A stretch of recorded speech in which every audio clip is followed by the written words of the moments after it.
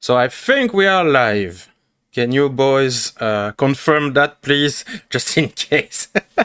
Because yeah, I'm a bit unsettled by by the Kibs lateness, but yeah, I should have guessed that it could happen. And I have sound that I have to shut out. Yeah. So for now, unfortunately, we are live with only Magog, no Kibs there. Would be nice if the Kibs would have been there, but yeah, yeah, it happens. So yeah, I will have to make do with only Magog for now. How are you, my friend? We'll be sure to bore you. No. It's just frustrating that one of the guests is not there, but it's a real pleasure to have you, and I'm very delighted that you accepted the other invite. Yep, yeah, happy to be here. Happy to be back. What are we talking about again today? I don't know. Okay, so you are also late like Kibs, but it's only for brain for you. Yeah, my brain is misfiring today. I've been a little. The past couple weeks, I've been busting ass to get my shop up and running, and yeah, I finally got kind of a rest day, and then I start it all again tomorrow. Yeah, that's what I heard, that you were working quite a lot on your shop and all of the hardware issue, like a shed and connection, Wi-Fi, plumbing, AC, everything. You were like constructing a new country. Oh yeah.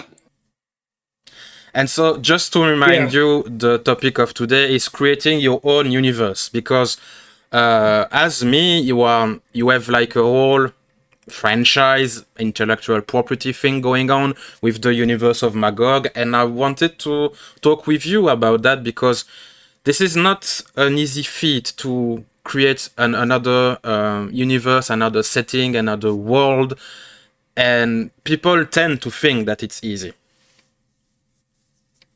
Yeah, no, it's definitely a creative endeavor, and I haven't even really started. I've been doing videos a long time as Magog, but I haven't really built like a website with all the lore and the maps and all that stuff yet. I tried, but it wasn't executed properly, and I'm going to try again. You know, I just don't know anything about building websites.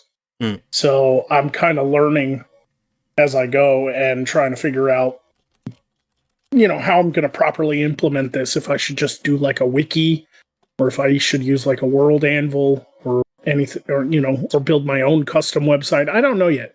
I'm still trying to figure that out. Yeah. You know, but yeah, there's a lot I've written. I just haven't shared publicly yet because I don't really know how I'm going to do that. You know. Yeah. Outside of doing videos. Yeah, you talk about that in the lore. You talk about that, sorry to interrupt. You talked about that in the interview, that you had a website and a few lore information, but you didn't know how to transfer that knowledge and that work, that writing and everything you've done to the public, outside of just an old school website that is barely learning anymore.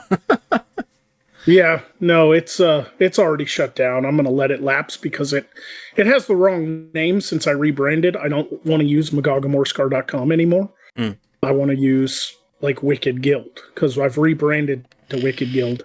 And it's easier to spell. It's easier to kind of market. It's hard to market Magog of Morscar. You tell people that and they're like, how do you spell it? How do you spell that? I don't even know how to spell that. So I'm happy I rebranded to Wicked Guild because it's way easier to market and it's easier to say and it's easier to find. So yeah, I've let that old website lapse. I stopped paying for it, so it should be deleted by now. Yeah, it's something I'd like to tackle next year. Some sort of website or wiki or something, so I can start sharing the actual lore of Magog's world with the people that watch my channel, my content. So, and apparently, sorry to interrupt again. Apparently, Kibs is streaming, and I think he forgot about the live stream. But yeah, don't harass the guy. Just tell him, hey, maybe you forgot something. Check your DM. Or I don't know, because I DM'd him a bit, and yeah, no answer. So yeah, yeah, I can't be at two places at once, and I don't want to leave Magog here alone, and he has other obligation, other things. So yeah, please help me, guys, to shake the Kibs a bit. But I can understand. I've got some family stuff to do later on today because it's Sunday, and my parents still like me to come over on Sundays. It's kind of a tradition thing. We get together on Sundays, so it is a little harder for me to do stuff on Sundays. That being said, I tried my best not to forget about this. But you've if you want to start getting guests on, you got to realize you're going to have to bump people quite a bit. Yes. If you get somebody to say, "Oh yeah, I'll come by," like 3 days beforehand, you need to message them and be like, "You didn't forget, did you?"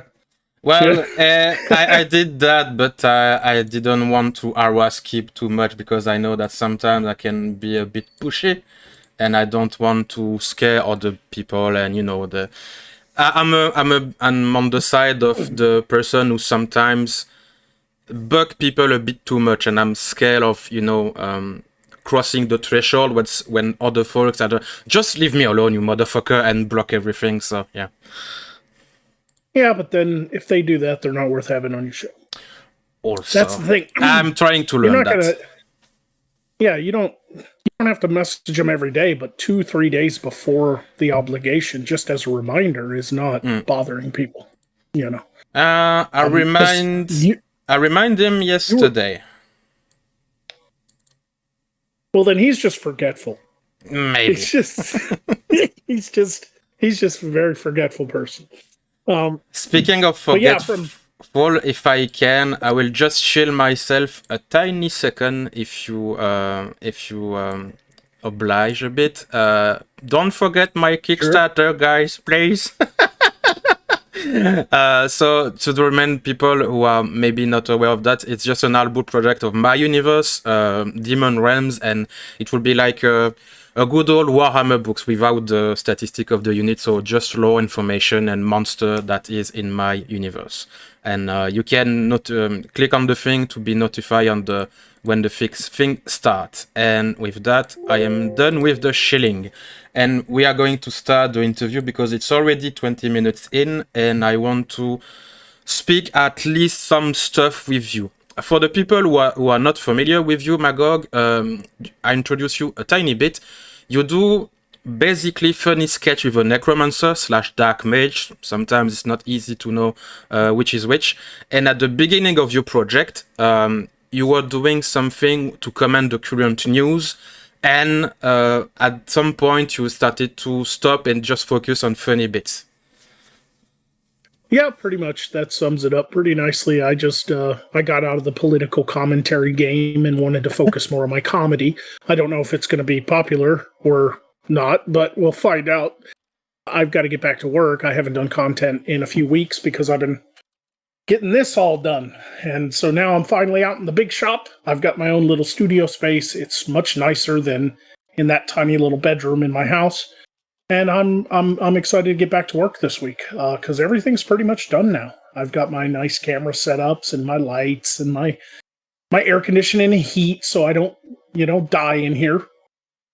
And it should be a lot easier to film from now on. So I'm looking forward to writing some skits and getting a few videos out and then moving on from there. Hopefully some bigger projects. I really want to focus next year on working with other people. Trying to get a comedy troupe together, because I think that's what Wicked Guild's really about. Is it's not just Magog anymore. It's all these other characters I want to bring to life that are part of the guild, right? Apparently, Kibs is coming. Yeah. Well, good. Yeah. and I don't know how to interpret a smiley face he sent me. If he's just frustrated with himself, or if he's just like, oh, you started without me. And sorry for the mess of the start of the show, Magog. I hope you forgive me. Nope. I will blame you for eternity. Please don't send Poe. That's just what I ask. Right? I'm sending Poe after your ass. Poe's coming to get you. He's coming to get you. Well, what, Kibs?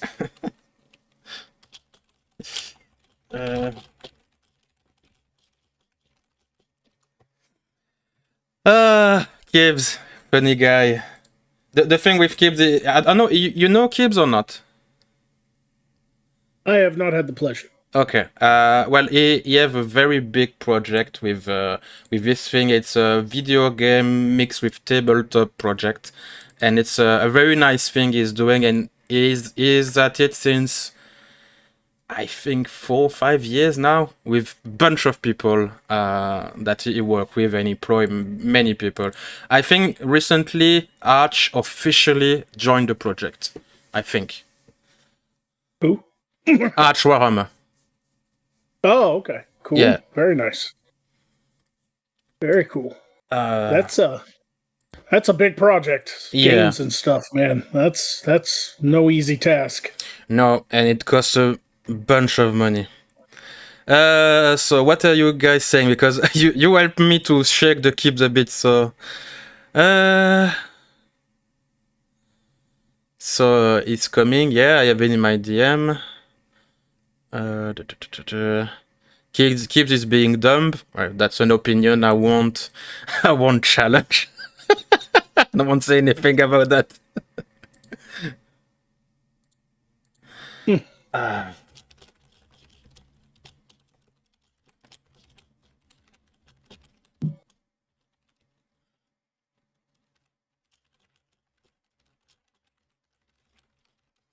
Well, since I will just finish the things with Kibs to make sure that he can come, yeah, feel free to shield yourself or explain some project you have going on.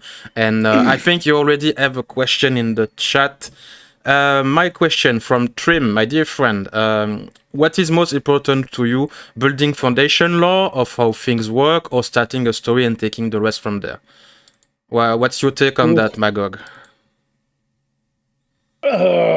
That's a tough one. I think a little bit of both, to be honest with you. I mean, sometimes you get an idea for a story and it's so good that you want to build like a background to the entire like world and setting to bring it more to life.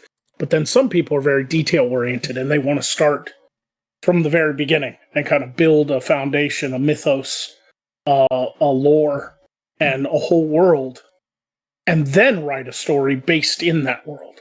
And either way is valid in my eyes, because I've done both. And honestly, it all depends. With Magog, I started with the world. Before I even committed to building a channel or anything like that, I wanted to write a dark kind of high fantasy novel. And it never went off the ground, but I built a lot of lore for it first. And then when it came to building my channel and I decided to play like a high fantasy medieval character, I just used the world I had already created for the novel that I never got around to writing for Magog's world. And it just seemed to match. So it was kind of more of a happenstance of Frankenstein's monster, if you will. I put it together in parts over the years. Just 1 second, Magog. I will do a thing on Discord, so you will be cut for a second, and I will let you finish what you were saying. How to say that? Yes. Sorry again for the technical stuff. Alrighty. Yep. I will call you on the group call. Sounds good.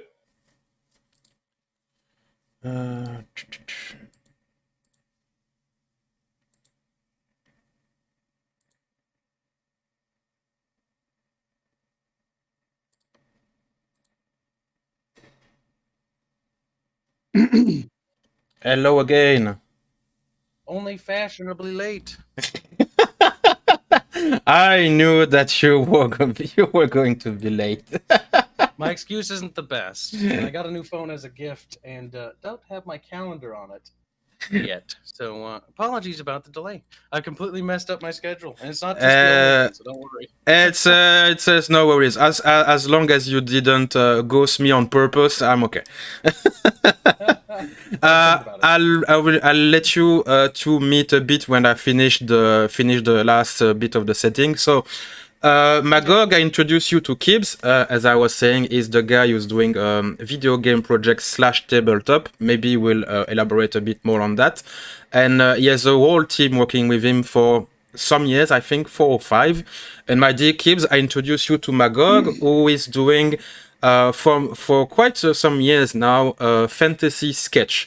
He takes a necromancer / dark mage character and do funny bits with it.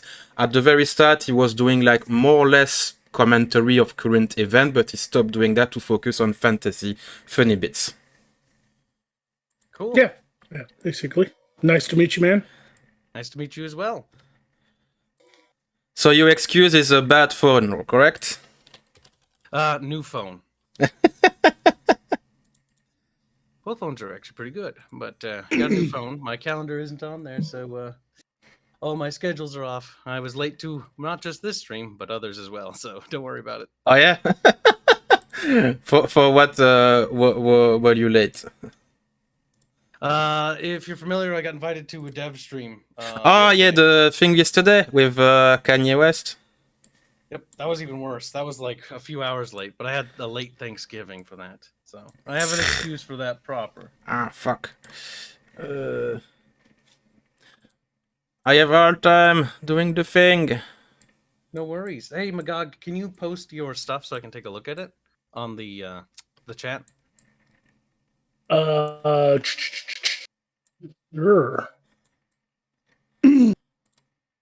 I can't post links. I don't have a wrench, but you can just search Wicked Guild. I will give you a wrench. On YouTube. I will give you a wrench, Magog. But I don't think you commented something yet. Am Magog. There, you can just right-click on my name and go to my channel. There we go. Got it. Wicked Guild. Well, the Wicked Guild now. I used to be Magog of Morscar, but that was really hard for people to spell and hard to market, so I changed. I rebranded this year. Yeah, and if I'm not mistaken, also Magog is very much hardcore shadowban of YouTube because he keeps losing subscriber and he is not getting the traction he's supposed to have with the number of followers he have on YouTube. Well, it's partly because I did a lot of political commentary throughout the years. Thank you, Artemis, for really. Yeah, but since rebranding, I haven't really had as much problems. But I don't grow like I used to. It's all new content, so I have to find an all new audience.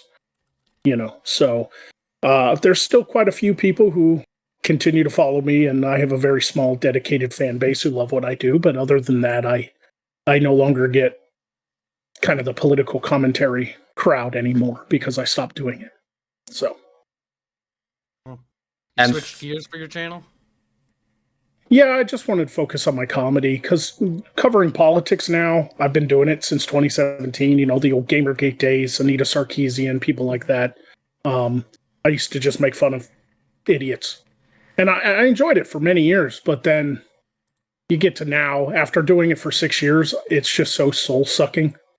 It's like so draining. So I just really wanted to just focus more on my comedy because I just like being funny and telling jokes and being goofy, and I want to bring the world I created to life more. Yeah, and that was the crux of the thing that I wanted to invite you both in. You are both doing world building, creating a new universe, a new setting, new world with roles and characters and everything. And since we pretty much all three, I am sure, agree that the current entertainment is just bad, I imagine that it would be a good thing to talk of that, all the three of us. And thank you very much, Artemis Fall. I'm not used to getting super chats, so I don't know how to react to that. But thank you very much. And apparently, Artemis saying that you lack brain cells, my dear Kibs. Oh, Artemis. Yeah, of course. Leave it to him to throw shade at me on an interview. He's a good chump, but yeah. Oh, so I see that people are starting the Belgian at French joke. Please, no. I can take the Belgian joke, but don't call me French, please.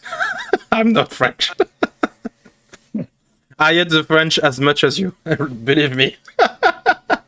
Listen, I don't care what part of France you're from, you dirty frog. I'm American. There are two countries in this world, America and not America. Well, we're living up to the stereotype. I know, right? And it's even worse because I'm from the South. So I get a few drinks into me. I'm like, listen here, goddammit. Let me tell you what. Oh man, Christopher Poirot. For people who don't get the joke, it's Hercule Poirot, the famous Belgian detective. Yeah. Recently, I know Kenneth Branagher's been playing Poirot in the movies, but there is... he did a very nice job of it. Yeah, I didn't mind it so much, but there's also, I think, a show on Amazon or Netflix, one of the two, of John Malkovich, believe it or not, playing Poirot. And that was a strange one. That was a weird one to see. John Malkovich, of all people, playing Hercule Poirot. It was a good show. It had what's his name in it, the redhead that played Ron Weasley. Yeah. Rupert Grint. That's his name. Rupert Grint? Is it Grint? Somebody will know. Yeah, it had him in it. He was the inspector, which was an odd role as well because he's so young looking, you know. But because John Malkovich is playing Poirot at a time where he's basically retired, it's kind of a strange kind of time period where Poirot's no longer really solving cases and stuff. So it was an interesting show. I can't even remember the name of it, but I'm sure somebody could find it easily if you just Google John Malkovich. You are all throwing money in my chat. I don't know how to respond to that. And thank you, kids. Thank you, really. I know that this money normally it's supposed to go to your project, so I double appreciate it. Don't worry about it. I always have free spending money set aside for stuff like this. Yeah, because now you have the super rich arch on your team. I understand. Not that amount. Speaking of it, I will just take the opportunity for a tiny bit to shell for myself for my Kickstarter project. Just a second, if Steam Labs allow it. Yeah. So my project starts the 15th of December. It's an art book project. We will talk about it later, but there is already a page that you can check and also I will finish up just with that. So. Since we are not so late, only 37 minutes on the thing, and Magog have only more or less 2 hours, so 1 hour and a half left for him. I will a bit rush for the first question, if you allow me. And yeah, for introducing the Kibs, the name of his project, if you don't know, and if you want to check what he's doing, is called Legend of Terrestria. I think Mixer Legend of Terrestria, to be more precise. It's an upcoming fantasy IP, video game, and tabletop, and there is a big team behind him. You can go check on the Bitcoin Bunch all of the people he work with. He talk a lot about them, and it's like he's doing his own commentary with the behind the scene and the making of things. So go check him out for sure. For the first question I have for you both, my dear friend, for you, what is the most challenging part of creating your own universe, story, world, character, etc.? And I mean from scratch. There is nothing, you have a bit of an idea, I can do this, I can do that. Because the three of us, I know we all love world building more than just starting with making a character. We prefer to work with the world itself at first. And there is surely something that you can find hard with that process. So what is it exactly? You want to take this one first, Kibs? Sure. For me, I've never had an issue with imagining things or coming up with like different settings too much, because I've always kind of that's never been the difficult part. I think the most difficult part for me was the visualization of it, the crossover from writing into getting the art for it and seeing the characters come to life, and then when like, oh, that's not what you originally interpreted or you had in your head, but then you realize, through that process of an artist and working with artists, I've realized that actually they have a better understanding of like the visualization of my world than I thought I had. And so that was actually a very difficult thing for me. I think that was the most hardest thing for me to come to terms with, because initially I was like, wait, like these characters are like basically half naked. Like, was that really what I was going for? And then it dawned on me, because I reread what I wrote, and I was like, oh yeah, like it's a pre-puritanical sort of society and sort of like an antiquity setting. So you have characters that are like, Yeah, you are working from a historical point of view first, at least the inspiration, if I'm correct. Yep, we take a lot of inspiration from history, sort of like antiquity, but we wanted to take that and push that forward into like a sort of high medieval setting. So as if antiquity sort of never really died, there was never really a dark age, there was never really a cooling of the planet, and so you still kind of have that same culture that you had back when, like, the Romans and Greeks and the Egyptians were around. Right. Well, being an artist as well as a writer, I've always been able to visualize my stories as like a movie in my head. Like, I've always wanted to be a filmmaker. I've always wanted to be a storyboard artist, a concept artist. And I do a lot of my own art, and creating my own maps and things like that. And a lot of the props you see behind me, like these maps and stuff, I did them, but you also receive stuff from your audience, if I remember the interview. Yeah. A lot of props and stuff are from flea markets, or my fans sent me to put in the shop, but I think the hardest part for me isn't. I'm kind of opposite of Kibs, where it's like visualization's fine. I have a boundless imagination. It plays like a movie in my head. The hardest part for me is constructing a good narrative. Good character building, good reasons why characters do what they do, why certain cultures do what they do, and not writing myself into a corner. Yeah. I hate loopholes in stories. I hate bad like writing and stuff. And I love classic archetypes, antiquity, and stuff like that, which is why I'm drawn to high fantasy, right? So you can have, all kinds of those kind of traditional archetypes, the hero's journey, the good versus evil, the fairy tales and the moral lessons, and the big nameless evil, or, any of those archetypes, they exist better in high fantasy than almost any other genre. And that's why I'm really drawn to it, because I love those classic archetypical stories. I love Greek mythology. I love, the stories of Hercules, Perseus, you name it, and I feel like it's a genre that kind of goes a little untapped. Like, we're getting a lot more high fantasy now it's in forgotten. mainstream than we have for a while. Right. I think it's forgotten because at one point there was quite some old Greek story like Peplum. I don't know if it's the same terms you have in America, but like the very old movie Spartacus, or Moses, or the very old movie that were done, I think, in the 50s and 60s. There was many movies like that back in the day, but now they tend to be forgotten. Now, the 90s killed high fantasy for a while in mainstream Hollywood and stuff. I mean, we had a lot of high fantasy exploitation films from the 80s. And then somewhere in the 90s and the early 2000s, it was all just like teenage angst and action movies and big CGI films like Jurassic Park and Matrix and stuff like that.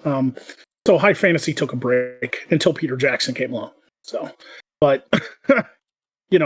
it's always been a genre I like, but I also like merging my comedy with it, because I think that's kind of an untapped subgenre, and that's So for me, it's mostly about the actual narrative. You know how easy it is to write yourself in a corner and lose the motivations for a character, and then sometimes characters can grow out of control.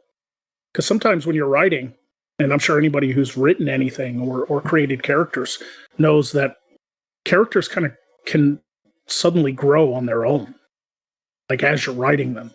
You know, they kind of take on a life of their own, and that can have unexpected consequences on your story, for sure.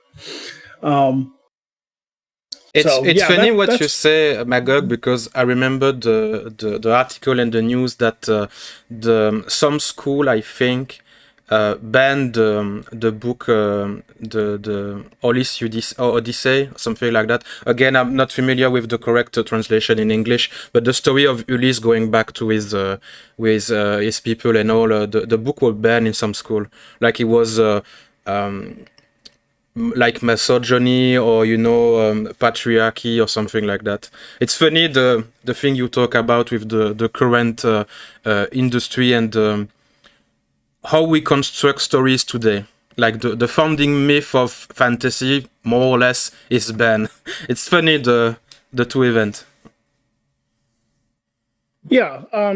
Well, we live in a time now where like a lot of mainstream stuff wants to subvert older ideas, right? We want to take these old ideas that we've seen, they're tired old tropes, and we want to flip them on their heads. We want to give somebody, shock. It's like shock entertainment, right? It's like we're going to take a high fantasy setting, but we're going to make it with lots of modern points of view, make it for the modern audience. And it never works because high fantasy, the reason people are drawn to it is because it's traditional archetypical stories, Did you watch the Last Murder with Willow? Yeah, I am the biggest fan of Willow. It was my favorite high fantasy movie and still is. And rest in peace, my friend. They did. Yeah, I hate what they did to Willow. I fucking hate it. Oh man, it's so bad. I sure hope that you and Arch will cover the TV show on the Archcast, Kibs. Would be funny to see you both reeing at the screen. What TV show? Willow.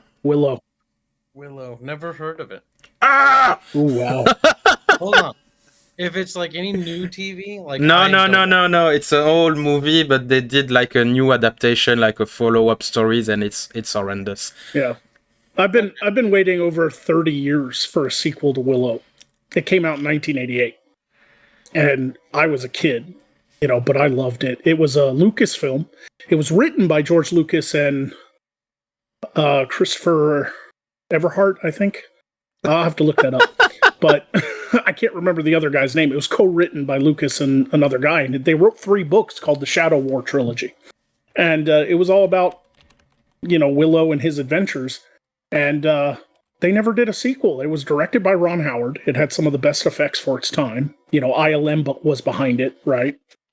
And then finally, 30 some plus years later, they're going to do a Disney Plus show. I give you a link. Davis is back. I give you a link, Kibs, in the chat Discord if you want to check it out. Oh, they just like they did with Star Trek, Star Wars, and pretty much everything else you can name. They banged it into the dirt. It sucks. Yeah. One of the things that sucks, and one of the things that I hate, is when you do a high fantasy setting, but put in that like modern, like teenage lingo. Like it's a high fantasy medieval setting, and the princess of the realm is like totally crazy, right? Like she speaks like that, right? And it's that's why you did that post on Twitter with the way characters speak in medieval setting. Yep, I was watching Willow, and I fucking hate it. I hate it when characters in medieval settings talk like modern millennials or whatever, And it works in comedy. Magog does that sometimes. Magog will say modern phrases or whatever, but I'm doing comedy. But your Willow's supposed to be like this serious like drama adventure story, right? And it's a true wholesome story, by the way. It's very positive. There is some dark element to it, but it's the very much little normal guy with almost like a farmer or something who, through magic and discovery and adventure, vanquished the evil of the land. Yeah, it's a classic high fantasy sword and sorcery from the '80s. So, Kibs, if you don't like '80s movies, I completely understand if you never watch it, but it is one of the best Yeah. from the genre.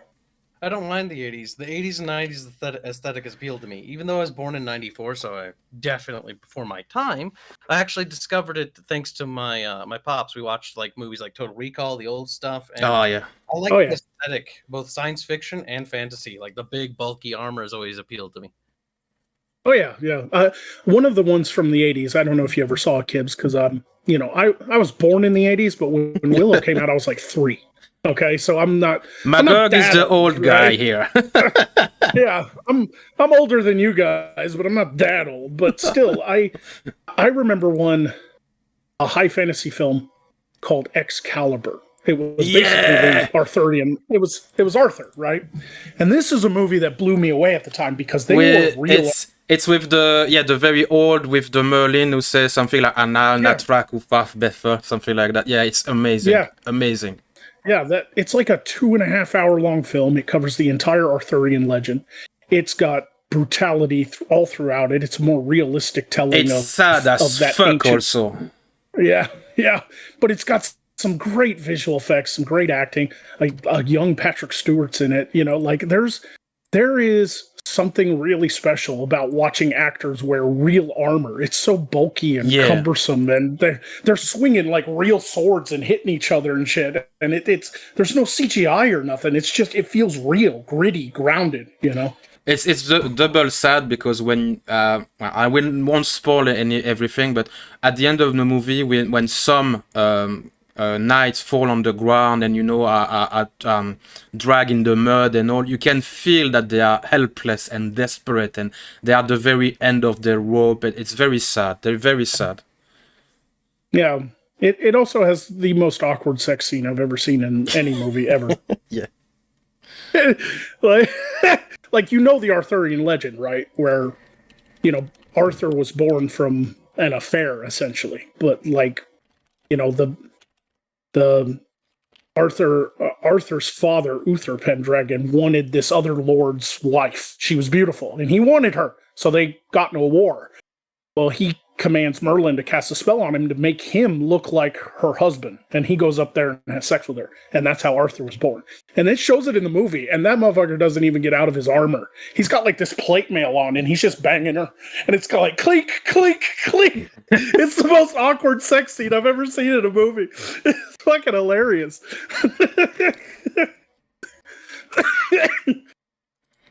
What's your classic, Kibs, by the way? Classic as in what, movie or? Yeah, favorite? like very old reference that you hold sacred for you. You probably wouldn't consider it old, but when it comes to individual favorites, I do not have any. However, I'll just name one. Stargate. Have you ever heard of that TV show?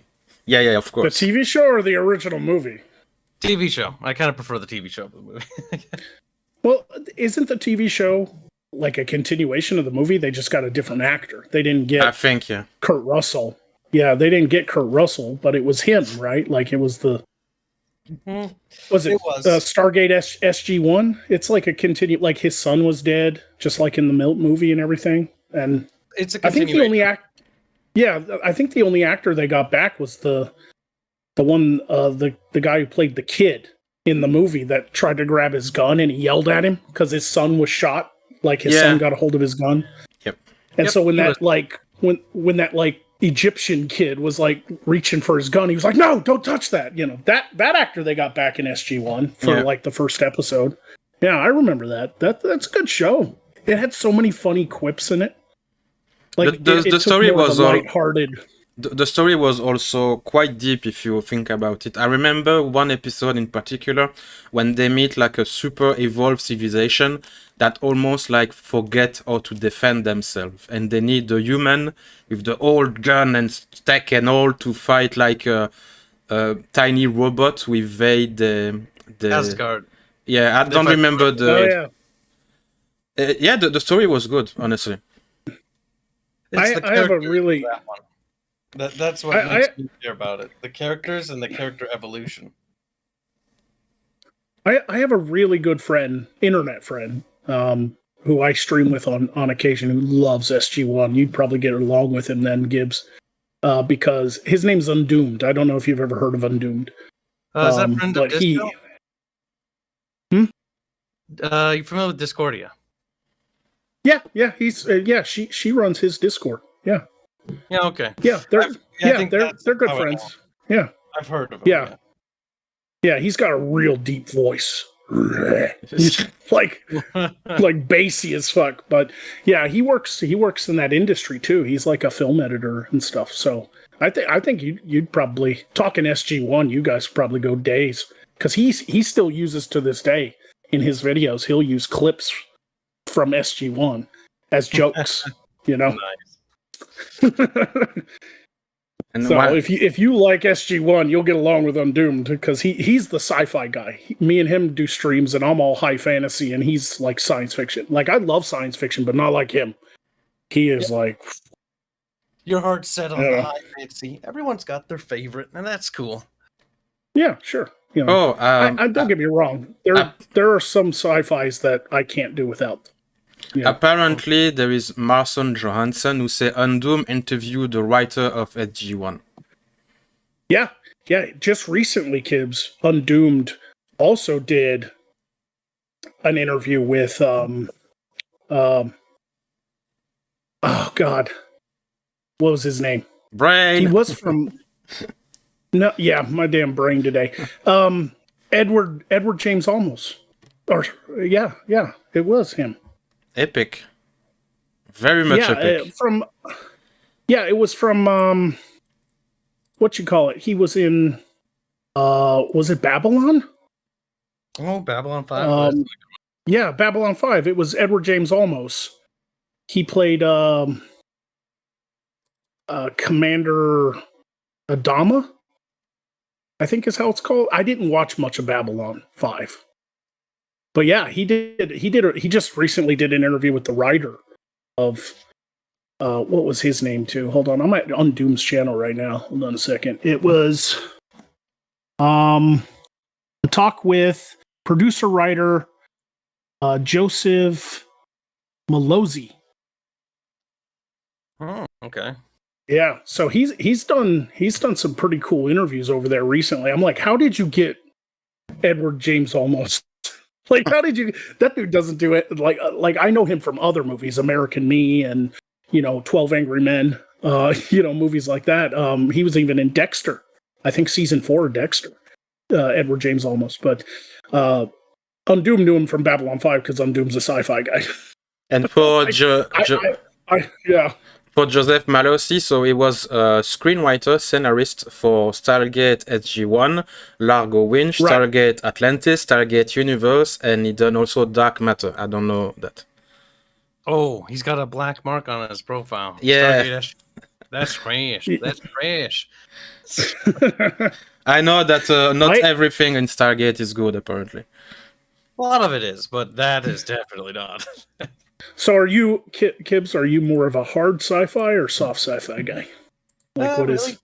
I'm flippant. So I like a lot of things. Like Star Wars, is more of a it's more of a fantasy setting because you got magic basically. In that. Yep.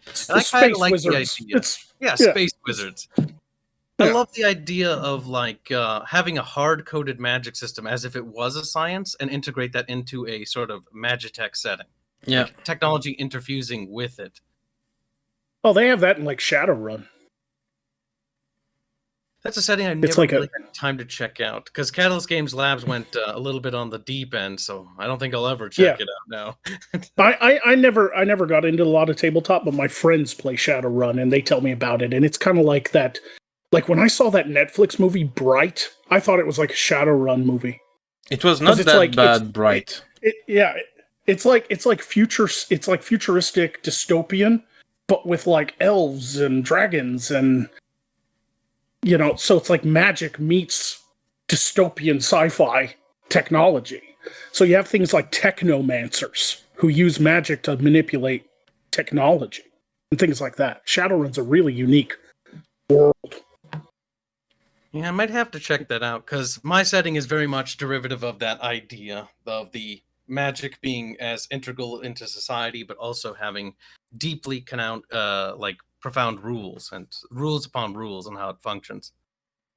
Right. The magic I created for Magog's World has kind of more of an RPG system to it. Because, that's what inspired me. I played video games growing up and a lot of high fantasy stuff. And You read a lot maybe also. not. Yeah.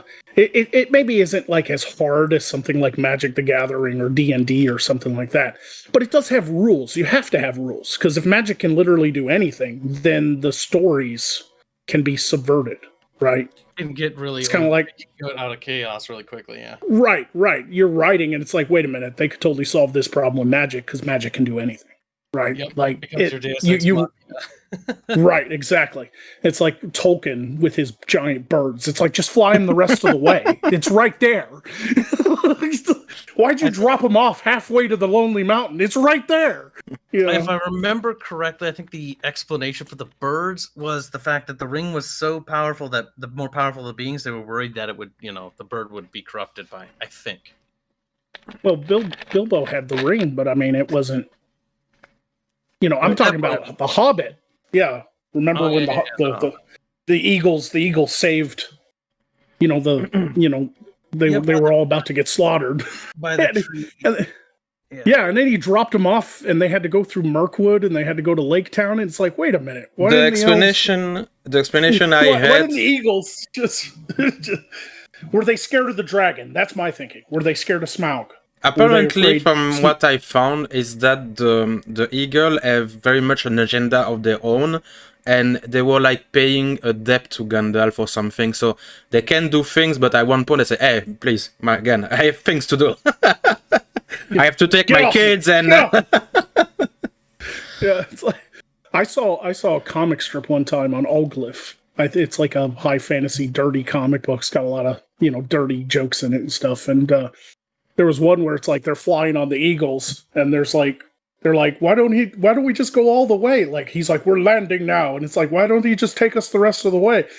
And the wizard was like, because the eagles get hungry, and one of the eagles in the background grabs the dude off his back and bites his head off, and the little hobbit guy's like, okay, it's walk o'clock, let's go, come on, sit down. Quick question for you, Magog. So for you, your inspiration for your magic system was video games, or was it video games specifically, or was it like a pen and paper specifically? The biggest inspiration? Like mostly video games. I loved like Skyrim, Oblivion, and I know those are very simple magic systems with like skill trees and things like that. So I kind of wanted to keep magic. It has to have rules, obviously. But I also wanted to keep magic a little bit open so that Magog could do goofy shit. Because let's face it, I'm doing comedy too, and that has to be taken into consideration. Right? Uh-huh. There are episodes I've done in the past where Magog's, I'm doing like a video, and then I'm casting a spell and I get distracted and Magog's character grows tits. Because the spell backfires. And it's like, it's supposed to be a comedy bit, right?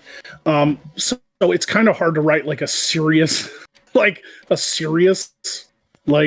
magic system when you're doing comedy. So I've just tried to come up with some like basic rules. Basically like, some simple things like people in Magog's world can't use magic outside of their attribute, right? It has a negative effect, right? Basic shit like that. So that, fans can't just be like, well, Magog's a wizard. Why didn't he just cast a spell? Well, he can't really use magic outside of his attribute. So it's I don't want to say it's soft magic system, like a soft like high fantasy system, but it's also not like hard and strict either. Like magic systems are tough to write. Yeah, it's kind of a middle of the road. There has to be rules, obviously, but there can't be like too hardcore rules because I want comedy to happen.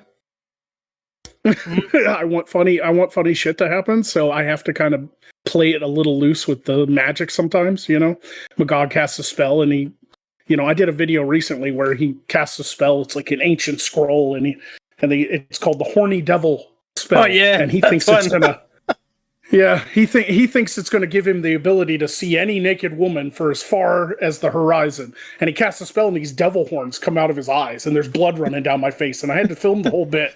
And it's like I'm screaming and Poe's laughing his ass off, my little dead bird friend. And it's like one of those videos where it's like, okay, how did that happen? In a strict magic system, that probably wouldn't have happened. But I had to do it because it was a funny bit, you know.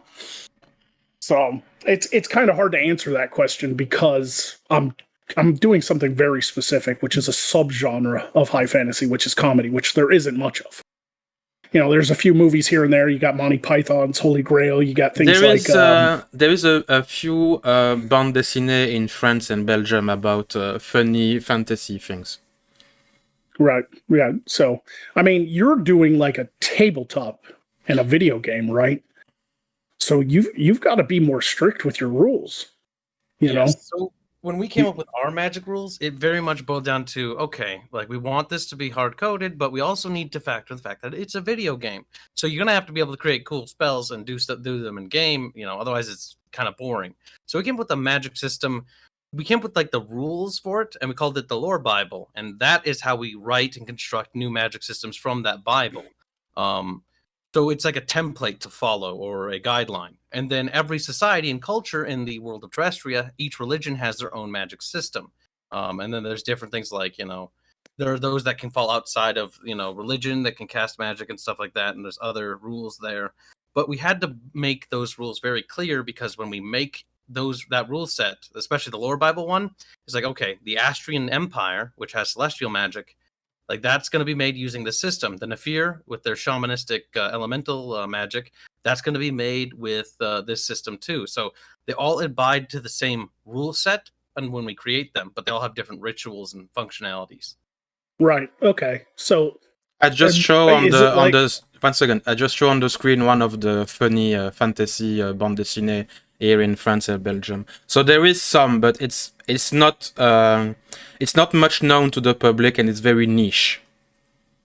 Right. Yeah.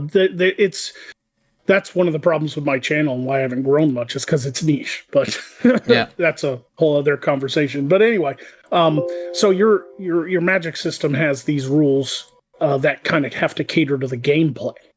Where I'm more of a storyteller and a joke writer, so my magic system has to cater to whatever fucking joke I want to do, right? And it's a completely different kind of set of rules. But, you know, I respect that you're going so deep into that. You know, the magic system's really important to a lot of people who play high fantasy.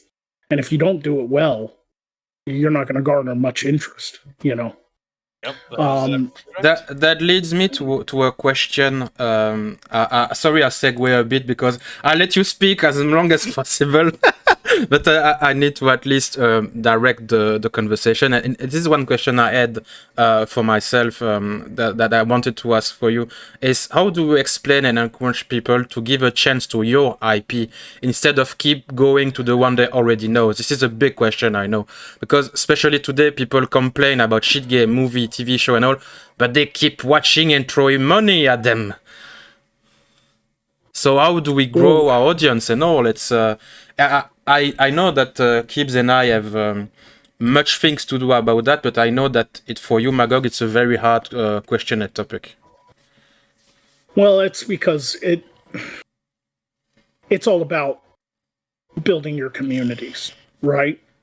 You get a dedicated fan base who love what you do and want to see your project come to life and hopefully build from there organically, because if you rely too much on clickbait or algorithms to help you, you're probably going to fail.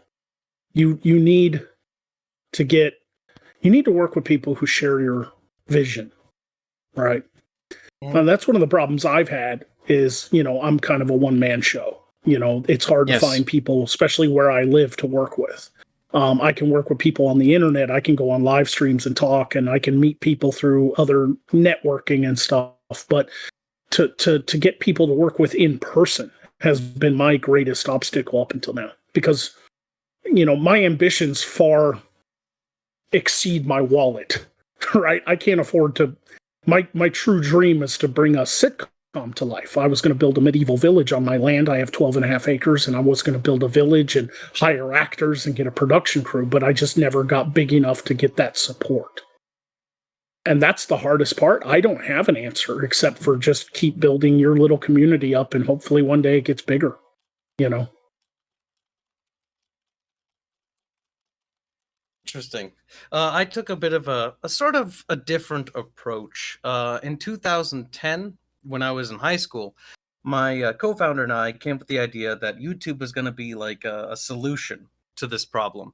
Because a lot of these big, especially because we wanted to make a video game, it's a lot of these like gaming publishing news agencies and organizations, you have to get in with connections. And I had a family member who had been in the industry. So that was my original in. And then the 2016 elections happened, and then that family member had a different opinion than me and sort of throw me under the bus. So that door closed. So I had to make a different approach. And so I came up with the idea that what if I just network with bigger people and they can do the promotional stuff, and I need to befriend these people and get bigger and make connections through that. And that actually worked out pretty well. That's how I met Arch, that's how I met Sargon, Dev, and V, and all those other big guys. And I do everything I can to be nice and try to be, to build connections with them, because you kind of hope that they'll help you out if the day comes when you actually can make the product. But the other thing you have to do is you need to also not only network with all these people, but you also need to be willing to sacrifice. And that was the first other thing that was very difficult in the beginning, was like the transition of being like, no, I'm going to give this everything and I'm going to dedicate my life towards this goal because I've been working on it since elementary. So I was like, you know what? Yeah, it's a very old setting you have, Kibs. You think of it. If I remember correctly, your story, it's like you were in not kindergarten, but a bit after that, I think, with a very old childhood friend. Yep, 3rd grade was the beginning of the origins. I have all the original documents, how cringy and awful and plagiaristic those are. I want Matrix, I want Blade, I want Power Rangers, I want Pokemon. Anything I think is cool is going to be in my setting. And Master Chief's there, everybody. I was like, no, that's plagiarism. They're also going to be sued to death for that. Right. But the idea has to start somewhere. Yeah. You have to nourish it. That's how it started. It started off as shitty fan fiction, is what it really originated to. And the biggest inspiration was like Lord of the Rings and Star Wars. And it was like this hybridization of both fantasy and science fiction. And we preserved the spirit of that. And after we made the transition in the middle school, and that was 2nd edition. And then at the end of high school, in the beginning of 2013, that was the realization that, while we did preserve a lot of the spirit of it, we still needed to break away from it. And so we had to tear it all down a 3rd time. And then after the 3rd time, we finally had everything proper. Everything was finally unique to its setting and original to the idea. And so it took time. And you got to be willing to kill your darlings. You got to be willing to tear down, erase things that you think are really cool, because, well, to be honest, it's better to do something different. And the realization of that was when we started working on it from there. And we worked for years until like 2016 or 17. And then we had a hard drive failure where we lost all our data, which was wonderful. But fortunately, it was all ingrained into my memory, so I remember pretty much everything. And then after that, we made the realization that I can't make music. I can't draw art. I can't be good at several different tasks. I'm not good enough. And I need to accept that. I need to focus on what I'm good at, which is writing and creating and directing. And so I made that, that was a hard thing to come to, because I wanted to do all the art myself. And then I was like, fine, all of my money, everything I have is dedicated to this now. It's funny, Kibs, because I have the same thing as you. The only thing I'm good at is writing. All the rest I need to pay. Yeah, basically. Like, I need real artists, because they're better than me. I'll never be a good animator. I'll never be a good artist. I'll never be good at music.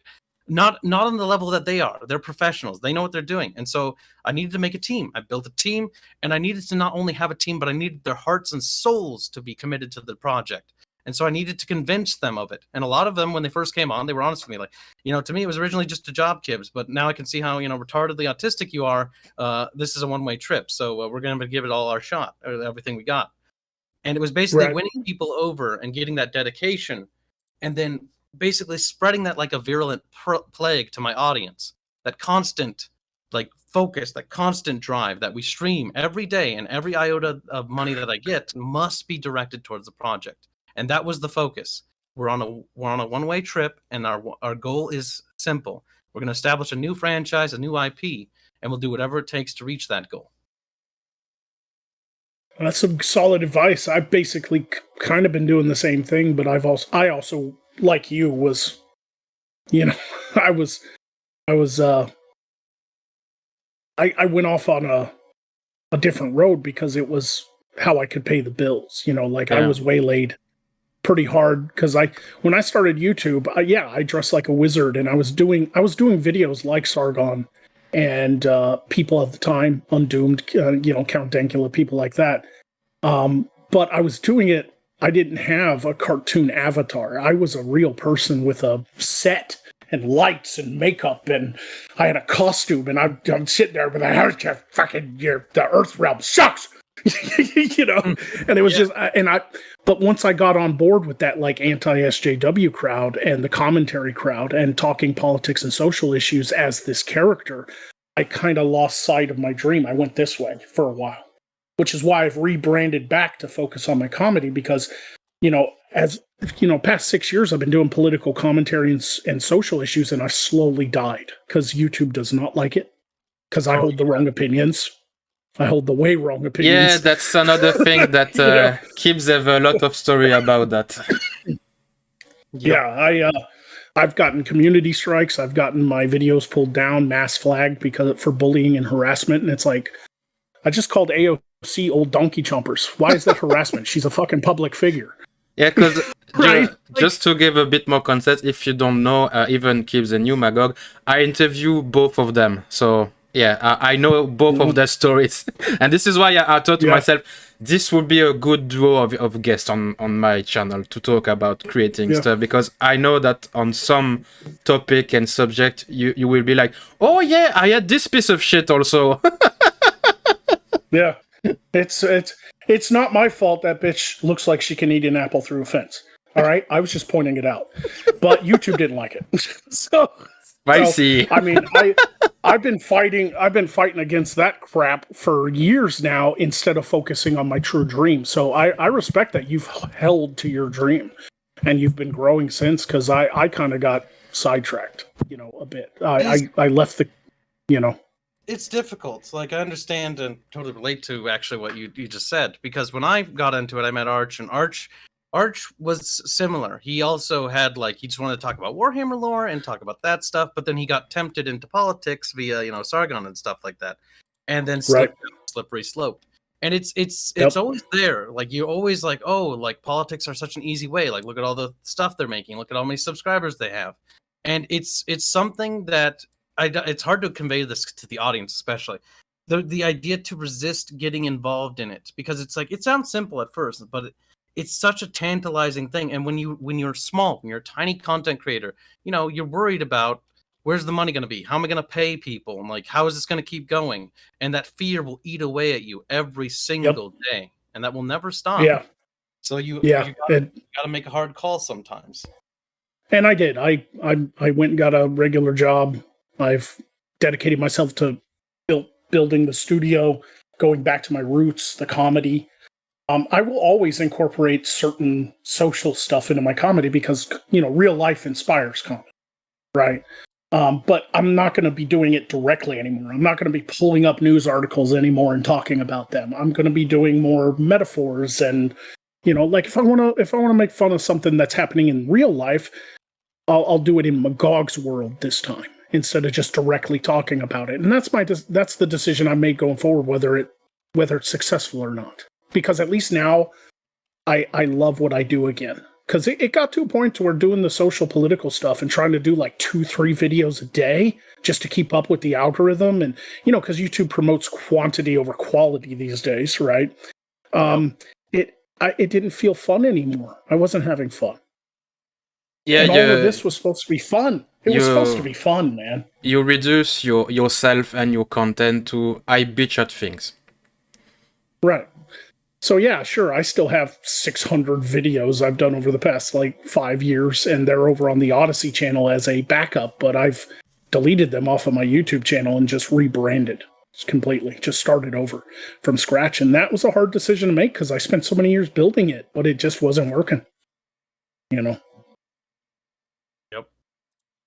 So, I mean, I love my characters. I love the world I created. I love the jokes, and I want to see this thing come true. I want to build the village one day. I do want to do a sitcom one day, and I want to do it outside the Hollywood system. Because screw them, you know. But it also reminds me of the I need to pay the bills problem. Is, if I'm correct, Kibs, till not so long ago, you had a job, I think, with your family enterprise, or copyright thing.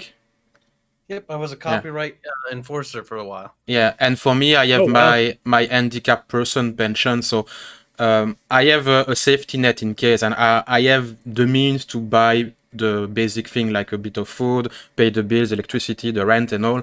Kib have a job out more or less related and more or less outside of this thing, but for you, Magog, you needed to have you need to have some revenue. So it's understandable that you didn't had the same option.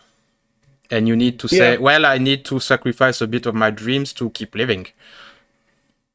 Yeah, sometimes you got to make that choice, and it's hard. But anybody watching who's trying to build something, whether they're an artist or writer or whatever, just stick to it. I mean, you have to do what you got to do to survive, right? You got to pay your bills, and you got to send your kids to school, and you got to do this and that. But just never fully give up on the dream. I've set my biggest dream aside for now, and I'm trying to focus on much smaller goals that'll hopefully build to that bigger dream. But it's always going to be there because it's the one thing I'm truly passionate about. It's the one thing I've always wanted in my life, was to finally do film, and funny TV shows and stuff. Like, that's where my heart is. It's where all my passion and creativity flow to eventually.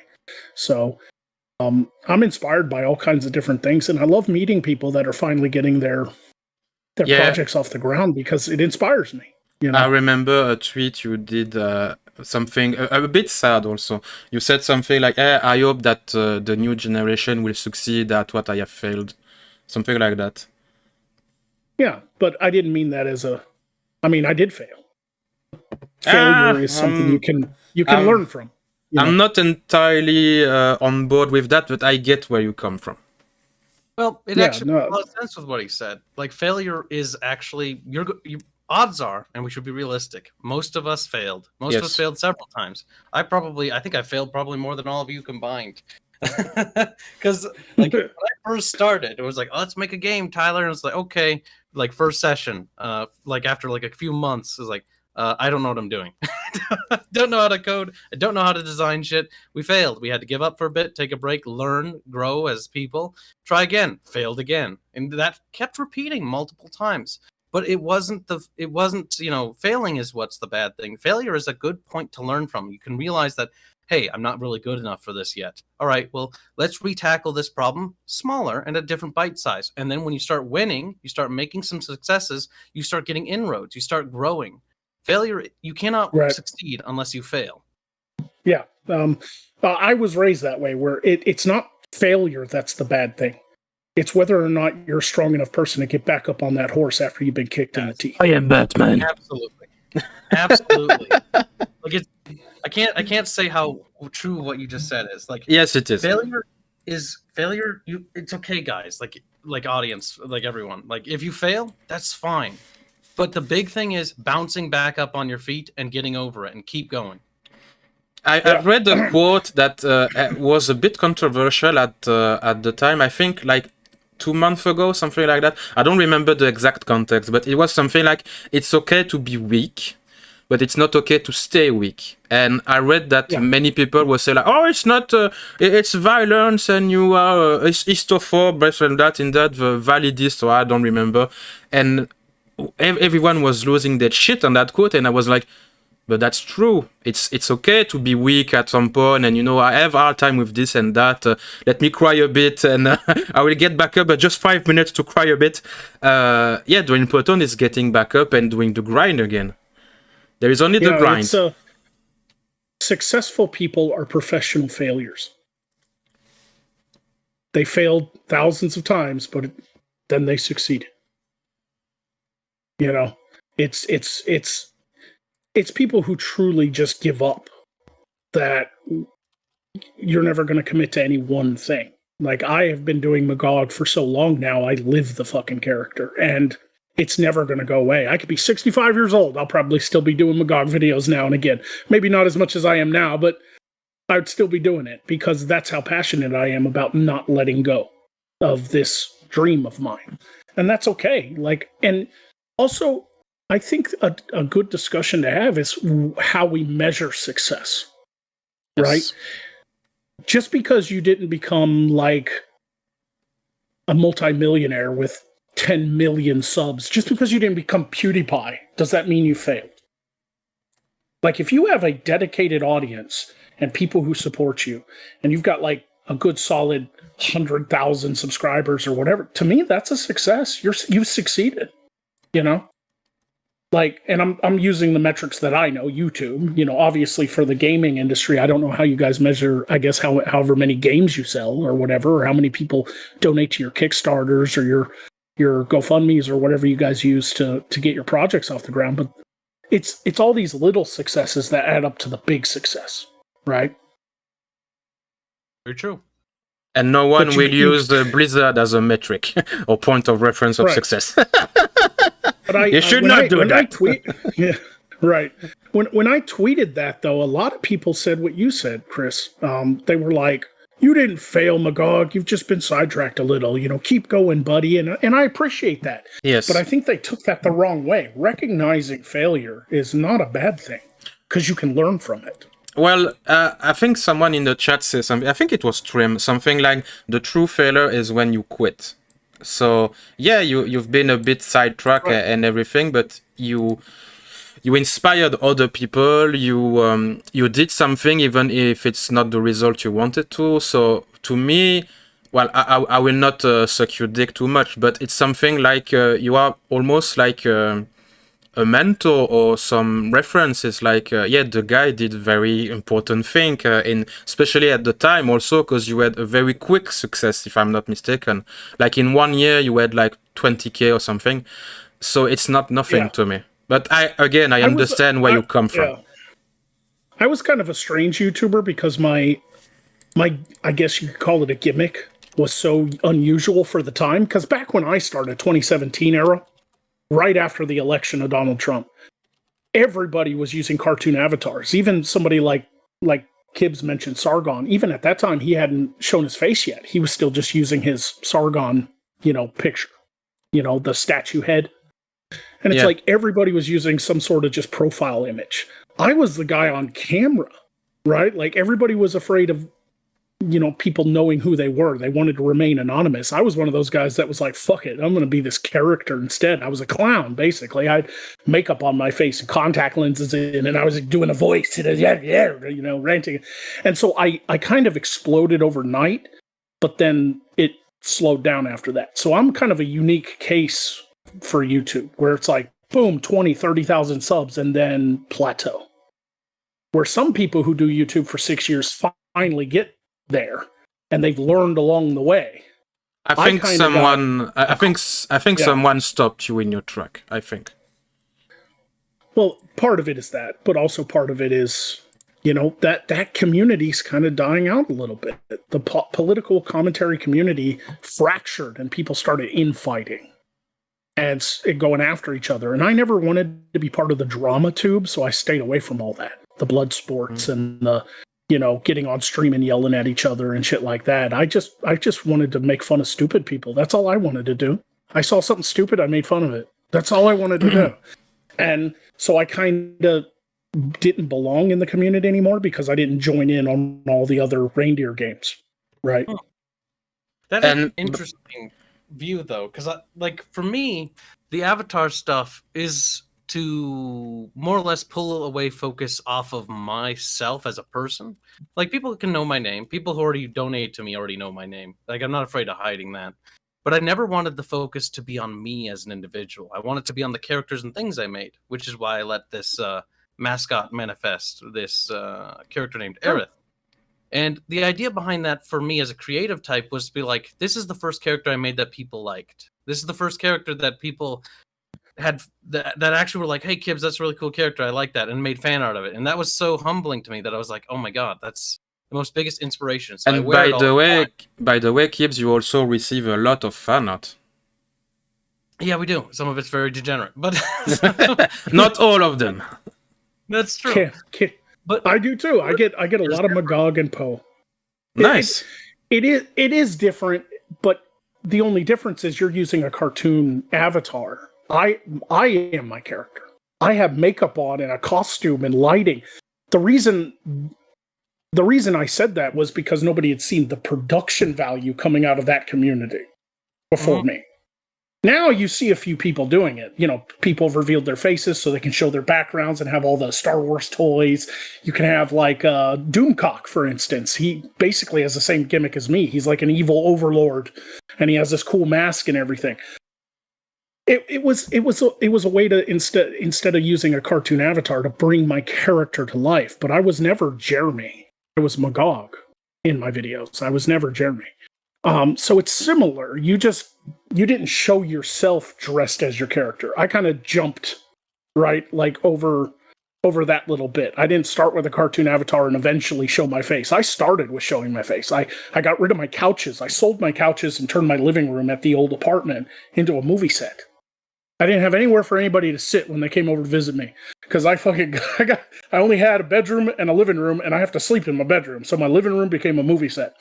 And that's from the get-go. My very first video was on Lacey Green, and it was in that set. I over-prepared for my YouTube channel before I even started. But that's not saying anybody did anything wrong. You want to focus on your characters. Well, so do I, but I just happen to be my character. Right. That's the only difference. We basically have an inverse outlook. Because for me, when I first started, I used to do kind of skits just like you. My biggest inspiration was Angry Video Game Nerd and originally like very early Angry Joe. Like I really liked those skits, and so I tried those. I have under my bed there's a fucking, it sounds really gay, but I got like a bunch of makeup and fucking outfits, you know. I dressed up for reviews for video games I used to do. But I ended up ditching that towards the end because, well, the review sphere was already oversaturated. I was way too late to that. Even with the creator program, I was behind the curve. That ship had sailed. Well, the other thing too is a lot of people are like, well, instead of a cartoon avatar, I want to be my character like you, Magog. How do I do that?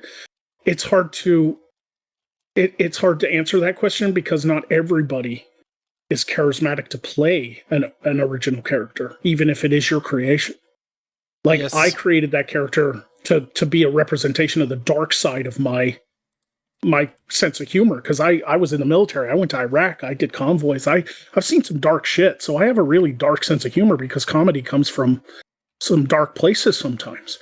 And I have the right facial features. Like I can do a Jim Carrey, you know, I can do all these exaggerated funny faces and stuff with that makeup on, and I can do all that stuff. Not everybody can. I've seen people dress up and start YouTube channels and they're just in front of a camera and they have a costume on. It doesn't translate well for everybody. And I'm not saying that to be mean. I'm just being realistic. Not everybody can put themselves out there. And that remind me, I go back to the thing because again, I let you speak as long as I can. But speaking of failure, it remind me, I go back a bit in the past.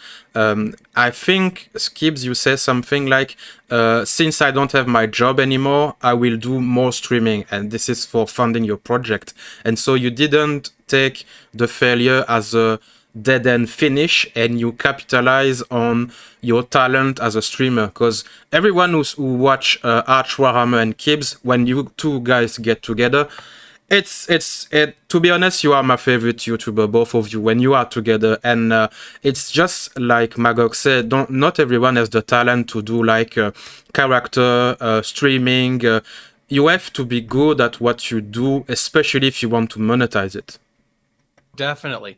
Like, understanding what you're good at is the most important thing. Like, okay, I realize that being a spurg on the internet is the thing that I've always been good at. So I just like, okay, well, I'll just be that then. Accept who you are. Don't try to reject who you are. Embrace it. Right. Yeah. Yeah. Play to your strengths. Play to your strengths. And by the way, Kibs, do you sorry, Magog. Are you satisfied with the result of your stream regard to replace your past work? You know, that's an interesting question. When I first lost my job, I was so terrified what would happen to the team. What would happen? Would everything collapse? Because I have to. There's mouths I have to feed. They're basically my kids, right? You know, Hmm. got to keep the money flowing. Otherwise, where are they going to get the food? They can't get it from me. They should go somewhere else. And I Especially don't blame since some of your people you employ live in not so great area in the world, like the Philippines or something. So life Yep, can be Thailand. pretty hard sometimes for them. They're entirely reliant on getting their money from us, and so that money has to flow. And so honesty is important. You have to tell them, you know, hey, like this is how good we're doing this month. You know, this is where the money's coming from. But as far as results, I was actually my mind. I wasn't ready for the amount of success we actually had when I started streaming. I make more money now, at least right now, in the last few months of losing my job, than I have in my entire life. Well, congratulations. There is Artemis Fowl who say a thing I know you love. Kibs is the That's savior of the video game industry. Haven't even made a video game. Can't save anything if you never made it big. And the industry's doing fine. That's another thing. A lot of people are very black-pilled in the games industry, but look at the indie scene. Look at how many cool games we get, like Factorio and like Earth Defense Force. That's not an indie game, but you know, details. But we get a lot of really cool games that are still coming out to this day, and they're still pretty good. I don't think the industry's in a point of decline. That's something I've always been pretty clear. I think the industry's doing so well that this is the golden age of indie gaming in general. Yeah, because people are turning from a lot of the mainstream stuff because all the bullshit that's going on. Like, it's happening in the comics industry too. You know how many like independent comic people I've seen on like Twitter and stuff who have Kickstarters in the hundreds of thousands of dollars because there's a hunger for good comics. Right? There is that don't like preach at you and shit, you know. if I can specify it a bit, there is a definite great hunger for good entertainment in general. Will it be comics, movie, video games, everything? Yep, I've met two great Yeah. comic creators: RGE, Raging Golden Eagle, and Rini. And Yeah. I tried to contact her, but she didn't respond, unfortunately. But don't worry, she's so fucking busy. It's not even funny. Like Arch and I wanted to do some collaboration with her, but I don't think that's gonna happen. She's got to focus on her work. yeah, So, but that's a good problem to have. I mean, it's better that than not, right? Yeah, definitely.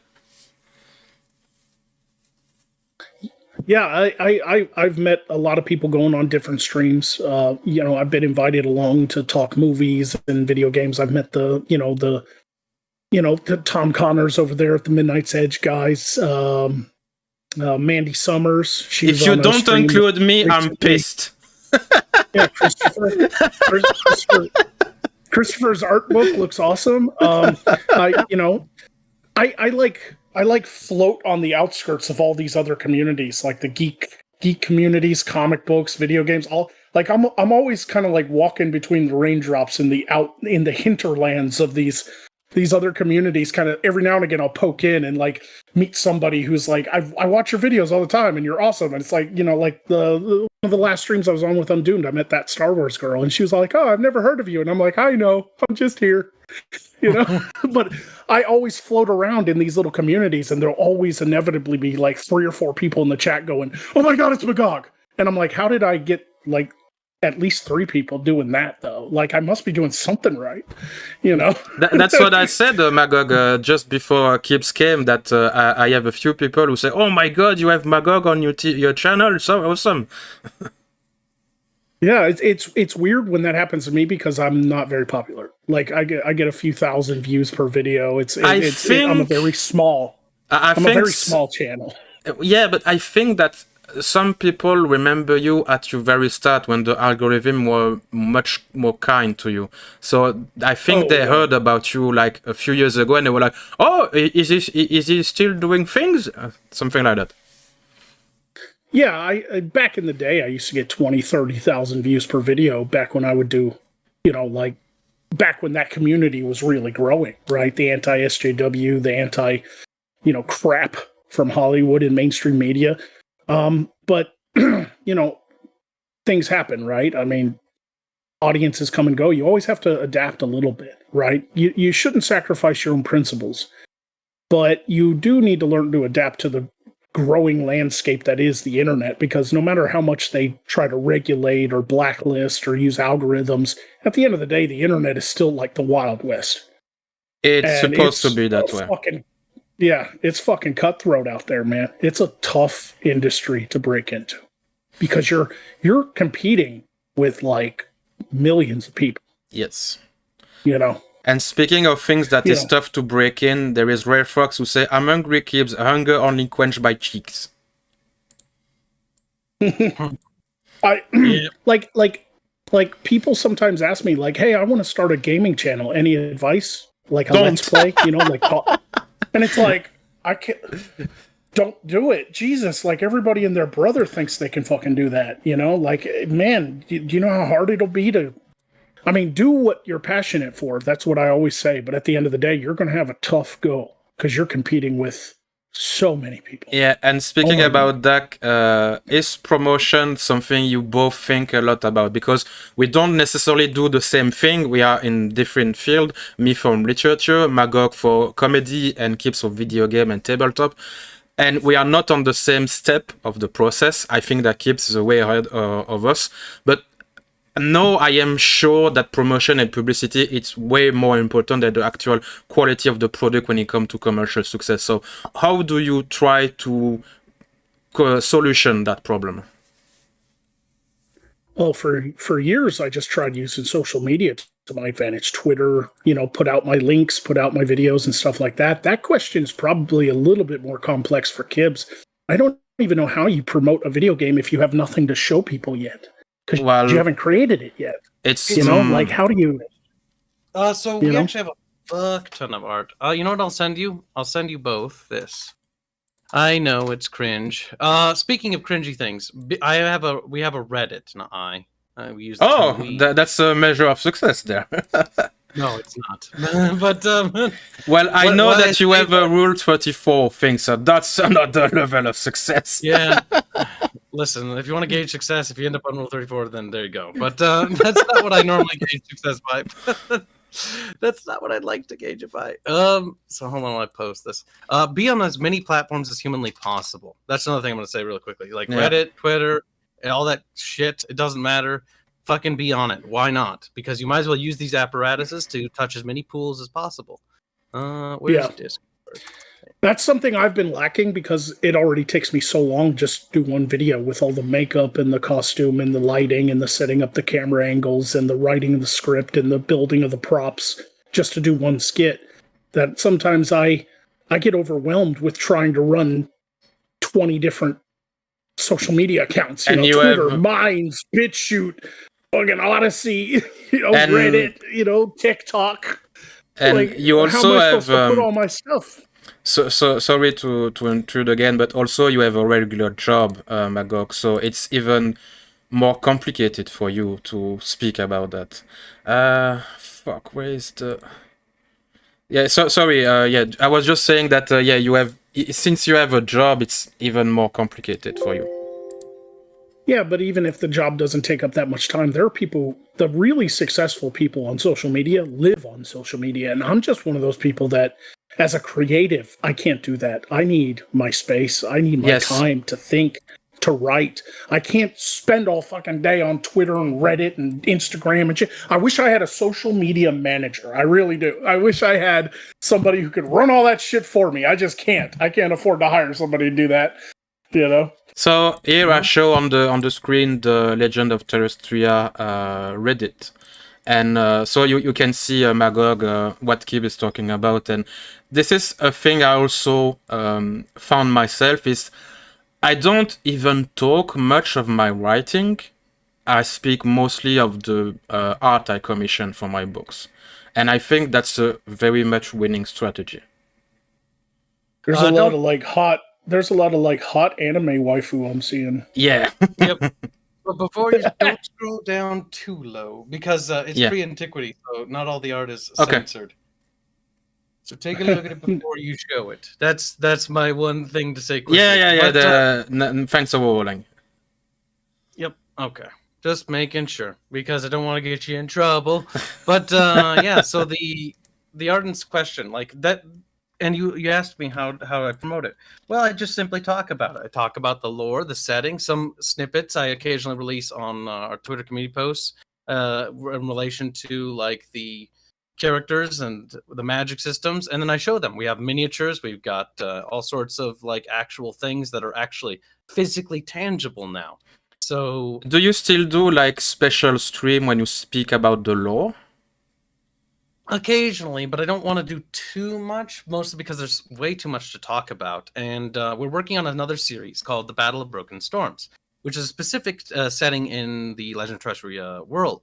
We're doing it in collaborations with Arch, and it's going to be fully animated. It's a whole fucking lore video series covering a specific point in history where the halting of the Nefaric Court happened under Emperor Daros. And it's going to cover it like you would see on those history channels that talk about like ancient battles and stuff. It'll have unique scenes and that we already finished those. It's going to have its own unique soundtrack composed by our composer Robert. So, and already our game's music is actually you can listen to it on. Is it Renato, the guy who is in the stream? Yep, okay. Robert Renato. That is our composer. I think I recognize him, and yeah, I need to speak to him one day when I have a bit of money. But yeah, so like he's making like eight tracks right now, or like 7 of them for us right now, because he's a fast worker, and we pay him, to make as much music for us as possible. So there's songs, we have voice actresses, we've got like everything's coming together. Arch is going to help with the narration. A lot of people are coming out of the woodwork. As the thing is, I just kept working on it. I kept being public about it, kept talking about it, and just invested everything I had. And when people see that you dump everything you have, every iota, every money, I show chat what my budget is. I tell them how much money I have, because all the money I have is thanks to them. I'm able to put food on the table because people are willing to do that for me. And I can work on what I want to work on thanks to them. If it wasn't for my audience, I would not be where I am now. I would not be making what I'm making now. They are responsible, and so they get the credit of that. Same here. I was completely transparent in everything I ever, like this building. I'm not in my house. I'm in a whole separate building on my property that I turned into Magog's magic shop. It's 360 degrees, just props and like magic items and stuff. People send me props. I have swords. I have camera equipment, lights. My fans are awesome. They have helped me build this whole thing from the ground up, slowly but surely. And I've always kept my word on what I was going to do. Maybe it didn't turn out exactly like we always dreamed. I don't have a Hollywood soundstage, right? I can't afford to build $1 million building, but I'm giving them what I could afford. And I always put my money where my mouth is. Transparency is so important because there's so many like grifters out there on the internet. Yep. Yes. There are so many. You have to earn that trust too. Right. It's very funny that you speak about that. Sorry again, Magog. I keep interrupting you. I'm sorry. No, you're good. I'm a talker, man. You gotta stop me. You gotta stop me. As I said, I try to let you talk as much as I can because I invited you. I did not invite you for me to speak to you. You know what I mean. But on that topic about the generosity of the audience.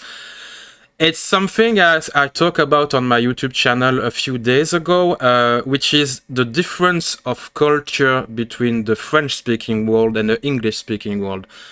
Since I think you both know that my upcoming art book will be in English, well, English and French, and the first book I made, the novel, was made in the end of 2018, and in 4 years I have less support in total for the French-speaking community than less than a year with the English-speaking community. It's just astonishing.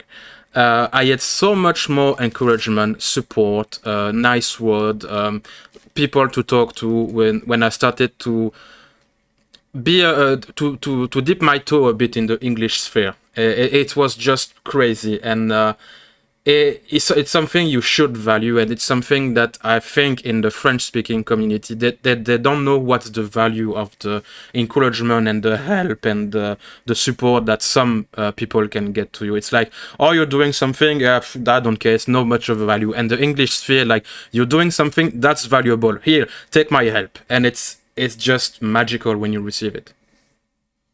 Oh yeah. What little audience I have, I love them. because they've kept me going all these years, especially through COVID. COVID was hard for everybody. And a lot of what I do for YouTube and stuff on my channel relies on people having liquid income to buy your merchandise, to donate during live streams and stuff like that. And when COVID happened, they didn't have it. People lost their jobs. People lost their livelihoods. And you know, like it happened to me too, you know, and it's like those were tough years, and we've all just been kind of recuperating from that. You know, I wish it hadn't happened. This building would have been finished 2 years ago if it hadn't been for COVID. But I had to put a lot of things on the back burner just to survive. And I appreciate everybody who supports me because of that, you know, because I know how tough it is out there for everybody. Yep. That's also why I'm so focused on building the world and focused on my comedy instead of doing what I used to do, because I think people crave escapism more than anything now. Yes. The real world sucks. The real world sucks balls, man. I want to go to high fantasy world. I don't want to be in the real world. I want to go to sci-fi world, you know? And that's a good thing for us creative types. It's our time to break out, baby. You know? What's that? Like Devil's Advocate. We're coming out!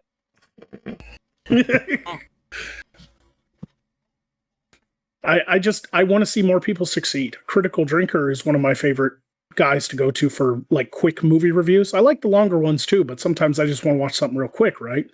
Well, he just launched a Kickstarter to do like a short film set in the world of his novel. It's like you know, spy, espionage, you know, Jason Bourne, you know, type of setting, right? And he was going to try to raise like 20,000 quid, English pounds, right? And now it's like at 300,000 because he's just such a breakout. Like everybody wants to see it done. And that fills me with hope, you know, seeing stuff like that happen. Fills me with hope that people want good stuff, you know? And this leads me to another question that I had for you, because as I said, I interviewed both of you, and both of you explained that you felt passionate about the things you love. I remembered Kibs speaking about the first time he watched anime, and it was like an eureka moment for him. And for you, Magog, it was all books. I remember that also. And that passion is the main ingredient of a good art piece. How do you keep your passion alive to not fall into the spiral of bad quality products, especially in hard time when shit in the fan in your project? I masturbate vigorously to pornography. Keeps me going. It energizes you like a battery. It's a dynamo. No. Yeah, jokes aside, I constantly am in my own head. I don't know about Kibs. There's always going to be stuff that inspires me. Mostly older stuff, because new stuff coming out pisses me off. But yeah, at the end of the day, I'm one of those people that late at night, 2 hours before bed, instead of watching a movie or playing a video game, I'm like pacing in my house, acting out these stories in my head, like thinking. Like about the worlds and how they look and these characters that I can bring to life, and I'm constantly like creating to the point where I sometimes suffer from insomnia because my brain won't shut up. I know the pain. I know the pain. That keeps me inspired, though. Keeps me in it. For me, I'm a bit spoiled in that regard because I have a team. So whenever I get any momentary like problem where I'm like, oh, you know, I need to take a break, then an artist will post a new art piece, or Robert will post a new song piece, or the coders and programmers will update the code for the next prototype test internally, and I'll be like, wow, there's something new. And now that we have a website, and now that we have like STLs and stuff, like, and everything's starting to come together, and the editor for the game's coming together, there's too much energy inside internally, and it reverberates. Because it relaunch the machine when you run out of fuel. Oh yeah, because the entire team is absolutely energetic for the project. And it's worthwhile. Like, and when you build a team, it's like something else, because they're always there, they're supporting you, you're supporting them, and so you have each other to pick each other up, and you're always going at like 110. is what it feels like.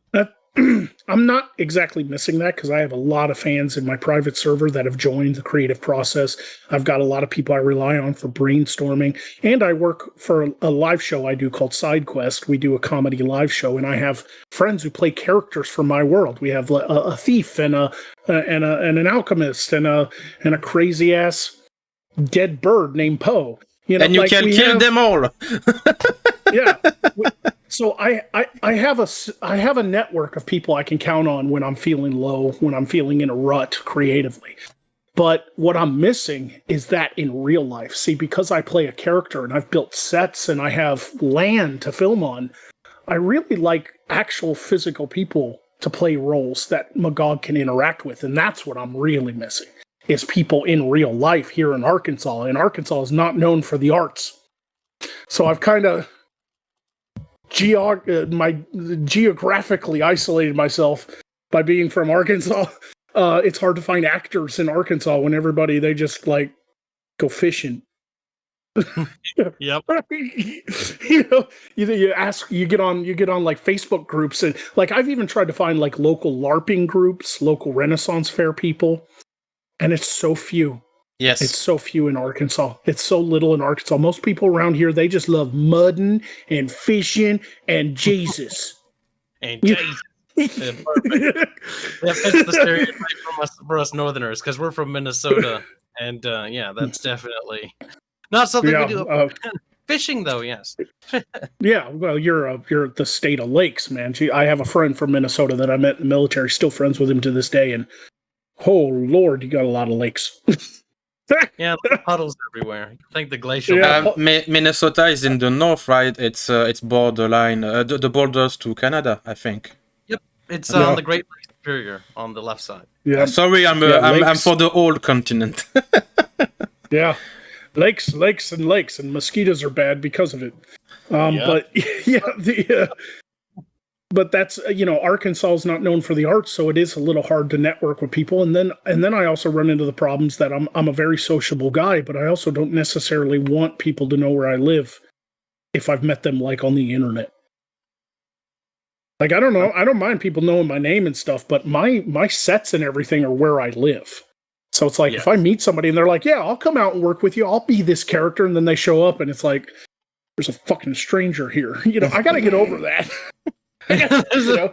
Yes, understandable. It's always a risk when you have your public self known, because there have been cases of content creators that get harassed for that. But normally, they have to have action, because you always got to be cautious with who you trust with that information, especially in this day and age. I think that you, Kibs and Ash spoke a bit about like very weird episode you had with some fans or people you knew that knew you in private circle. I've never had anybody stalk me in real life, but we've had stalkers, yes. Yeah.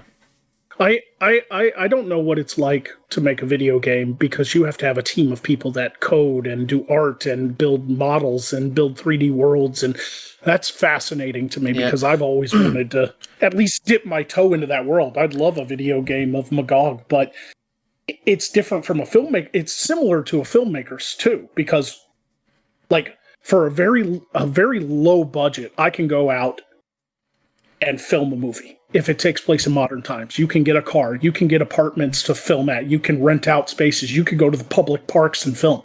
But when your films are set in a high fantasy world, you have to build everything. I have to build a castle. Yeah. You can't have no fucking modern, you can't have power lines in the background. You can't do that. That's stupid. So 100%, dude. 100%. Yeah. So like buying land was important. I used to live in an apartment. I got land and I moved up to the land, and then I put this building down to be Magog's shop, and now I'm decorating the outside of it so I can get B-roll and establishing shots. And it's like, such a slow process unless you want to just film in the woods, which most movies that just take place in the woods suck. Yeah. Right? It's a very basic solution that is outdated. Yeah, it's usually a staple of bad B movies when you just film at a state park, right? Because it's easy and it's cheap, and it's, a lot of independent films are filmed in the woods. There are many movies that take place in the woods that are successful. Blair Witch Project, things like that. But it's still, those are few and far in between. Most of the time, if you're watching a crappy B movie and it's in the woods, you're like, oh God, not again. More woods. But yeah, like how do you do high fantasy without building everything? Like imagine what Peter Jackson went through. He had to build the Shire. It's still there. Yes. You know, like it's a tourist attraction now. Yeah. I'd say it's a bit easier for us because we can draw out the world. By the way, Kibs, how many people do you have in your team now for the video game? 18, if I remember right. What the fuck? We're pretty big. Oh man, it's a true studio now. well, considering the Witcher game was built by like 6 angry Slavs in a basement, you're doing really fucking good. Anger is the main ingredient of success. Biggest bottleneck is always going to be programmers, though, because the biggest part of the team is actually the art side. The programmers are the smallest, but also all our programmers are Western. Now, why does that suck? Well, Westerners cost more. Yeah, more expensive. Significantly. Eastern Europeans and Southeast Asians are the primary team members. And that's just not just for economical reasons, but also because they have a mastery of the style we went for. Like Christopher said earlier, I saw anime as a solution because that's hyper stylization will age like fine wine. That's why we went with sprite work too. We can't compete with high fidelity 3D models, and honestly, I never really wanted to anyways. I want the art we're creating to be timeless. Right. Yeah, that's a good way to go. I mean, it's growing here in the West too. I even watch anime because I watch everything. I'm a fan of all film. Like to me, it's a vehicle for art and stories. And right now, I get most of my high fantasy kick from anime because all the shit coming out of the West sucks. Yes, you know, it's like same. You know, you watch Rings of Power and Willow and the last season of Game of Thrones, and you just do this the whole fucking time. It's funny you mentioned that, Magog, because right now I'm rewatching the very old Saint Seiya anime of old. You know, the in the 80s, and I don't know if there is much improvement from the very old stuff we watched as a kid, to be honest, in the modern way of telling stories. The quality was better at that time. I know I sound like a very angry old man, like, oh, the time it was better, get out of my lawn. But seriously, the writing, the animation, the voice acting, it's crazy. Somewhat. There are some overused genres these days in anime, especially like isekai.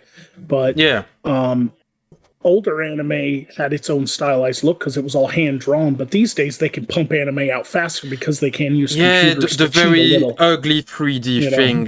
We talk a bit about that with Trim. Like we talk about the cartoon Camp Cretaceous, which is the Jurassic World thing, and the Transformer TV show now. This is the same kind of vibe of graphics. It's the same ugly 3D thing. It's cel shaded 3D animation, and you know, if that's the style you're going for, fine. I can watch an ugly anime if it's a good story and has good characters. See, that's always where it goes to the crux of the problem. Your show could look like shit, but be awesome if you are good at writing and you have good characters with good motivations and good plot points. Like, you know, you go and watch a movie or a television show like Willow that just came out that has millions of dollars behind it, or Rings of Power, one of the most expensive shows ever made. It's probably going to cost them upwards of $1 billion when it's all done. And it looks beautiful. They got thousands of 3D guys working like slaves to give them those beautiful shots, but it sucks. But you go back and watch like Xena Warrior Princess from the 90s and you enjoy it more. Because it's kind of goofy and it's cheesy and it's 90s, but you kind of love the characters, you know? It didn't matter that it kind of looked like crap, you know? And it's like, that's fine. It's a style choice, right? But style means nothing if your story sucks and your characters suck. That's, I guess, the point I'm trying to make, you know? Like, I know that I can't match the budget of Netflix or Amazon or Apple TV or Paramount or whatever. So yeah, my Magog show is probably going to look like a cheesy 90s show with puppets and costumes and like traditional effects and stuff. And it's probably going to look kind of independent film-ish, it's probably going to look kind of low budget to some people's standards.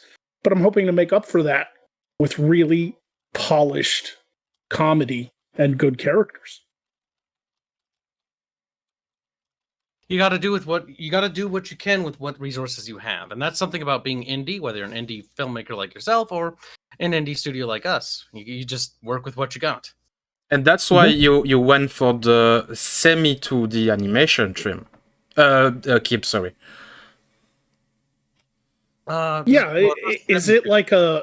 Is it going to be like a top-down, like bird's eye RPG game or something? Or like, I'm trying to imagine what you mean by sprites. Yeah, because when you say sprites, I think like fucking Zelda on Super Nintendo. Our sprites are actually pretty large. Like, they're about fighter sprites from the old fighting arcade games. They're pretty big, so they're huge for an RPG standard. Okay.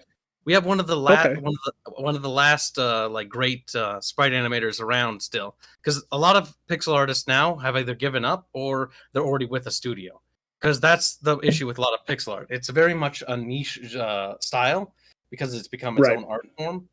But the sprites we have, let's see if I can't pull up a few. I've got some pinned. These are all work in progress. I did a very bad screenshot for you, Magog. Oh, that's okay. So I got Discord. I can see it. Yeah, that's cool. I love that style. So real quick, that picture that you have there, in case you pulled that up for stream, that is no longer what your game looks like. Okay. I will show the GIF. The in-engine stuff looks like. I will grab you something. I just didn't have it on my clipboard. This is going to be a sprite map, so you can kind of see where it's overlaid on the top. Our program is working on the interiors. No, on the stream I show like a character animated, and yeah, this is what I meant by semi 2D animation. Like, there is a bit of 3D, but you more or less cheat the system to make the illusion of the 3D. But yeah, it's 2D, I think, if I'm not mistaken. Yep, it technically runs in a 3D thing because of how Unity works, but for all intents and purposes, it looks like you're playing. Okay. Yeah, you're using Unity engine. Okay. And yeah, I got this is what Kibs meant by you do what you can with the cards you dealt with, but do the most of them. Right. Yeah, I had a video game. I have a fan who made us a fan-made RPG for side quests, and it has all our characters in it. It's the only time Magog's ever been a video game character. It's on Steam. It's called Side Quest the video game, and it's literally just a fan-made thing that a guy named Angry Froman did for us. And he's a big fan, and he's a cool dude, and he did it all himself in like RPG Maker. So it's very simple, little sprites and stuff, Oh, I saw sorry, it's Magog. So fun. I saw the animation you show with the sword girl, that you explain how the animation process is done, and why it's so great to have such animation. But you explain like in the world map, or when you travel, that when the combat come along, that you're still in the world map and you have to manage the distance and the depth of field or something like that, and that was a bit challenging with the 2D stuff that you make. I recommend your stream for people who want to know more about animation, and also, of course, if you want to know more about the project that Kibs is doing. It's very nice, and I think that I wish that this project will shake a bit the video game sphere. Like, stop sniffing your own farts, please. Yeah, I'm looking forward to it. You'll have to link me sometime when it, at least, I guess, maybe a beta version comes out, or a demo or anything like that. I'd love to check it out. Well, if things go our way, we should see something hopefully this summer. Now, is it going to be on Steam or? Yes. Well, I'm going to put it on every platform possible to make it as accessible for everyone as possible. Oh, you are not going for the Epic exclusive? I'm disappointed. Yeah, we all see how that goes. Exclusive deals only punish the audience, and only I know what money you get for a quick cash out, which is honestly the sign of a developer that's not confident in their product. Right. Yeah. I think it's a little harder to market independent films and stuff because I started a poll on the chat. Please vote. You have to have something to show people. Like with video game, you have art, and you can do like pixel stuff, and like what you've showed us already. It gives me an idea of what to look forward to, and it makes me excited for the project. For me, all I got is my YouTube channel and the little videos I do in this set, and it doesn't really convey what I want to do, the big dream. Build a whole village and all that. How do I get people to see what I see? I don't know. Maybe I should do some concept art of the village I want to build, perhaps. Maybe that'll help or something like that. I don't. Anything to help visualize would help, because art does help people visualize a lot better. But I think what you should also consider is you should collaborate. Like you and I should collaborate along with Christopher. Come over to my channel, say hello, and start making connections with people. Start bridging that gap. Right. And you know that I have very hard time speaking to other people. And by the way, I have a funny bit that you see that I spam you a bit, for can you come along to speak with Magog and I about creative stuff. I was scared to death to annoy you. I was like, we'll be mad. I send him too much message. So I have very much difficult time with that. Do not feel bad about that. The biggest issue I have right now is that I'm very much like, I'm working on a video game. I have another team member developing the tabletop war game. I'm looking for somebody on the team to start production of the pen and paper RPG that's supposed to go alongside that. And we're trying to build this IP and setting. And so I'm also managing a lot of stuff. So honestly, I tell people all the time, if you got to DM me a lot, that's fine. Don't feel like you're nagging me. I actually really like to see what people have to say. And the biggest issue, I think, is that I'm just one human. So it's always tricky. I know. Arch figured out the hard way quick that he can't even respond to a quarter of the people that poke at him because he's got 250,000 followers. I'm not even at that point, but I'm struggling to keep up. Yeah. I totally understand that.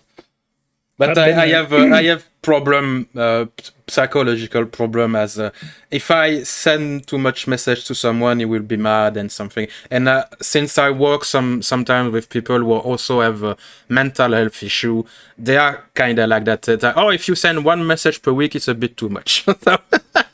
It's not easy for me. Well, I on that note, gentlemen, I have a family engagement I must get to. I'd like to just end real quick with some stuff I noticed in chat, but we couldn't get to it. But some people were talking about me and sorry if I missed that. Go ahead, Magog. Yeah, but kind of a Mel Brooks style comedy back, and that they brought it up without even, I don't know if they know me well enough or not, but a huge inspiration was Mel Brooks growing up. I love Mel Brooks films. I love Spaceballs, and I love it all, man. I love Young Frankenstein and Men in Tights and all that, but I'm also inspired by Monty Python, Blackadder, Red Dwarf, a lot of British television series that were comedy in those genres as well. And that's kind of what I want to do.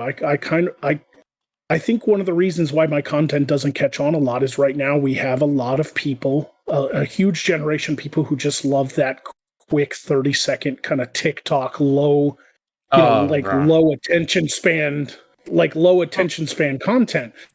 With my content, you have to wait for the joke. You have to wait for the punchline. I do classic comedy where I do a cold open and then I build up the joke and then I do the punchline. And some people don't want to wait 3 minutes through a video for the punchline. And I'm sorry that I don't want to just put TikTok videos out 30 seconds long of me getting kicked in the nuts or something. Like I want to do higher brow stuff, right? But I'm hoping there's still an audience out there that loves that kind of style and that parody satire style of Mel Brooks, because that's a huge inspiration to me. And that's kind of what I want to do. I want to make fun of the high fantasy genre as a whole, RPGs, tabletop, video, you name it. There's so many things that I can poke fun at. Game of Thrones and Lord of the Rings and shit in Magog's world, while kind of still maintaining a grounded, realistic world that I've created. The whole idea behind Magog's channel, or Magog's world, is that it's a very serious world. It's a very serious world filled with civil war and monsters and magic and terrible politics and feudal lords and peasants and commoners and revolts and all kinds of mayhem. And it's a very serious world. And then you throw Magog in the mix, and he's a buffoon. He's retarded. Yeah, it's the juxtaposition of those things where you can have these very serious characters are like the kingdom of Caledon is going to war with the kingdom of Nisa, and we're going to be drawn into the middle of it, and then the camera turns to Magog, it's like, not my fault. Don't look at me. Wasn't me. Like it's one of those things where I like juxtaposition comedy, where it's like you think it's going one way, and then I hit you out of left field with something else. I encourage heavily people to watch your latest video about the Twitter curse. It's hilarious. I still love my ass off thinking about it. Yeah, the tweet and twat curse, But yeah, it's something I love doing, and I love playing with different comedy styles, and I'm going to continue to do it. So I just saw those comments in the chat and wanted to address those before I leave. But once again, thank you, gentlemen, for a wonderful conversation. It was nice to meet you, Kibs. And before you go, Magog, I did a poll, and I asked the people, is Magog a good boy? 100% yes. 16 votes. Thank you. I'm so happy I'm a good boy. So thanks again. Yeah, Kibs, I look forward to it, man. Fucking hit me up on Twitter or whatever, Wicked Guild, and let me know when that game comes out. I'll fucking play the hell out of it. Hell yeah. I'll give you a Discord. Thank you. I'll reach out to you through Discord. That's normally what I use. Yeah, that's fine. Whatever social media works. Chris has got my info too. If you want to hit me up through him or whatever, but or throw me a friend request. But I'm looking forward to it. I love meeting other creative types, man. So good to meet you. It was a pleasure to have you, and I'm very glad that you both get to meet each other through me. I'm delighted. Yeah.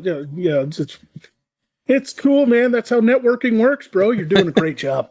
I do my best. And yeah, so we'll talk later, Chris. I'll hit you up sometime, man. Holidays are coming, so things are going to be a little for me. Yeah, no worries. I'm quite impatient to see the skid bit you are going to do with my books.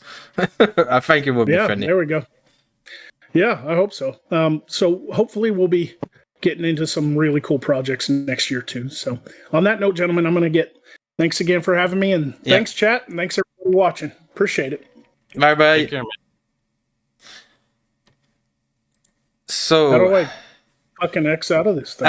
You you have to. Oh no! There is a special button somewhere. I don't remember where. Hover your mouse over the screen where all our icons are. There'll be a little phone with an X. Boomer Magog. We'll walk you through it. Don't worry. I have to stop watching the stream, and then the X pops up. Gotcha, Discord. Appreciate it. All right. Goodbye for reals. Bye. Later, everybody. Take care, man. So, Magog is gone, so now I am only with the Kib. Yes, it is now my stream. Be quiet, Christopher. I'm taking over. Well, apparently this was the plan when you were wanting to play Prototype instead of coming here. Want is a strong word. By the way, it's funny because I played Prototype back in the day, and it was something I loved very much back in the day. It was a very nice game. So I need to do a thing. 1 second. Up. And then, because I need to change the setting now that Magog is gone. He is the big dead. I was very much delighted to see that you guys got together. Oh yeah, of course. It's always good to meet other creative types. There's so many of us out there, and it's always everyone has an interesting tale to say, and everyone's got a very unique experience. Never met an independent film creator as new. And if I'm not mistaken, Magog did something with Condencula back in the day. Oh. I've been on Count Dankula's channel too before. That was a long time ago, and I didn't say a word. I just sat there quietly. I was like, I don't know this person. Arch brought me along, and I'm like, who are these people? There's some guy named Louis, like something. There's this guy named Sargon. What am I doing here? Who are you? They are all very big boy. So, your picture here. So Indio's no, artwork is pretty good. sorry. Every time I see it, I'm just complimenting Indio's artwork. I've always liked his line work. It's nice, dark lines, very clear. So no, my dear Kibs, it's time to compliment you to death so I can get in the Archcast. So, you are very beautiful. You are very kind. Even if you're late, I'm not mad at you. You are mad. That's why you said it. Like, listen, as long as you get me to the Archcast, I'll forgive you. No, but I did that joke because I know that it's Trim.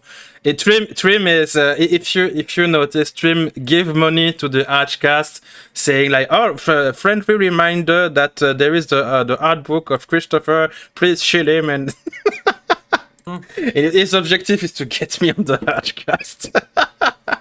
Well, when's the art book gonna be over? Because it'll definitely help if you have an English translation for it. I already told you. Listen, my memory isn't what it used to be. Isn't what it used to be. Words fall out of my mouth. Let me get you a thing, and then we'll get on the last question I have for the stream, because I had more and I didn't know that Magog had an obligation this night. But I will send you a thing. What thing? Yes, a thing. Good.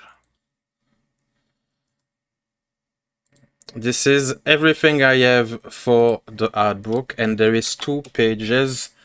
The 2 double page. There is one in French, one in English. So I have stuff in English, and I do video in English now. If you didn't know, I do a special video to explain a bit about my stuff, the universe, the monster, the drawing, and all, and speak, for example, about the genesis of the project, like the very beginning and all. I'm doing a bit better with my English now, I think. Good.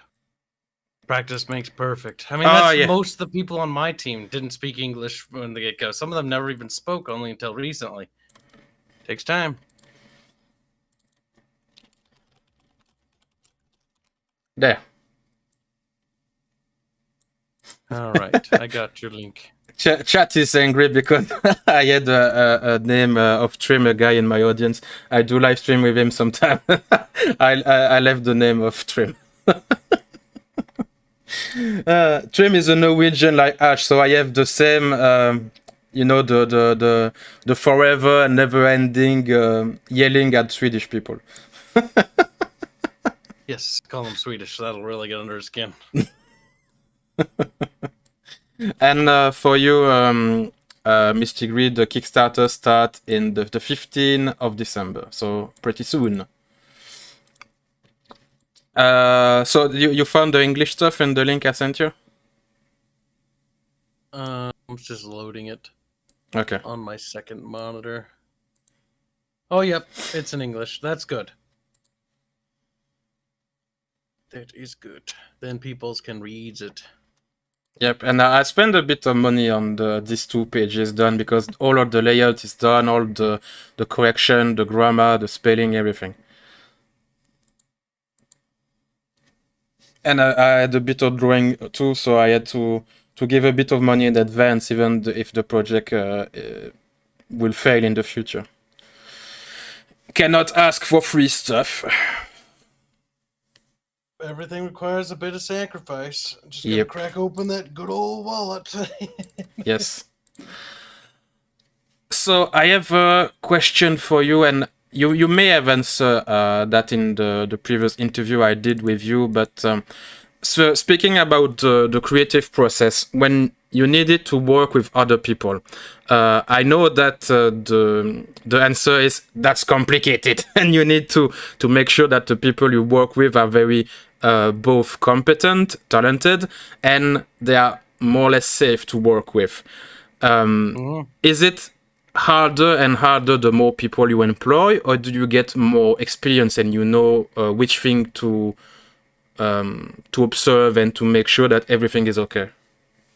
Well, for me, it's a bit too easy. That boils down to, like, in the beginning it was difficult because I had to comb through their stuff, see what they were, try to get a grasp of who they were, probe them a little bit, because I needed to see if they were compatible with the team, because you can get the best artists in the world, and if they aren't compatible with the team, then they're useless to you because they don't I had work that well. problem. If you remember, I talked to you a bit about that.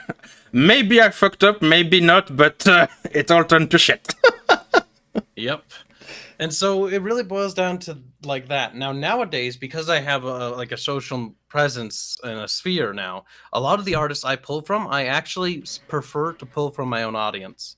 If I see an artist in my audience make me fan art, or somebody has made me fan art, like Alucard, he's one of the new artists on the team. I brought him on the team because he had made me fan art, because he had showed investment and interest in the project, and he had skill to back it up. He deserves first dibs rather than some rando. Same goes for Albine, another artist I bumbled into. He made us some fan art too. If I find people with talent and skill among my own audience, they get the job first because they're the ones that are going to have the most interest in it than somebody who's just going to be in it for the money. Because I don't want them to just work on the project. I want their 110. I want this isn't just a project for money. This is their project too. It's a team. We do it together. Yes, that's basically my focus. I prefer that also, that the people you work with, they are more or less part of the family.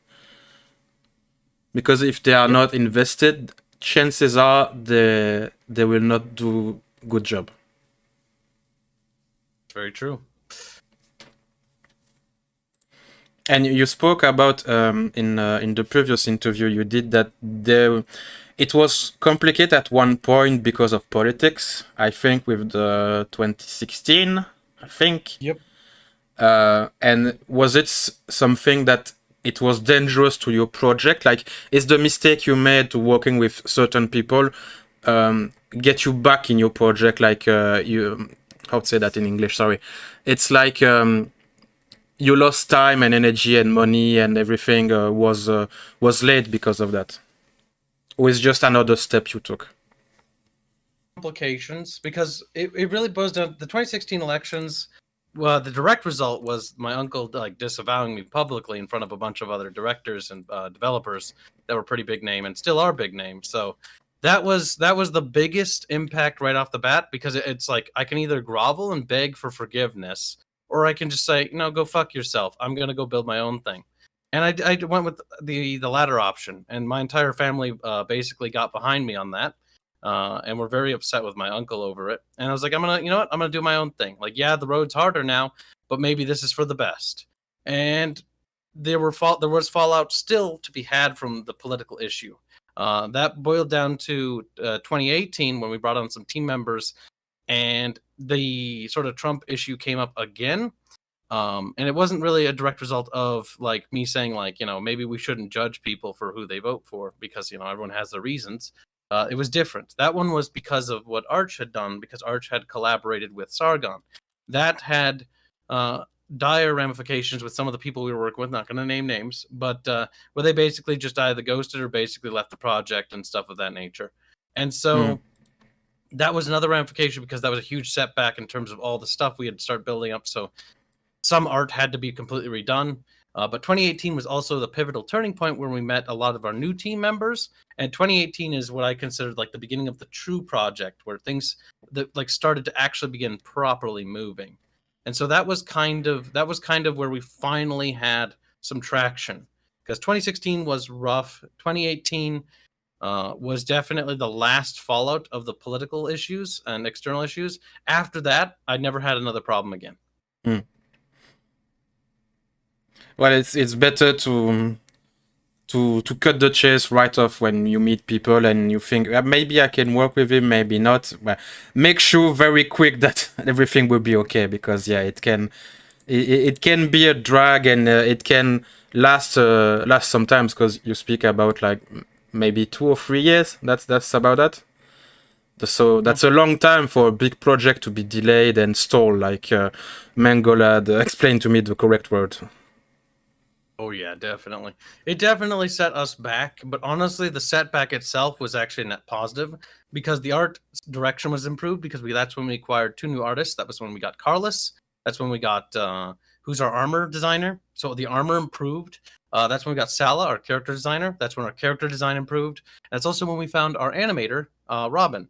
So basically, the missing components we had been waiting for had arrived. We lost our composer of the time that we had, but honestly, their music wasn't the most fitting for the setting we were trying to go for.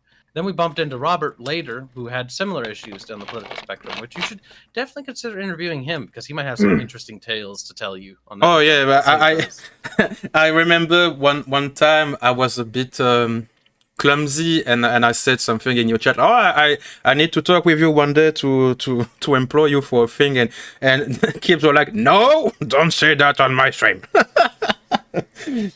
Yes, I was about external things. Yeah, but it you know me, sometimes I don't know the rules and the social things, and I was okay, sorry, I didn't know. But yeah, the music you do, dear Robert Renato, it's very good for a video game. For me, it's like on at least 8 out of 10, at least. Very good music. He does a good job. If I had a video game like Kibs, I would want that kind of music. Yeah, but I'm not the best. You just bonk me a bit and I will stay in line. Yep. No, that's no issue. It's just like certain time and places for stuff like that. But don't you worry. Yeah, I didn't. I was just, oh, sorry, I did an oopsie. I'm new at this, so yeah, I will. It's something you told me about in private. You say you will do mistake. I don't want to. Yeah, we all make mistakes. I do it. I've done it more than you have. I can tell you that, and that's honestly like we all learn from it. It's nothing done by it, honestly. Yeah. Because for me, to get back on the question I talk about the. When I try to work with people at the very beginning, I was totally unaware of the risk and ramification of working with the wrong people. I was like, oh, I just work with someone, and if something bad happened, it was just a mistake, and we go separate ways, and everything is fine. No, it's not like that. You can have a piece of shit on your hand that stay for years. I just said that. And I understand why Magog says something like, I prefer to stay alone and all. It's the safe route. It's the safe route. That's you cannot do everything alone. One quick thing, a bit of clarification though. When that incident happened where we had those people leave, there was never actually a stalling point. Mostly because how I always work, and this is my workflow, maybe this will describe better to chat, is I just keep going. So when that incident happened the first time, or when it happened in 2018, I didn't stop. There was never a respite. There was never like any moment of pause. We just kept going. Within the same day, we resumed work. how many people was there on your team at that time, including the people who left? Oh gosh, I can't remember off the top of my head the actual number, but I think it was about a total of people we had leave over the incident. Over the duration was because it wasn't all at the same time. It was a couple people. We had an issue where there was a creation of a second development server that was not authorized, where they were developing stuff and telling team members to do things without my authorization. Oh, that's not good. Yes, so there was that was the big issue. So the people that left, I don't even care. I'm like, that's fine. Like, okay, you're not interested in the project. There's nothing wrong with that. If it's something that doesn't appeal to you and you want to go work on your own stuff, no issue. It was the people that started the second development server that I have the issue with because they were taking artists off my team and telling them that I had authorized this. They'd also lied about what my lead programmer had said at the time, where they said my lead programmer had expressed no interest in developing the project. And so I was like, what? Why would he do that? And due to that time, because my lead programmer was busy, he couldn't communicate. And one of our other writers, Bubbles, was sick. And so I was dealing with this issue by myself, and where I had an entire team basically working against me to try to hijack the project, but you take advantage of my funding and use my IP against me. Yeah, and that's everything that you don't want in a project. There is like poaching, there is like plagiarism, there is like almost like conspiracy. There is like, it's It got out of hand, and when I caught wind of it, it escalated pretty quickly. And I was like, Yeah. at the end of the day, this is my IP. I own this. You can't do anything with this. This is my money. So there's nothing you can do. All you can do is scream at me. You guys don't have the resources to build anything. You guys are just trying to, use all my connections and use me to basically fund what you want to make. And that was basically what happened there. They had lied to me and told me things that any programmer here probably knows is bullshit. They told me that the designs I wanted were impossible. And in reality, that's not how that works programmatically, but details. Yeah, so they basically tried to steal the project from under my nose. Didn't work though. I hate that when programmer or artist or something say, "Oh, this is impossible," because I'm okay with some things can be impossible, but it's like 95 or 99%. It's always possible. It's more possible that you are just lazy. Well, the whole incident was actually entirely my fault. Because I was way too trusting when I should have not been. And that's an issue a lot of people have. Is many of us want to believe and trust people when we should instead know better. This is also why my uncle, who may have disavowed me, taught me one of the best things in the industry. Documentation and like non-disclosure agreements and all that.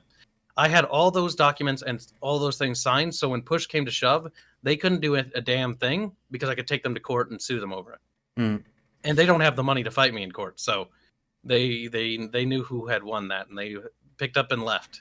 It was an easy, close, open and close, basically shut problem real quick there. You just have to do the French solution, the guillotine, and be done with it. Yep. So document everything, get non-disclosure agreements, get all those papers and all those things taken care of right off the bat. Even if they're your best friends or friends that you're your friends, because you never know when money's involved. Money can turn great people into terrible people because greed is something that's slow and insidious. Kibs, someone is trying to poach Renato again. Do the bonk. This isn't my channel. I don't have. These are your rules. See, when it comes to each channel, everyone's got their own rules and stuff. Yeah. So generally, like with my channel, I'll let people talk about other projects on there unless we bring them on to invite them because I don't want to advertise something I don't. Yeah, I understand. It's not the same. For me, I don't care, especially since Trim is a friend. But yeah, Trim is like, I did not. I think I'll have to have a talking with Disco so she can get the paddle for me. Trim's like, one day I would like to talk to Disco, but I know that she's very busy, and I'm afraid with the angry Scotch girl. No, it's fine. You should definitely. No. Listen. Sit, relax. You can talk to her. Just hit her up, but send her a message. I actually think she'd be very interested in participating in one of these meetings or these interviews. Not meetings. Yeah, maybe one day, and I know that she. I don't know if I can say that on the stream because there is some stuff where it's private, but yeah, I will maybe one day. Not right now, but maybe one day. Remember, because I know that she has some very nice, interesting things to talk about. Not politics per se, because I'm not much into politics, but she knows stuff about community. Especially Discord, and also I'm sure that talking about community and how to handle a community or creating a community, she will be more than qualified to talk about that. Oh yeah, definitely. She's got a lot of experience with Discord creation. Actually, we have very different. You know what? That's something we should. If you ever have time, you can invite me on again. We can discuss it because Discord and I actually have very different approaches here. She likes automation. I like human interfacing. So the Discord I run is actually very different from a lot of other Discords because a lot of them use bots. Can I link the link to your Discord on my comment section, my chat? Sorry. Yeah, you can if you want. Follow the rules. They're gonna. I don't know if you're okay with sending the link to publicly. It's our community Discord. We do like games, events, movie nights, stuff like that. People share their hobbies. It's nothing particularly special, in my opinion, as far as other Discords. But I do think we pride ourselves on the community we have created because we do gatekeep. It's not my type of community because there is so much degeneracy and sometimes people are quite energetic. But God, yes. the It's people, spurty. yeah, the people are nice, and if you want some fun and shit talk with other people on voice chat and all, I know there is much demand for that. Yep. I'm actually quite happy with how interactive our server is. Normally there's always a conversation or an event where people are playing games or just hanging out, always going without my presence. That was my goal with the Discord, to get an active community. And we actually succeeded. So I feel very vindicated with my techniques. And how do because you said that you have a different approach of handling a community instead of Disco. What was the goal of building your community? Because I know that you talk a lot about that you almost cannot succeed at anything if you don't have a community. So my goal with the creation of the community was to tear down the parasocial relationship barriers and try to get a more direct interface. When I first started YouTube, I failed horribly because I created a Discord, but there was a barrier, a parasocial barrier, sort of that Arch and others had, that he's had the same issues that I had, but on a greater scale, where you have people that think they know you, but don't really know you, or elevate you on a pedestal that they shouldn't. Because the people on my Discord generally they're not afraid to tease me, they're not afraid to make fun of me or stuff like that, and that's fine. There's obviously, lines to be drawn in some places where you go too far, because you don't be too mean to people. But at the same time, I didn't want people to be afraid to talk to me, to be afraid of me, and that was the issue of my first Discord, to the point where people would manipulate each other and fight with each other to elevate themselves in positions in the community hierarchy structure, to basically try to corner off my attention so that I couldn't interact with other people. And that's why I deleted the first Discord, because it was an absolute disaster. The second one was much better, and we learned from all our mistakes, but the first one was horrific. So it's the second iteration now? Yes. Okay. I think it's I think it's also a friend of yours, a Fairman.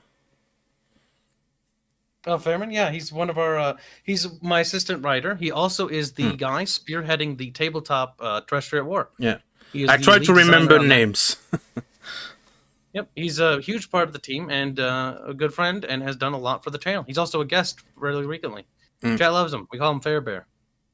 Yeah, I think he's in your very much secluded bickering Butch stream that you do with friends, and apparently not me, because I asked to play Total War with you and you said no, and I'm still sad about that. Total War. Hold on. You shouldn't be sad about it. You should have better taste. Yeah, no. Because if you ask me to play a game that's fun, I'll say yes. Oh, man. Maybe have you thought about that? Here, I'll give you some suggestions. We could do Deep Rock Galactic. I know Fairman would love you. No, that. I was just joking because you said that you may be joking, but I'm not. Well, I'm serious. I'm all for playing with you guys because you are very, very fun, and this is the only thing I was interested in. I like Kibs. I like the people you play with. It would be fun to play with them. But yeah, I understand that you have to be kind of strict with the people you invite. And by the way, I remember. Hold on. Yeah. Hold on. No, there's I have to be strict. The only strict thing I'm strict with is microphone quality. If you have a shitty mic, you can't come on stream. I let guests on all the time. People from our Discord community, like McSquizzy and Teddy, people who are not necessarily part of the Bickering Bunch guest roster, can come on. You too can come on, and I'll even give you a custom avatar. Give me a date, give me a time, and we can set this bad boy up. Well, with great pleasure, man. I'm all for it. I will be a good boy, and I will be the best simp you was ever simp ever. Oh, don't worry, we'll bully the crap out of you. You won't want to simp after that. No, but the thing is, this is something I wanted to talk with you about. Is you have a friend list of people you trust, and you know that they won't be problematic on stream. As you said, they have good mic quality. They can speak at least decent English, and you don't want trouble on your stream. And this is something that I was wondering. Was it something that was a very hard decision to make, or did you make that decision very quickly? to be like a bit of a gatekeeper? Oh, so when it comes to gatekeeping the streams, I actually really don't like for the Bickering Bunch streams, like with the regular ones. Yes, I do. We do want the certain guests on because I want the highlight to be on those guests. But for community events, which I haven't had time to stream because I'm so busy right now. But if you ever listen to any of our community events, there's like 70 people in them, and that's just because we're just playing with the community. Which one are Anybody they? can come Because I don't always watch your stream because I don't always have the time, to be honest. The games that are often like community events, we did Foxhole, PlanetSide, Team Fortress 2, Unreal Tournament 2004, basically big community brawling games. You know? So I don't think I've seen this one. I've mostly watched sometimes like maybe 30 minutes or 40 minutes tops when you play a game. For example, you played Prototype recently, which I was quite happy because it was a game I was very much fond of. The first one, the second one was okay, but yeah, I kind of agree with you on that. It doesn't have the better gameplay, but lacks the atmosphere and the story department. Yeah, and the character for me lacked charisma so much. Alex Mercer was a very damn charismatic character. Like the end when he said, "I am the virus." Like you didn't know you played the villain for the whole game, and the more you play, you're more like, "Am I the bad guy?" I'm committing horrible atrocities. Am I really doing the right thing here? Yeah. Yeah.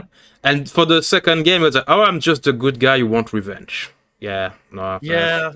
It just wasn't the same. Better gameplay, more polished and refined tight controls, but the story kind of dropped the ball for me too, because it wasn't that sort of dark grit. It was more like comedic because he's doing like cheesy one-liners, and don't get me wrong, they're funny, but it's not what I was expecting. Yeah, and also I think they nerf Alex Mercer way too much. Like he's supposed to be like the king virus. He was supposed to kill everything and everyone with a flick of his finger.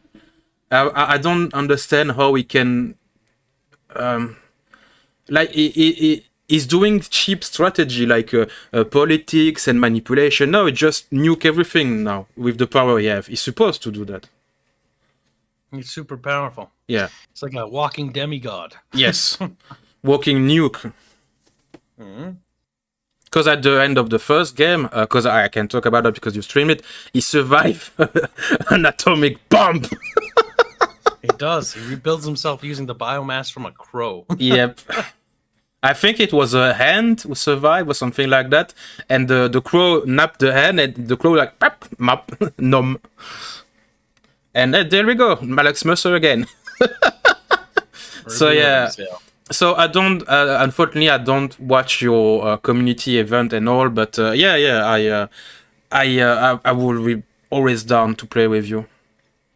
Well, good. That means that we've nailed down your interest. Now we just gotta work out a time date. Well, always more or less. The trickiest part. No. For me, I'm very much available. I don't have the problem you have of having a very tight schedule because you have the regular stream you do that it's a necessity. It's your job now, more or less.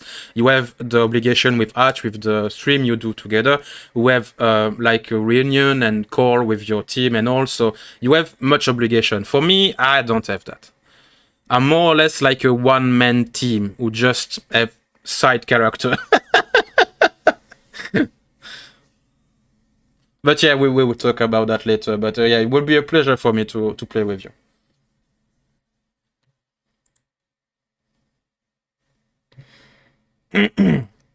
What question I have for you still in stock? He's like, I'm running out of questions. No. I have one, but it's a cheesy one, and I'm not sure. I'm asking myself, why did I keep that? Why did I keep that? Asked. Listen, I've been asked worse questions about what was it? The how do Astrians have sex or something like that? And I was like, why are you like? Are you just horny? Like, yeah. How else do you think? Yeah, and I will not ask that one because it was also for Magog, and for you, I know already this question. Like, what was the drive and push for creating your own stuff? And for you, it's just, yeah, I was a kid and I love stuff and I wanted to do the same stuff. So yeah, next question. Yeah. I wanted to have my own Star Wars. Like I've seen those things, and I'm sure you can say the same. Like you see so many cool fantasy settings, and you're like, God, these are so awesome. I want to make my own. with Yes. all your preferences, all the things you're focused on, and that was the big push. I think for a lot of creatives out there, it's like, oh man, I really like Star Wars, but I really wish they did this differently. It's like, Yes, wait, it's if I exactly make my that. own, I can had do that it with Warhammer and Magic the Gathering. The Mhm. principal one was these two. And for that point, I build everything up and I insert more like, yeah, Warhammer is nice, but sometimes they just stop before things get really interesting. For example, the how to say that, the Vampiric War, for example, when Vlad von Carstein, no, Vlad von Carstein almost wiped out the Empire, and he lost because of a stupid thing with another vampire he created, Manfred. And if he won, it would be, to me, almost more interesting. So I died the Grimdark to 11 and I won with that, more or less. Pretty cool. Yeah, this one is interesting. This is a very interesting question because you have other member of your team on the chat. And hello, Crow, nice to see you. I will give you also the wrench because I know you're a good boy. So yeah, your project is kept alive by donation now and the dedication of your fan base. How do you manage to separate the gratitude you feel towards your fan and the creative process? Because it can be very easy to fall in the trap of let's keep the fan happy instead of creating the stuff I want. So how do you manage that, and was it hard for you to walk that thin line? In terms of like trying to make them happiest and put what they want in the game, or Yeah, more or less. Like so sometimes, for example, manga or anime, they go way too far with the fan service. Yeah. So it's not actually difficult for me. I came up with an easy solution. There was a bunch of people that donated because they wanted a beach art of the girls, and I'm like, okay, there's nothing wrong with that. We can do that. That's simple. It's not canon. This is how I wrote it. It's just like a sort of fan thing for them to have, where they're wearing like bikinis and stuff on a beach, having a good time. That's for them to have. And you know what? You got to make something for them, and then you make what you want for you. One for them, one for me, kind of mentality. That was pretty easy, so I never had an issue with that. So if like they want fan servicey things, they want stuff like that, I'll definitely make room for that if there's a demand for it. But I'm not going to put it into the game as a canon piece. If I ever introduce it into the game, it will be as a bonus art piece that you unlock through just simply playing the game. I intend to do that with all bonus art as unlockables. So you are definitely not afraid of maybe disappointing your audience.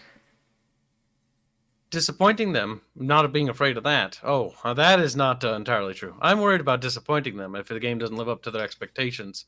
But I'm confident that my game will definitely be something that they're always going to, something that they're actually going to really like, more or less. I'm just worried about, more or less, if people understand what it is we're making, if that makes sense. Because a lot of people don't actually know what we're making, and that's the biggest issue. That's why I focus so much resources on getting that combat prototype done.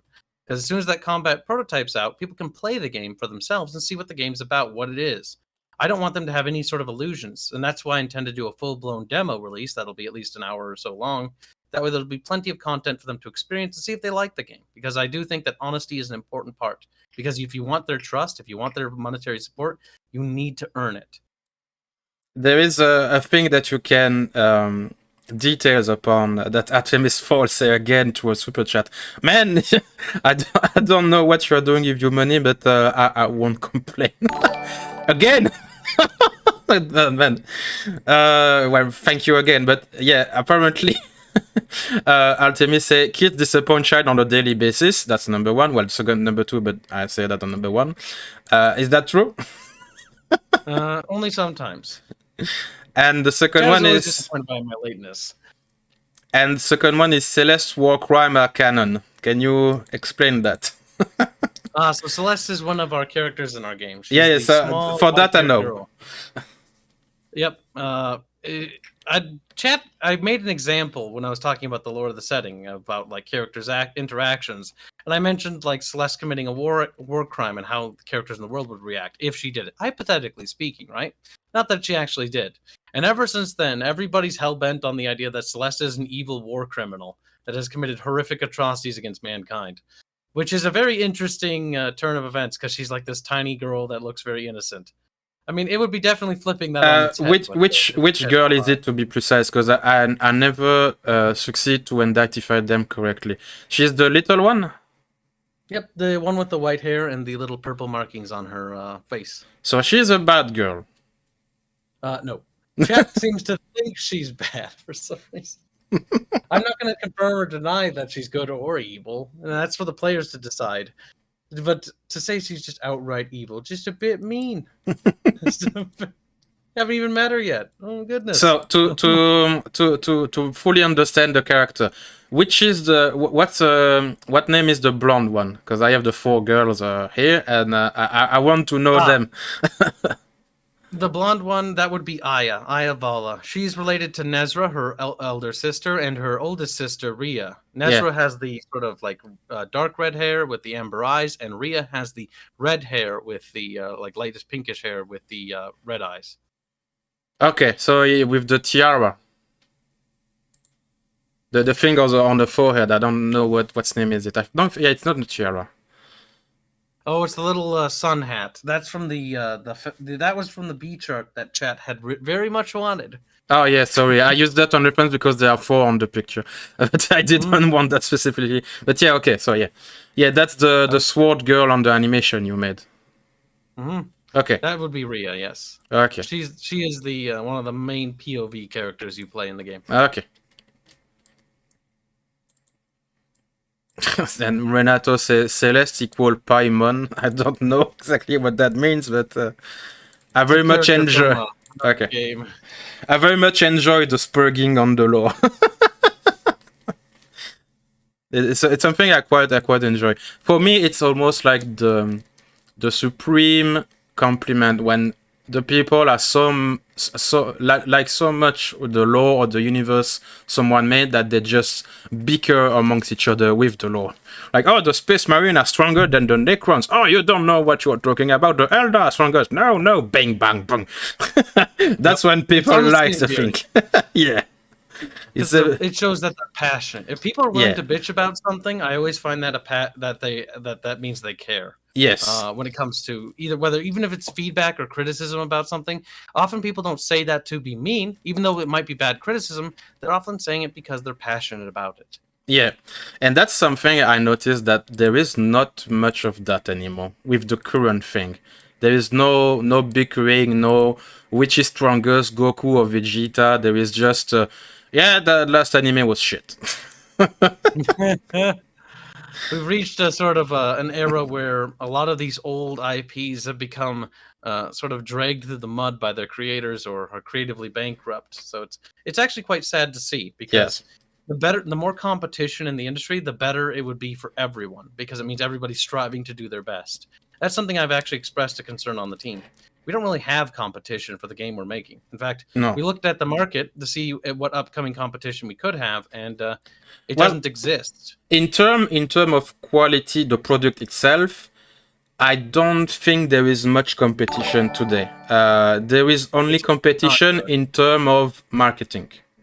Like the other IP, the other IP takes so much place and so much space in the minds of people that they don't know anything else exists, or they don't even want to know. So in terms of quality, yeah, of course, the thing that indie creators make are so much superior, but it's the journalist and marketing war which is the hardest to fight.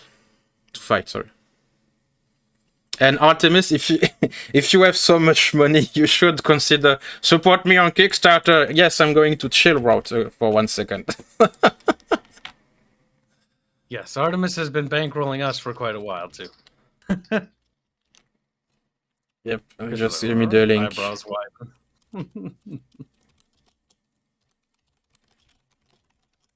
But He's a good guy. seriously, Artemis, if you are interested in supporting me, yeah, the best way is to keep an eye on the Kickstarter, and I'm saying that to everyone, and not just because you give me money, because I don't know how to react to that, because I'm just a small Belgian boy, and I'm not used to that, and I have big dream with my project. This is why as soon as I interviewed Arch Warhammer, I directly said to him after the live, do you think that Kibs would be interested in talking to me? Because I know that he's doing a project and all, and he's very nice, and I think we should get along fine regarding what he said about the art industry and everything. And he said, yes, sure, hit him up with a DM, and here we go. I just wanted to simp a bit for my favorite YouTuber, Arch, because yes, I just love what he's doing with Warhammer and his lore video. It's just amazing. It's I think all of his lore video are, yeah, maybe 3 or 4 times each video, every single one. I watch them. Because he's doing so good with the narrating bit, and I'm not surprised that you picked him for doing the voice acting, like narration or voice or something. I don't know what you are preparing with him, but yeah, the voice acting he's doing is amazing. I can tell you. We brought on Arch not only because it honestly should have happened a lot sooner, because we're helping each other with each other's projects, and we've been close friends for a very long time. And I'm surprised it took as long as it did to happen. But he's going to be helping with the voice acting. He'll be doing a lot of voice work with some narration and stuff of that nature.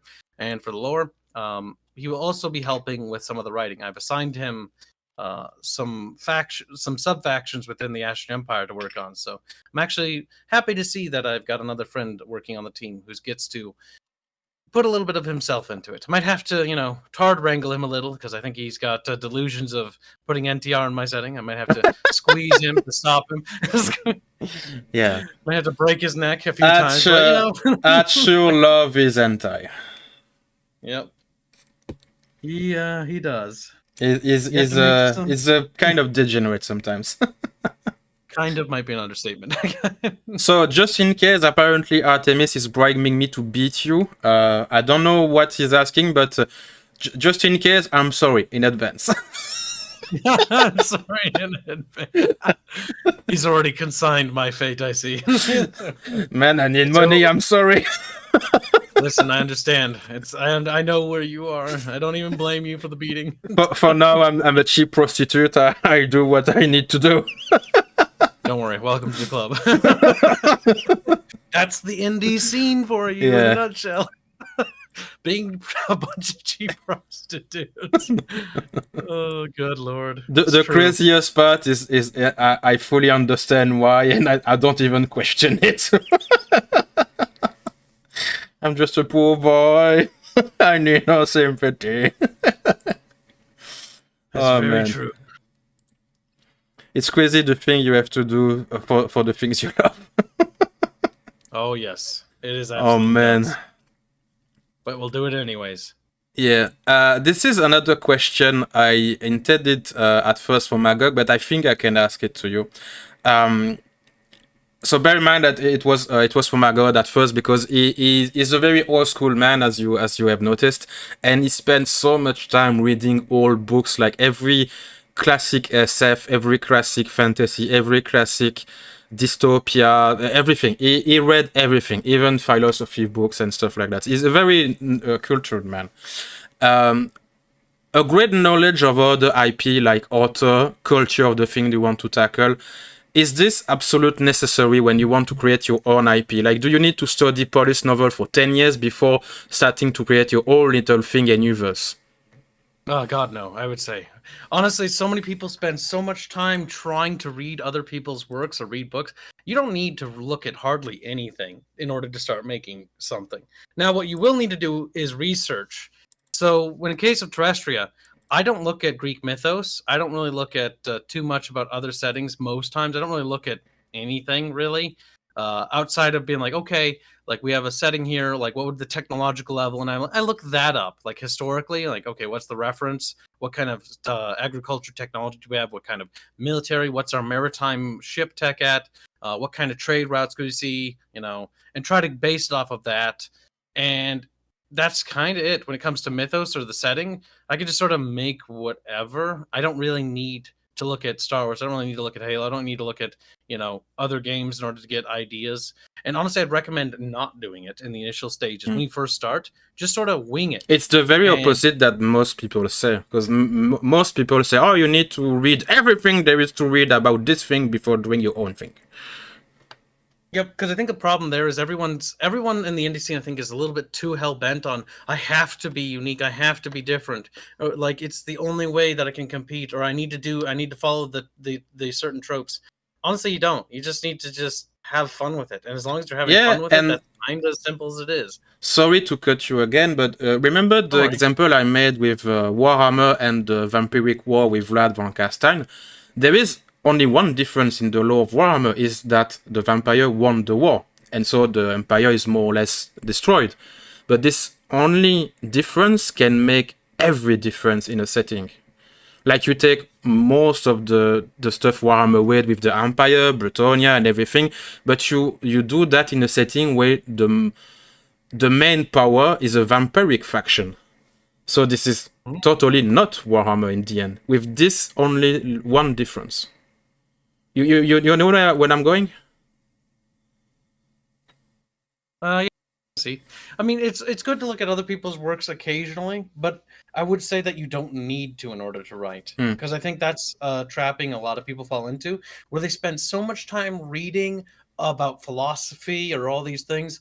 The world's too complicated to be put down into a single idea, in my opinion. And for our setting specifically, it isn't a single idea. It's an epic with a multitude of like characters with their own arcs, with their own like motifs and all that. There's no such thing as like, oh, like I could sum up Terrestria as like, it's about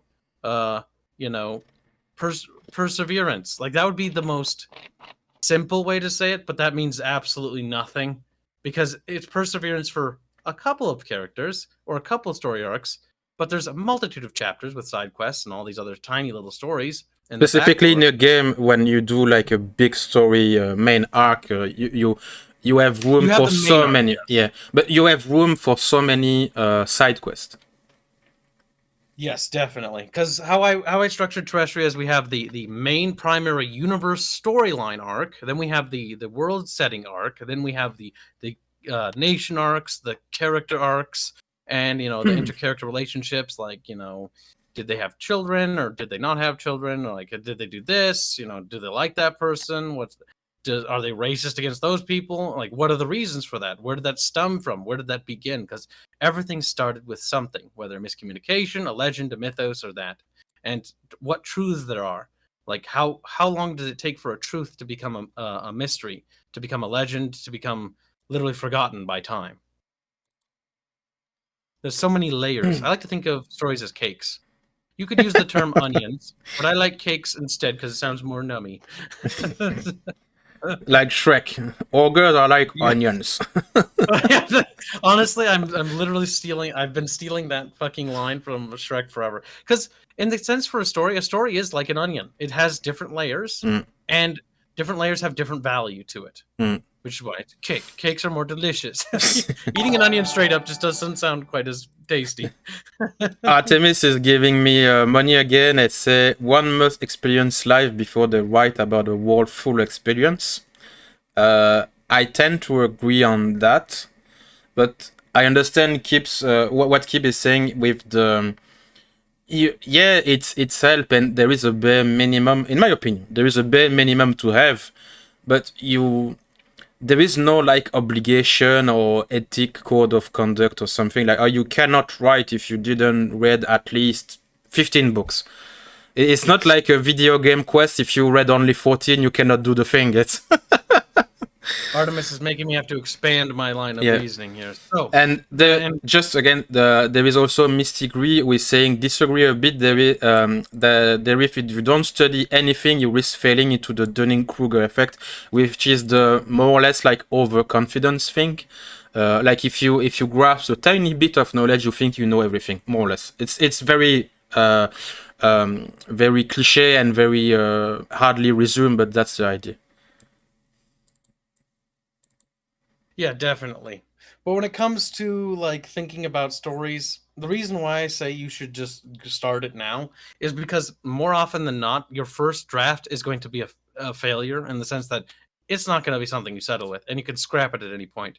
You can research and do two things at the same time. You can do a multitude of things, but a lot of people I see often fall into the trap of, well, I'm just going to research more, I'm going to practice more. And that's fine. You should do that, but you shouldn't be sitting around doing nothing. You should be starting now, sooner than later, because God only knows how long it's going to take you to get that done. Yeah. As somebody's worked on this for over a decade, like this is something that I'm glad I started as a child, even though I failed so many times. Because often those failures, I learned far more than I ever did reading. Yeah, it's like what Magog explained. Failing is not a failing until you stop getting up. Mm-hmm. Very true. And I had the similar experience, but not with my setting itself. It was just that I wrote for so long, and at one point I said, "Yeah, I will try to do that for a living, more or less."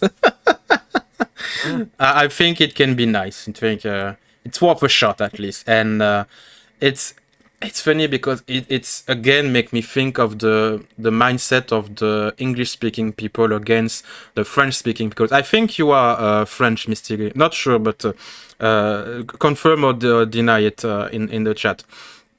But most French people tend to go on the safe route for project and life path and something like that. And English-speaking people are, yeah, you should maybe consider having your own business and enterprise and project and all of that. English-speaking people like to take risk, and I think it's something beautiful, to be honest. Yeah. If you fail, at least you tried. And you can get up and try again if it's something important for you. Yep. I think the biggest thing to say on that too is you might not find that you actually are a creative type or that you want to make those things, but if you don't try, you're going to beat yourself up over it down the road. You're like, God, I kind of wish I had tried. Versus, you tried, you had that experience, and it maybe wasn't for you, but at least you tried it, so you learned for certain. Yep. And Artemis say again, super chat, go watch Stargate SG-1 and compare it to anything today and see how writing without board experience will get you a post-simulacrum, a pale imitation. That's how you get experience, though. You need to start sooner than later. You take from your life experiences, because everyone has them. Everyone has different stories to tell, and you can learn from either reading or watching stories on other things, movies or games. And pretty much any hobby you do today, you can take that as an experience from something. Whether it was, getting interested in Warhammer miniatures, whether it was playing video games, which was my core inspiration, or it was movies or comic books, or hell, even just going on fishing trips. Maybe you could come up with something about that, because there's actually so many dynamics to think of. The sky is truly not the limit. In fact, you can just go out into the depths of the void, honestly. Like, you can write about anything, and there will be somebody who will read it. And that's the most interesting thing, right? Especially since most of us geeks today, and when I say geeks, it's like video game, anime, everything nerd related. For example, the true eureka moment when you found something that changed your life was, I think, Full Metal Alchemist. Correct? When it came to anime, actually, so when it didn't really change my life per se, but when I watched the anime, it was a revelation.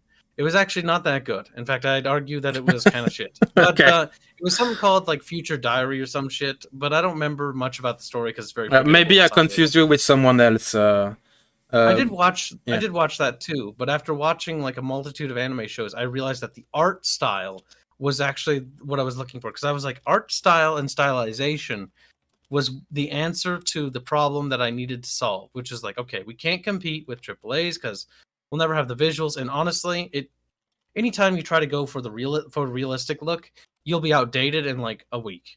Somebody will have done it better, or will have some new like ray tracing effect or some physics, like liquid effect. Like, nobody gives a shit about what the visuals are. Yeah, and Most people remember the games that are fun. I hate video game company that focus on visual all the time. Like, okay, it's nice. Okay, I get it, and it's enjoyable. But what about the gameplay? What about the stability? I want to sidetrack a bit about that because I started to play Cyberpunk recently, which is very more enjoyable than I thought it would be. I have quite a good time with the game, to be honest. But I know that there was so much stuff that was fixed and changed, and so it's not actually the same game that came out at the release date. But whatever. The thing with Cyberpunk is it's a very beautiful game if you go full autistic on the settings, at least the visual one.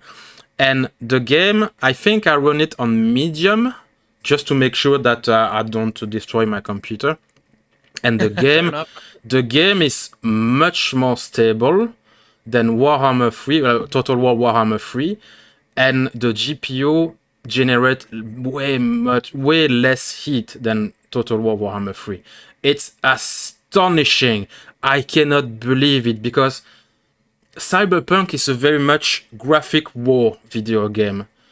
Total War is not. The Total War Warhammer. And the Cyberpunk is way better regarding the spec and the stability and everything. So I just cannot today with the game like Warhammer, Total War Warhammer, who say, oh, look, the animation on the battle and everything.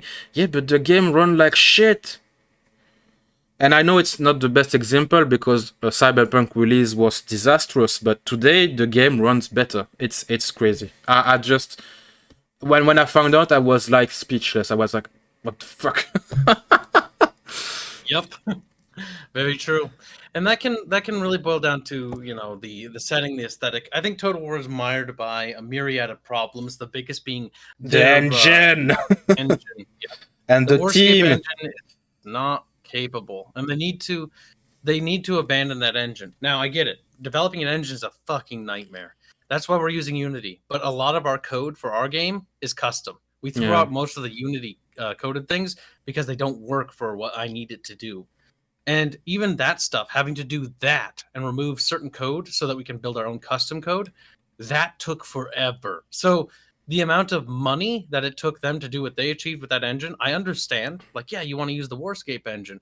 But at the same time, there comes a point when you need to cut your losses and it's time to move on to a new engine because the investment's going to fix a lot of the issues that the game has. Yeah. The problem is a lot of people are just okay and they'll just consume the product. For I think the issue is the consumers for once.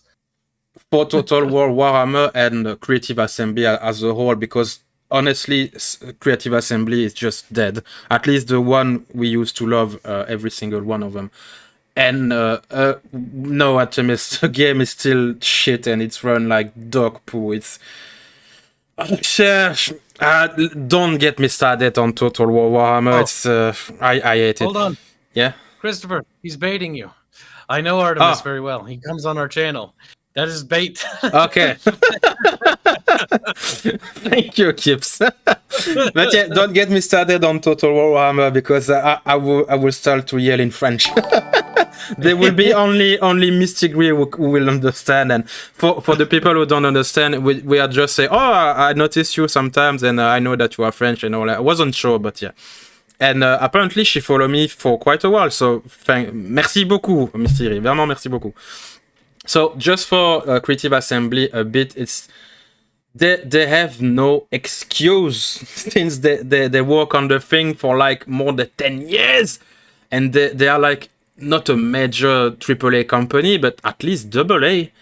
And they got so much money for the first two games and all the single DLC. If you want to buy everything, it's $500. Yep. The issue again is that they tested this and Arch kind of pegged it on the head first time. Like, if people are willing to pay for it, you know, they're willing to do it. It's I've said this before about artists and talking to artists. Like, an artist's value is as high as people are willing to pay for that artist, even if you don't like that art. Because there's certain artists on Twitter and other places where I'm like I've asked them about the prices and like 120, and I'm like, oh, that your art is not $120, not to me at least. But that's fine. If you want to charge that, that's fine. If people are willing to pay for that, there's nothing wrong with that. because your art has that value to someone, and that is all that matters. But that's the issue with Total War. Total War has that same mentality. People value that DLC. Paradox, other companies with the DLC policies like this. People value it as that, and because there are people willing to pay for it, well, then that's the issue. And so it really boils down to whether a company like this is going to fuck up. Because if they fuck up bad enough, then that's good. Because what happens often is people start to criticize them for all the things they've been doing because they're not willing to be lenient. You can make a fantastic game. I could make Legends of Terrestrial, make it a most amazing RPG, and put a horrific expansion pack policy into it, and I'd probably make a killing. But the minute the game drops to mediocrity or is like kind of okay, people are gonna look at that expansion pass and be like, no thanks. No.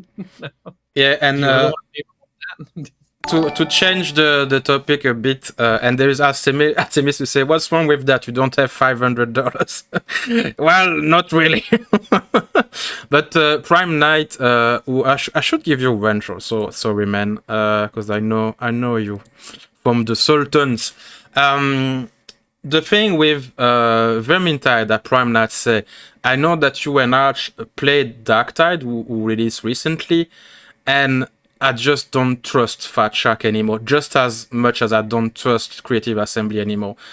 Darktide is just Vermintide with 40k skin, to me. There is a bit of idea here and there, but no, I don't fall for that. I don't trust them. The game is boring as fuck. I very much prefer to wait for the Starship Troopers Horde game. Oh yeah. Oh wait, board game. Horde. Oh okay. I'm interested. No. Board game, Starship Troopers, but yeah. The Starship Troopers Extermination, yeah, because Extermination may not have the visual fidelity that Darktide has, but gameplay-wise, it's such an innovation of the genre. Yeah, because you have XP for doing things, not just doing the run, and like, the goal is the game is to play the game less. I never got over that. Oh, yes. Man, I no. Hello, Rosa. Kibs isn't there to break my record, is it? So, sidetrack a bit, because Rosa is here. I almost want to invite her. Did you know, Kibs, that Rosa broke your record? I do. I told her that I'm going to snap her noodle. It's over for her. Spicy Noodle needs to know her place. She's getting a little uppity. Oh, man. And yeah, Rosa, seriously, if you want to hop in and say hi and everything, yeah, I will give you an invite. If you are okay with it, Kibs, because apparently you have a bit of a scuffle with her. Oh, we're not actually fighting. I consider Rosa to be a good friend. Yeah, because you know that she would break your neck. Yeah. Listen, it is what it is. Okay? I wouldn't be able to join. I'm in the shower. That's no excuse. Jesus Christ! Okay, guess must have a waterproof phone.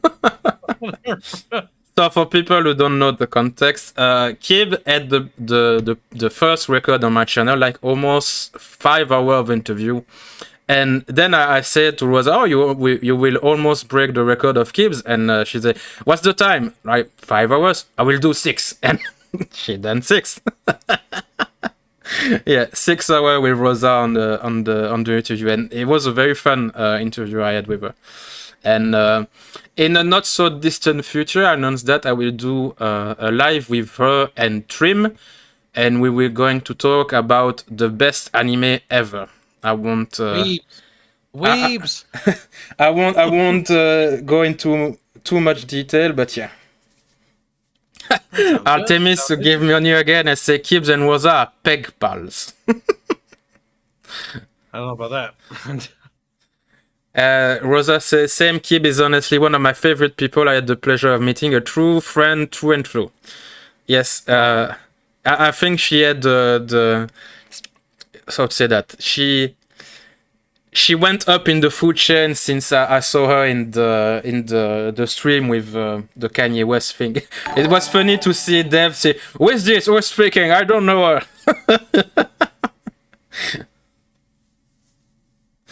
It was funny. Funny Dev. Big softy. But yeah, Rosa have many things to talk about, and she's a very experienced girl. I very much enjoy speaking to her. It was very funny because now I'm almost going the VTuber route because of her. She's corrupting you. Yes, yes. This is a topic we went on with Trim speaking about what is actually a VTuber, and he was keeping to say something like, "You are a VTuber, you are a weeb," and no, I'm not a weeb. It's yes, you watch clip of VTuber now, and that's because of Rosa. Weeb, knew it. I don't think honestly I'm a weeb, but yes, I enjoy Japan culture thing. It's okay. I'm okay to sushi. It's good. But what's your favorite anime, by the way? Favorite. Honestly, the one I saw that impressed me the most with the story was I think Full Metal Alchemist Brotherhood, just because it had that fantasy epic vibe. The other ones, like I've seen some that are pretty good, but they're like one-shot stories, like they're like a season and then done with. I can't remember their names. I don't speak Japanese, sadly. But I find some of the media to be good. The ones that normally fail in the West, or not the West, sorry, the East, and that come over here to succeed are normally like the better ones because they're more for a Western audience. I think it's not really an anime, but the Japanese story I like the most from Japan was actually a game called Near Gestalt, and I love the Western adaptation far more than the Eastern because I don't know, it speaks to me a little bit better. It's about the father trying to save his daughter, and I like the whole story of that and the whole subversion plot. Not going to spoil anything. That's one of my favorites. Artemis usait beaucoup no pico. Unfortunately, I know what it is. When I first met Arch enlightened to me with what the fuck that was. He's like, Boku no Pico. I'm like, that sounds stupid. And then I looked at him, that sounds horrific. and Silence Pavlov say, Bap, bird Artemis. And he say again, Kibs has two VTuber model being made for him. Is that true? Yes, and that is because of Artemis. He has gone out of his way to commission 2 models for me, and I can't really say no to that. Plus, I kind of who is this person? Is like a rich Nigerian prince or something.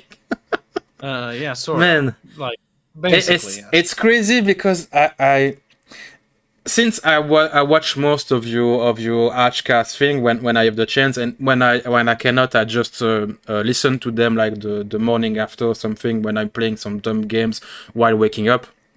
And I think there is also like 2 or 3 other people who keep giving super chat to Arch every single time. I think it's Black 17 or something like that. Black 1917. Yeah.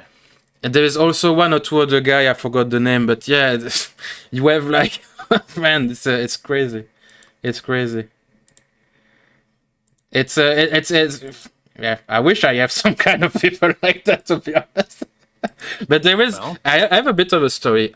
For my previous Kickstarter, it's not a Kickstarter, it's a French version of a Kickstarter. So I won't give you the name because it's a bit cringe. But I almost failed at it, and some guy gave me 900 euros to succeed, and I was like, oh my god. And since then, I'm always worshipping him when I see him. Thank you. It's crazy because there is some people who give like $50,000 or something on stupid video phone game. They are the whales on on these kinds of games, and there is no recognition. There is never a word or anything said to them like thank you for keeping the game alive or the project going or everything. And when there is like small creator like me or other guys who receive like €2 or $2, something like, oh thank you, I don't know how to respond to that, I'm not used to that. The recognition and the support we have as a small creator is so much more appreciated, so much more, which is why I will never understand why there is some people who just keep giving money to like effort on Twitch or the top stream or the pool stream. I don't know what's the name. It's the word is going insane to me. Yep. I mean, think about it this way: if people are willing to spend money on them, then surely people will be willing to spend money on us. They have the right, of course. I don't really get bothered over people making muns on their stuff because it's not really my concern. Like normally when I think about content creation, I'm like, there's my channel and nothing else really matters, except that was like a policy I had for the longest time until I started doing more collaborations with external people. And then it's like, okay, like the only people I acknowledge are the people I interact with in my sphere of interactions. And people outside of that sphere, I hope them the best, but I don't really spend a penny thinking about them, if that makes sense. I got too much stuff on my plate as is. Yeah, and I was responding to Crazy Templar. If you want to check the French website, which is kind of like a Kickstarter, is a website called Ulule. I will give you the link. And it's, I will also give the fourth book project funding I made, if you want to check just for fun. And I managed to get 3,700 euros for a goal of 3,500. So I succeeded, and yeah, it was thanks to one generous rich guy, to be honest. Well, that's awesome to hear that you made your goal. Yeah. Yes, there is still like a bit of a sting, something like, oh, I failed, but I succeed thanks to an help or a golden ticket thing. But yeah, it's in the end, I still succeeded, so I think that's the most important. Because I just want to product my thing. I don't want, to eat at a fancy restaurant every day. There is not, I don't want to buy a new car or something. I just want to keep doing the things I love, which is art, to be honest. A bit cheesy, I know, but that's the truth.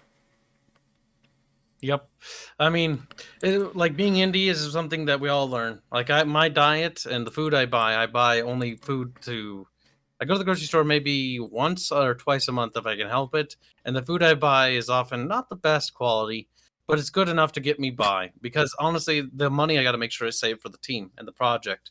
And so I understand. Like, of course, we got to prioritize them. Some days the only food I have is a can of like cabbage or something.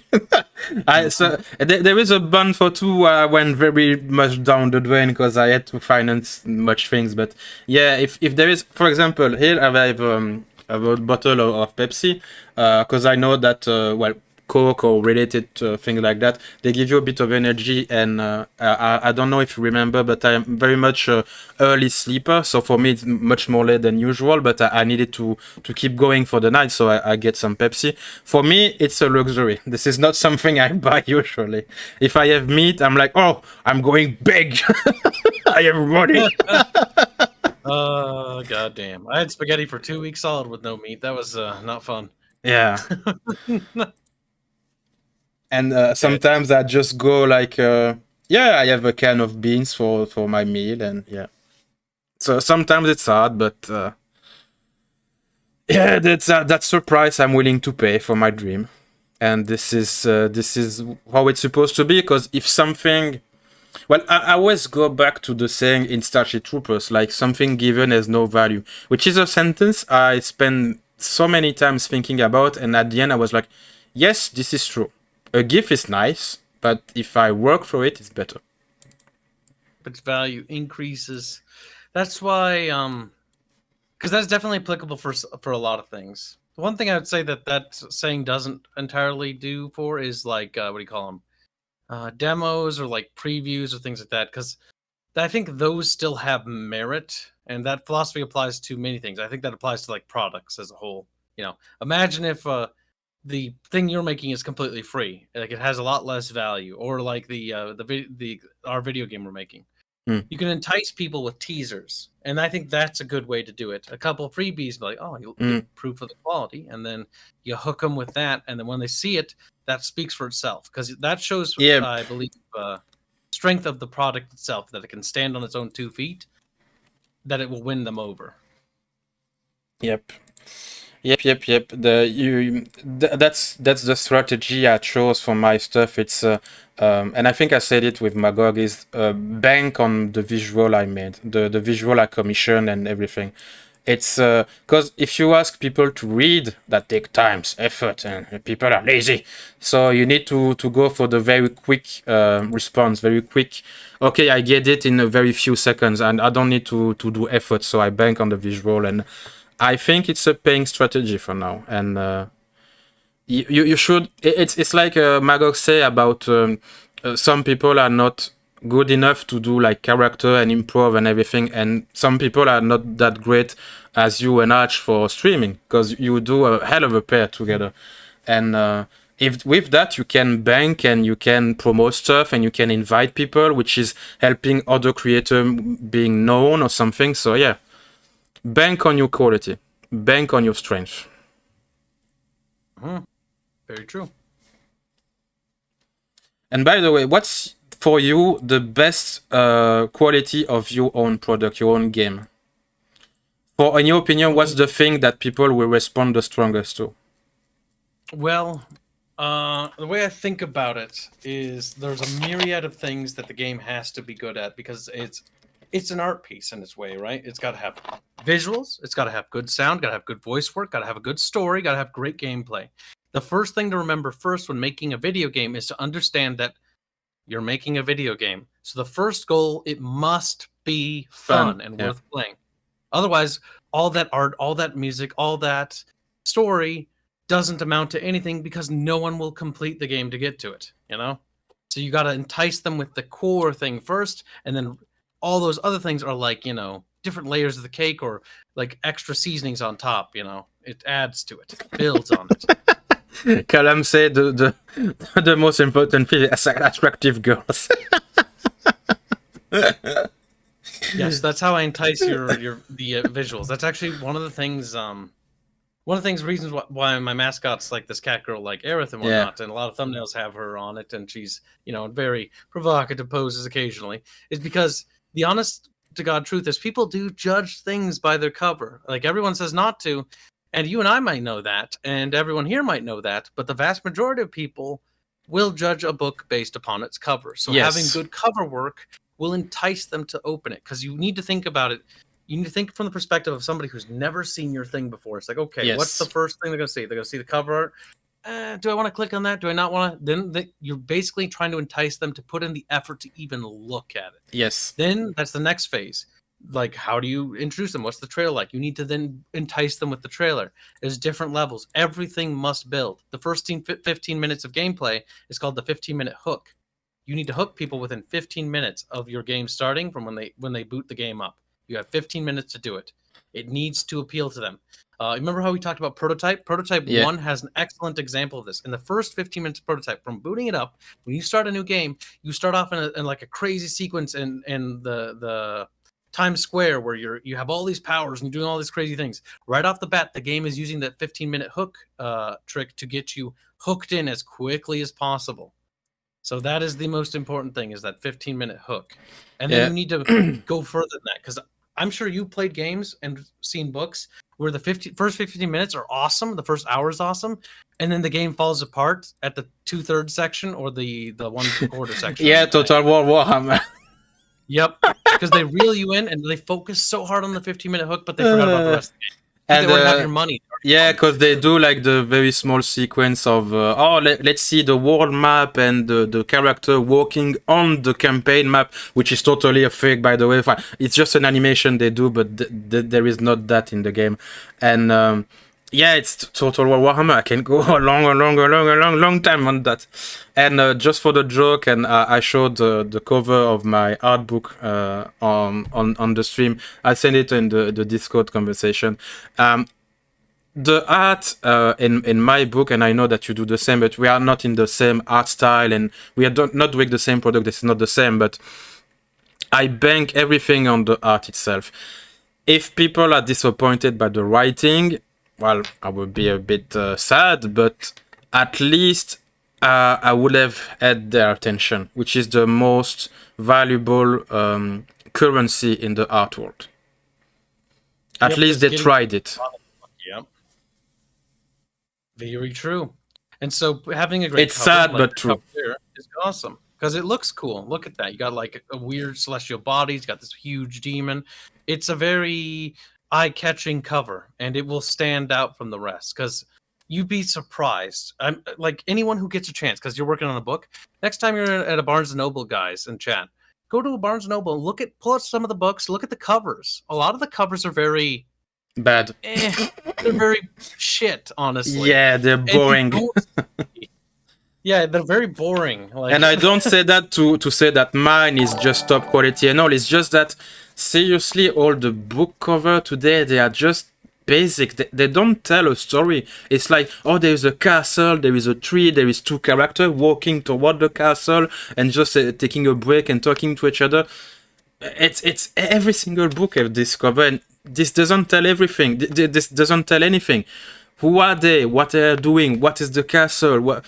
Why are they going to the castle? Why are they not inside it?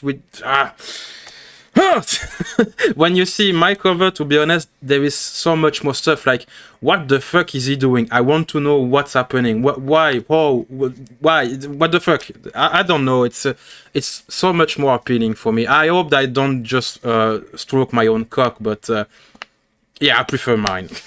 I prefer mine, definitely.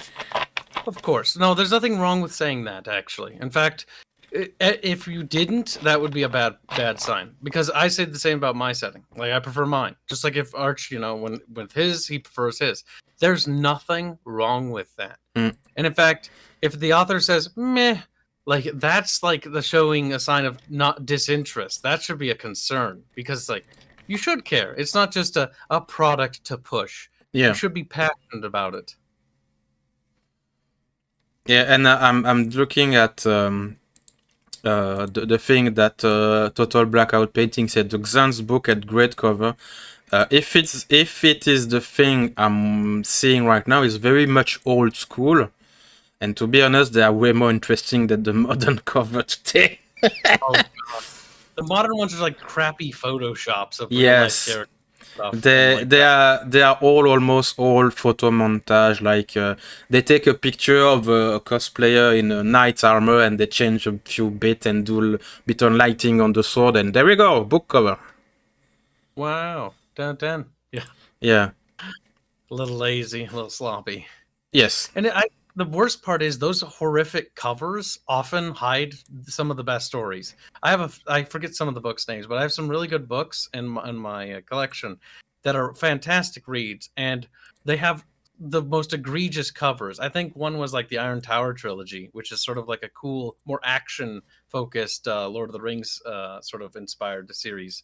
And they had these fantastic covers for the originals that were done by this phenomenal artist.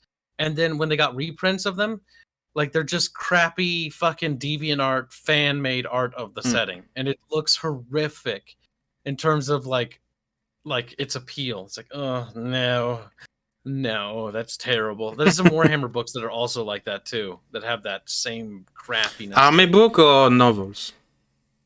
Novels. Some of them have like crappy CG characters that look really uncanny, and it's like, oh. I bet it's Age of Sigmar. Actually, it's before that. I can tell you that much. It's some of the old stuff, early. Because I see a bit now. No, not that.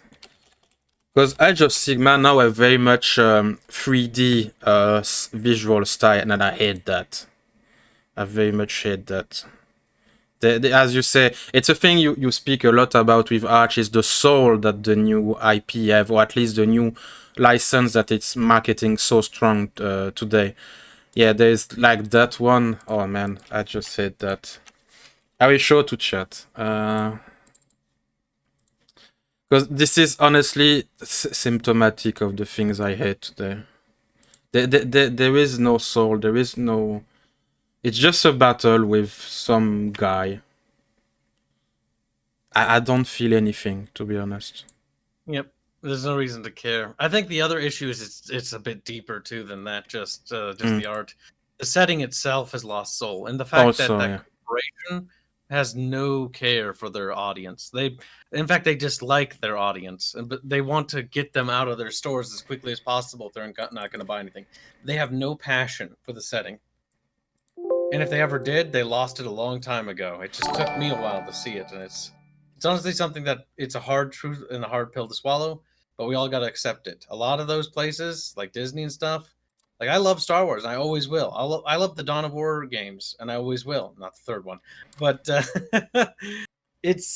But I'm not going to consume any more of their new products. Yeah, and I'm very glad that you prefer the first Dawn of War, because I know Arch prefer the second one, and I bought it recently to play with my friends because the campaign are nice, but the battle themselves. The campaign cooperatively for Dawn of War 2 is fun. But, yeah. Dawn of War 2's multiplayer is boring. So chat, here is the cover art. I think it's for a game or something. I don't know. But for me, this kind of art has no soul. It's you see that and you go like, meh. There's like 10 like that. Why should I care about this one? Because the thing is, and not to just dissuade or to demean the artist anyway, because his skill level is fantastic. Yes. But it goes to show you that despite the artist, his or her skills, it wasn't enough to save the Warhammer brand, because the Warhammer brand itself has no soul. No, not anymore. That's sad, but this one is a bit better. Normally you can see what I'm showing because I shared my screen on the Discord thing. Like I'm streaming on Discord for you, and I'm streaming to the chat on Streamlabs. And so this is like, I think, a Gotrek novel in Age of Sigmar, because yes, Gotrek survived and is back in Warhammer, but in Age of Sigmar. It's a very much trademark cover of Gotrek and Felix, even though Felix is not there anymore. This is a bit more interesting for me because you see an elf, you see them fighting goblins, you see them in a cave with like a moon, the crooked moon shining on them. You say, oh, this is something, this is a story. What's its tell? What's happening there? It's a bit more interesting for me. Oh, definitely. And the scene composition is stronger here. The other one's like a big, giant, like battle piece that's going onwards, and that's whatever. This one, you can see a little bit more character and soul because the characters are having like expressions and you can read them. That's one of the problems with face plates on soldiers. It's very difficult to I know read you their hate that. Oh, one of my artists that does the armor working loves face plates, and that's like it's a constant battle. It's like we can have some face plates, but like I want their faces seen. Yes. And I'm almost not surprised because this is a Gotrek book. So, of course, Gotrek has still some weight to it. But Warhammer itself, I'm just past trying to hope for something. Oh, there's another which is not bad. This one is interesting. So there is some stuff you can find, but I'm searching and scouring to tens and dozens of book cover, which is not interesting. And sometimes, oh, this one can be salvageable. This one is not bad for me. What's your opinion on this one? This piece? Oh, there. I can see it a little bit bigger now. I had to make it bigger. That one's okay. It looks a little weird. The color and the tone of color is a bit weird. The style too is not something that particularly speaks to me, but that might just be a personal taste thing. Yeah, but do you get the idea what I'm saying about this cover tell a story? Yep, it conveys one. You got two characters moving through a graveyard. One is holding up a torch, and they look like they're combat ready, weapons drawn. Like something, there's danger, something's wrong, something's going on here. And so it entices me to be like, okay, like what's happening here? So like, why it's going to be about the undead. Yeah.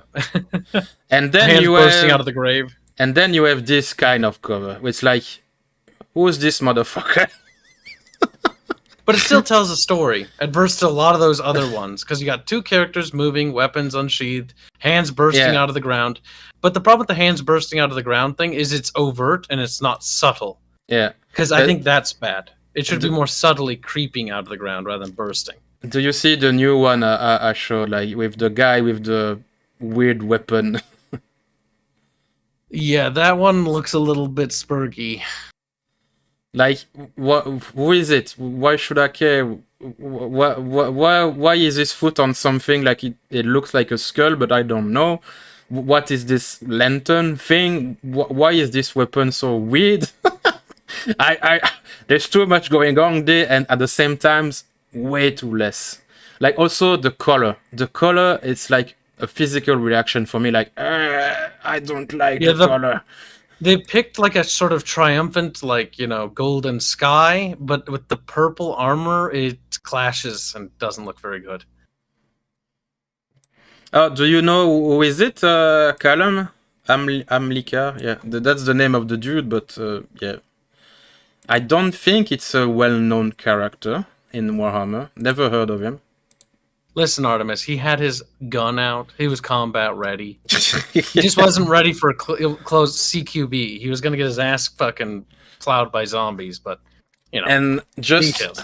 Just to finish up with the Age of Sigmar, why I hate it so much.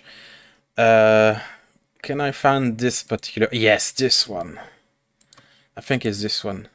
Too little. Because this one I hate it so much. And it's related to the Lizardman, and I much love the Lizardman.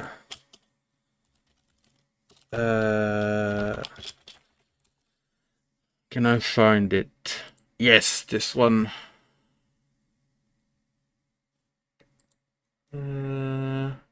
Better quality. Fuck.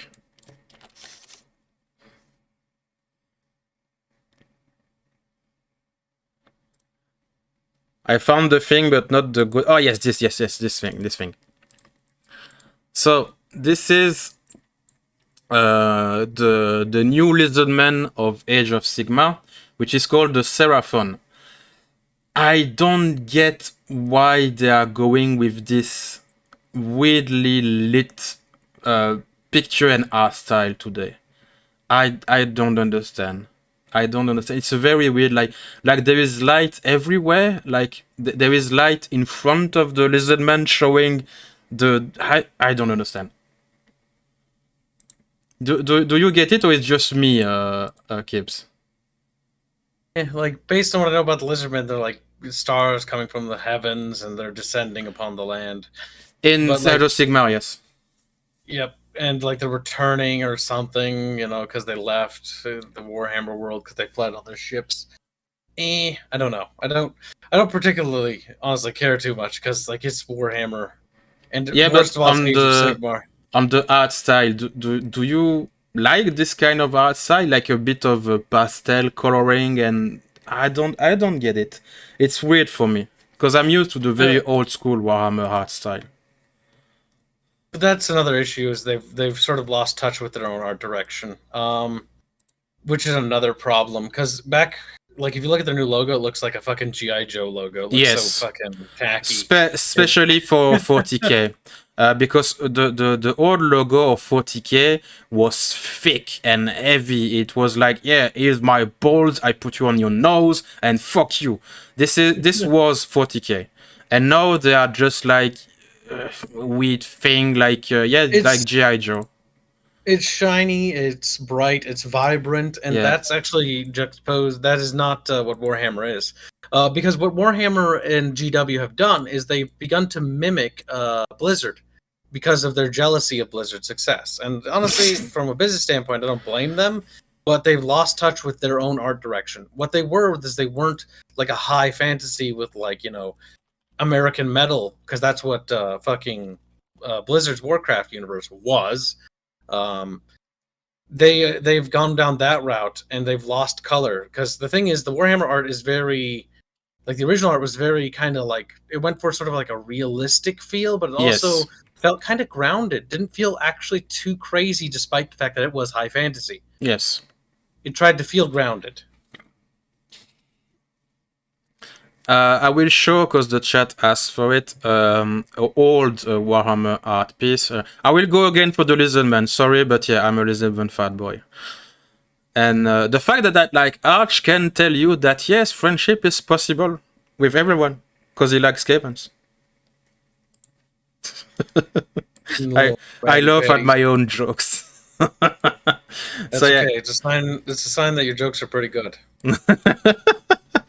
So this is one of the not so old Warhammer style, but yeah, this is like gritty. This is like, yeah, this is a monster lizard waking up from a swamp, and yeah, you can feel the strength and the power of the art style. This I like. This is good. And there is also the much older art style, which is almost always black and white. And there is one in particular that I love so much. Yeah, this one. And yeah,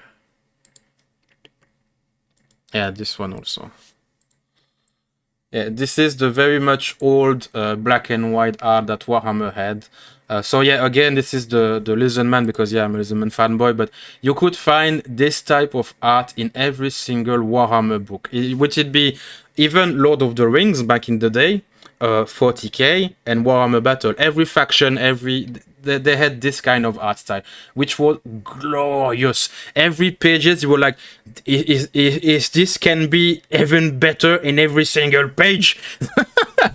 You pick up the book, you always want to buy every single thing Warhammer had, because you were so hyped and so pumped up. You're like, oh, Miami will be glorious, I will win every single game. And this is the kind of excitement you should have. If you look at this picture, you notice how there's energy in the character's emotion there. It feels like they're moving. It feels like there's strength and there's power behind that. That's an example of an artist that actually understands the weight and fluid of motion, and also the fact that you can feel that motion when it's like roaring and it's got that firm grip. You can feel the strength in that image. That is a good sign that the artist understands like that composition. It feels like the picture has motion to it. That's something that the old Warhammer has. Yeah. That the new Warhammer doesn't, because the new Warhammer actually lowered the bars for entry for the artists they let do art for them. Yeah. And I know that's going to suck to hear, but a lot of people I've seen some people Twitter like, oh yeah, I helped work on this Warhammer piece, and like, to not to be rude, but you didn't really have the skill set to pull it off though, because the issue is they need to raise the bar for entry. The problem with GW is because they don't give a shit about their setting anymore, they've lowered the bar so low that anybody can basically make them art now. There's no curation whatsoever, is what it feels like, as long as it's passably good. Yeah. And that shows for even the video games, because remember, even indie game studios or video game companies, they let anyone make video games for them if they can, get their bullshit royalties for each faction off. So that's why you have all sorts of horrific video games that are just absolute ass, because they're willing to settle for anything. They have no quality assurance, which is not good. No care for the setting. And No this is also an old Warhammer 40k art style, and I found even Gorgeous, older one, which is almost glorious, because this is so old. This last piece I show with the sword and thing and everything, the city taken by Chaos Marines and cultists, I think this piece is more than 20 years old. I think it's like 5th edition of Warhammer 40k. So yeah, this is very old art style, and this is what you got 20 years ago. So imagine what could be done today with the technology and everything. We spoke about that in with Trim on my podcast, like by the World of Art, when we cover old stuff. And we talk about the very old movie, which is called Beowulf, the animated movie, like 2007, I think. It was all animated, but 3D, like motion capture kind of stuff. It's still beautiful to this day. The movie still holds up to this day. So why can't we get even at least something akin to the level we had before. Because, yeah, you can see that this art piece is old and not everything is detailed and everything, but this is 20-year-old piece. Yeah. And the chat is going, oh, show this, show that, show this. Yeah, I know. I know. The thing is, that was the great appeal to me when I first got my Magog set, because my dad gifted it to me for one Christmas year. And I remember just getting the little art book, and the book had so much cool art in it. The setting was so appealing because the style of it was dark, but it was super, like, really detailed but gritty. And it had this sort of, like, punkish sort of, like, vibe to it. Yeah. And then they just completely lost touch with their setting because, for whatever rhyme or reason, the people in power, and this happens all the time, this happened to Blizzard too, where a lot of the people that cared about the setting either sold it and moved on, or, you know, died or left the project. And the new people that inherited the project didn't have any respect for it and were willing to do, you know, whatever it took to raise the profit margins to try to make it for the wider audience. Same thing has happened to Warhammer. Because Games Workshop doesn't care about the setting. In fact, they're trying to sell themselves off. Yeah, they try to get themselves out of the figurine market, which is heresy, plain heresy. And this, I will finish up with this art piece. This is the cover of the Orc and Goblin army book, which is definitely more than 20 years old. I think it's 21 or 22 years old. And to this day, for me, this is the best cover of the Greenskin ever had in Warhammer Fantasy. Like, there is so much going on in the thing. It's epic. Like, no cover of the Greenskin army book would top this one. For me, at least. Yep. And that would cost, you know, because that was probably almost traditional, probably art back then. That would cost you a lot of money. That'd be like, you know, $1,000. Yeah, 1,000. But I think you get what you pay for when you purchase something like that. And Games Workshop doesn't want to invest the money into it because they don't give a shit about the product. They just want you to buy their shit and shut the fuck up and get out. Yeah. And the latest one we got for the army book of the Greenskin is this one. And please, chat, tell me, which do you prefer? This is the old one. This is the new one. The latest one. So this one, I think, came out in 2014. So more than 10 years after this one. Which one do you prefer, Kibs, yourself? The old one or the new one? I would probably say the old one has a lot more to it. The newer one feels a little bit on the cheap side, like a little bit more low effort in the digital market side. You get what you pay for. Good artists, like, this is very high skill. I wouldn't mind using them. Yeah. If I had to pick between the two, I'd take the first one because the first one has so much more character in the orc itself, in his posture. Yeah, there's an action pose in the newer one, but just the pose itself of the other one, like, he looks rugged and strong. And just by standing, he looks imposing, adverse to the one even charging. I will do a poll like the chat ask. Chat asks, and the Christopher delivers. Yeah, this is the first time I do poll on my stream because I have people today. So I take profit in that. But yeah, I see a remark that for me this is the killing argument. The new one is empty. The art style for me is better because you have more detail. The shield, for example, for me is perfectly made. The arrow sticking into it, everything. But there is so much room for more stuff. For the old one, everything is taken. Everything has something in it. Like this, there are the corpses of Imperium, there is the pointy sticks, you have the mountain, we have the banner, you have the big orc with every fucking detail in it.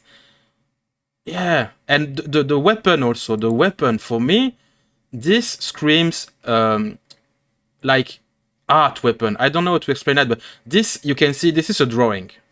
For this weapon, you see, oh, this looks real. I don't know how to explain that, but this feels for me more real. Like I could believe this is a real axe.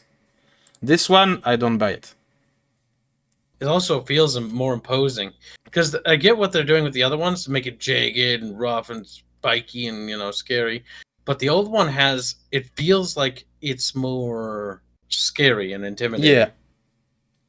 Because if you think about it, the orcs, when you study the thing seriously, the orcs are fucking scary. It's like an innumerable horde of angry little green thing, and some of them are really big with big weapon, and they don't have fear, they don't have pain, they don't feel pain. You will have not enough dudes to defend yourself. And the new one, for me, screams a dumb green guy. Yep, I'm green orc, bonky bonk. I'm way more. Yeah, go on. No, I mean, like, think about it.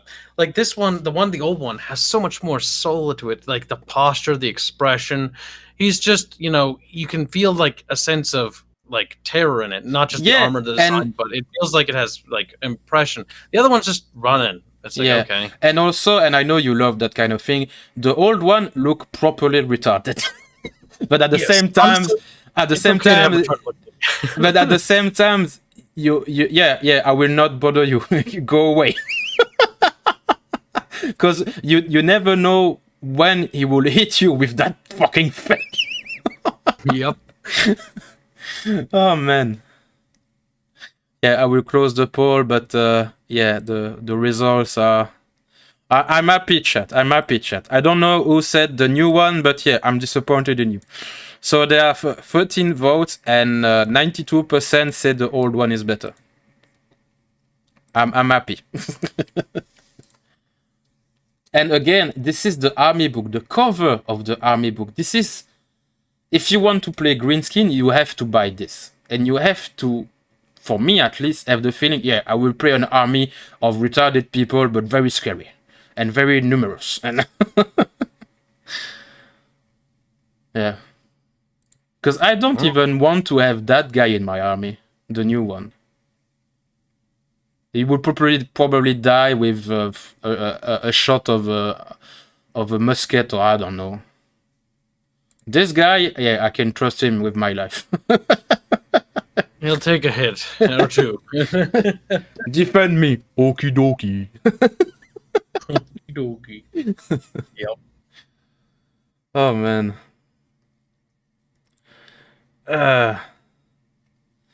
So, I have another question for you.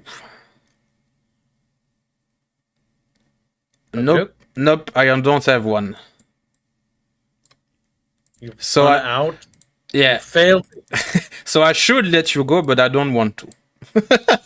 I am lonely. I want a friend. But seriously, man, can you give us a bit of information? Like, what's your next upcoming project, or what are you working on right now? You talk about like maybe a release date, or at least a beta date. I could talk about a few things. So the video game, it's really down to it'll be ready when it's ready, and I will not force the programmers to accelerate that. Internally, how I've had the team set up is the programmers are sort of their own department. They have a lot of ability and a lot more liberties than they would in most indie teams, because I trust them. They know what they're doing, and me getting muddled in that is, I'm not a programmer. I don't know what the hell I'm talking about. I give them the designs. We talk to them. We talk to each other. We work together on that. But beyond that, when it's their time to work on the code, that's their area of expertise, and I let them do their thing. If it takes long, I told them I don't care how long it takes. If it's going to take longer to develop the thing I want and to get it to work the way I need it to, we'll do it. I'll make the time. I'll raise the money and we'll keep going. I'll hold down the fort on my end. You guys make sure that it's the best it possibly can be as far as the implementation of the code. I trust them. I know that I can trust them to do that. And so that's how it works for the video game. The combat prototype is getting closer and closer. If you watch Robin's stream, he's our animator. He's been making a lot of progress with the level editor, because the level editor is key to getting the combat prototype. With the level editor, we'll be able to build the entire game in engine with our editor. That should pick up the production speed in the long term much, much more. Once the level editor is done, then comes the actual game prototype, combat prototype proper. The website will be launching relatively soon. I have Tyler working on fixing the code for it because there's some bugs and some things to work out, some tweaks we're going to make.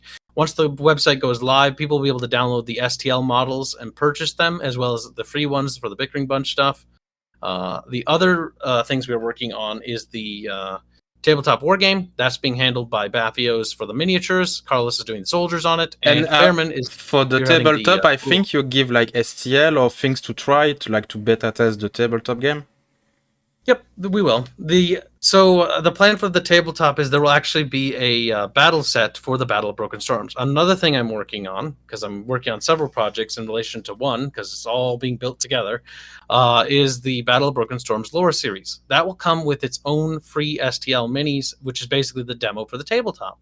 So you get a cool custom hero from the story event. You'll get some troops for both factions, and a hero for each faction with a caster for each, and a sort of the beta test rule set. And so people can then test the rules before whether they like the game or not. Because I believe in demos, and I believe that people should have demos. And I applied that same philosophy not only to the video game, but to the tabletop war game as well. So there will be free army starter kits for almost every army faction, is what I intend to do. The Astron Empire will have a free army starter set, and the Nefir Accord will. Because I have faith in my team, I have faith in my product, I know it's the best it possibly can be, and I know people will want it. So you sound a bit like a politician. I trust my party. Yeah, basically, I trust the team. The team is my party. We're partying all the time. Kibs 2024. Yeah. Now is the time. Vote with your wallet. And so I believe in that. And so, but I remember also that you play test the thing. The game, I think I remember that yourself with a friend, maybe Arch. It was some time ago, but yeah. Yep, we streamed it. We streamed a couple tests of us creating the rule set from the ground up. We were doing a stream series of that. There's some people who are extremely interested in that. Some people aren't, because here's the thing: like when you're making something and working on game design, a lot of people don't really know what that's like to see. Some people were like, holy shit, this is so cool, because we can see behind the scenes and how this is coming together. Some people were like, this is something that never will appeal to me. And it's like, okay, fair enough. Yeah, the video game and tabletop are not always convergent. Yep. Some people are only interested in the video game. Some people are only interested in the tabletop. Some people have no interest in seeing how it's put together. They just want the product. And that's fine. For the tabletop, would you do something like for Tabletop Simulator or something like that? Because I know there are some people who love that and are not playing like IRL, but they play on Tabletop Simulator. Yes, I do intend to, because this is the modern era. It's time to digitize things. Digital things should be a possibility. You don't listen to Games Workshop strategy? Yes, we have to adapt to the times. A lot of our audience are across the world. Some of them are Europe, some of them Southeast Asia, some of them are in the Middle East, some of them are in America, some of them are South America, and not everyone's time zones sync up, and not everyone can meet up to play a fucking tabletop game. It's just not a thing. So it must be digital too, and it must be approachable. That way people can play it online. And so yes, we must do that as well. Yeah, that's something I will very much like, because I always hesitated to get Tabletop Simulator, but I was like, I don't have many people to play with, so I think it would be a waste of money.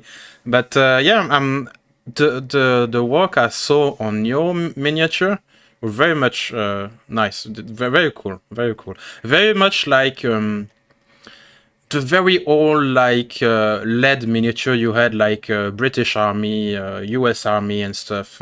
The very first miniature you have in the world back in the days, like maybe 100 years ago. But yeah, I have this kind of feeling with very old unit-based army, and yeah, this is something I would very much like to play. At least try. So. I mean, it'll be free to try, so that's the nice thing. Yeah, you should also do like tournament with your community and all. I'm sure that this will work. Oh, I'll be terrible at the tabletop game because those aren't things I'm very good at. No, but like organizing a tournament or like maybe a campaign or something like Oh, that. definitely. Like Yeah, I know I- there are some special event in your setting, like the World of Father or something like that, and you could Oh, there's maybe so many. there will you could have the opportunity like, oh, I will do this whole conflict, and each step will be a different battle, and you have like a leaderboard and stuff. And if you are first in the leaderboard, you have some advantage, like maybe your army is like I don't know, +1 in armor save or something. Definitely. Would be The very fun. The STLs are on our website. The website's not public yet. In order to gain access to the website for the early testing, we do take donations. $1 donation will get you access to the website. It'll also get you access to the combat prototype and the beta testing of the video game as soon as it's available. You can also, if you, based on your donation ranks, so if people donate like 20, 30 bucks or whatever, we basically, I talked to the team and they're okay with this because I needed to make sure they were consenting as well because I like to involve them in these decision-making processes. And so I was like, yeah, I think if people pay a certain amount of money, because some of them paid in the hundreds, like I believe that they should get everything free because without them, we could never have done this. And the team was okay with that. In fact, they were more than happy to. And so we'll be putting them in the credits and stuff like that as well. And they will be getting everything free because we could not have even gotten the ball rolling without them. Yeah, because miniature and 3D printing and 3D sculpt and all, it costs so much money. I don't know how. I think that your stuff will may cost more than what I did, but I asked for like I think I showed it to you. Maybe I'm not sure, but I asked for a very high detail, top of the top miniature for my Kickstarter, like a very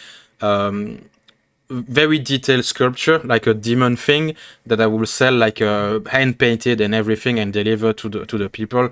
And yeah, it's like you count that in the thousands of euros. So yeah. Mm-hmm. Very true. You how many models do you have? Like different pieces. Like I have an archer, a swordsman. Like how many models do you have? Now we have Astrian pikemen. We've got Astrian heavy swordsmen. We've got the they're ready to go, as in they're ready to be printed now. The hero characters, Rhea, I, and Nezra are done. Celeste as a side character is done. We have 5 Bickering Bunch minis, or 6 Bickering Bunch minis. I can't remember. Oh yeah, those yeah. are done. Those are like bonus pieces. Those ones are the freebies.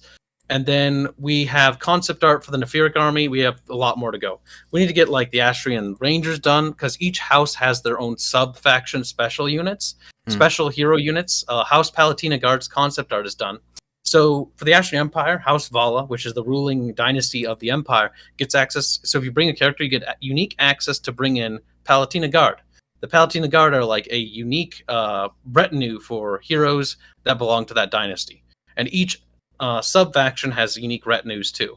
So they get some like Astrian Rangers from the Northern House, or like more heavier like male what do you call it? The two-handed shock troops, which aren't done yet. We have cavalry, stuff like that that's in the works. Summons from the ethereal domain, so different monsters you can bring forth from the gods, servants of the gods to come fight alongside you with your casters. And so we got summons, monsters, other things too. Lots of stuff in the work. Our Spearbeak is actually being modeled right now. I can't show you it yet, sadly, but as soon as it is, I would. You're so close. If you had waited like another month, we'd probably have it ready. But that's our first monstrous cavalry unit, where there's this giant 4-legged creature with a giant spear bait. So there is like a 10+ model with been 3D sculpt. Yep, we have about 10 models that are actually ready to rock and roll. Yeah, so this definitely goes into the thousands of dollars. Oh God, yes. I have spent. I don't want to actually think about. I won't ask private information, but it's for me to grasp the thing because I've sent you the 3D miniature I will have on my Kickstarter. I will show to the chat also. But yeah, for one thing like this, with the prototype and everything, yeah, it's like multiple thousands of euros. So for dollars, maybe, yeah. Maybe half $5,000, for example, something like that. I Cool. go. I give a ballpark number. This is not the exact number, but it's something like that. And yeah, Yeah, it turned out very nice. this is the miniature will be on my Kickstarter. This is the first iteration of the prototype, who is 3D printed. It's more than 30 centimeters tall. So in foot, let me get that conversion.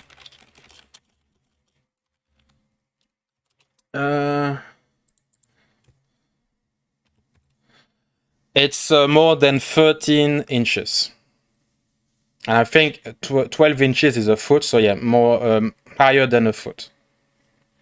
And Damn. in depth, Pretty it's half a foot, I think. And yeah, this is expensive. Only the 3D sculpt is at least $1,000. And then you have to print it, you have to paint it, you have to check that everything can be assembled and glued, and yeah, it's expensive.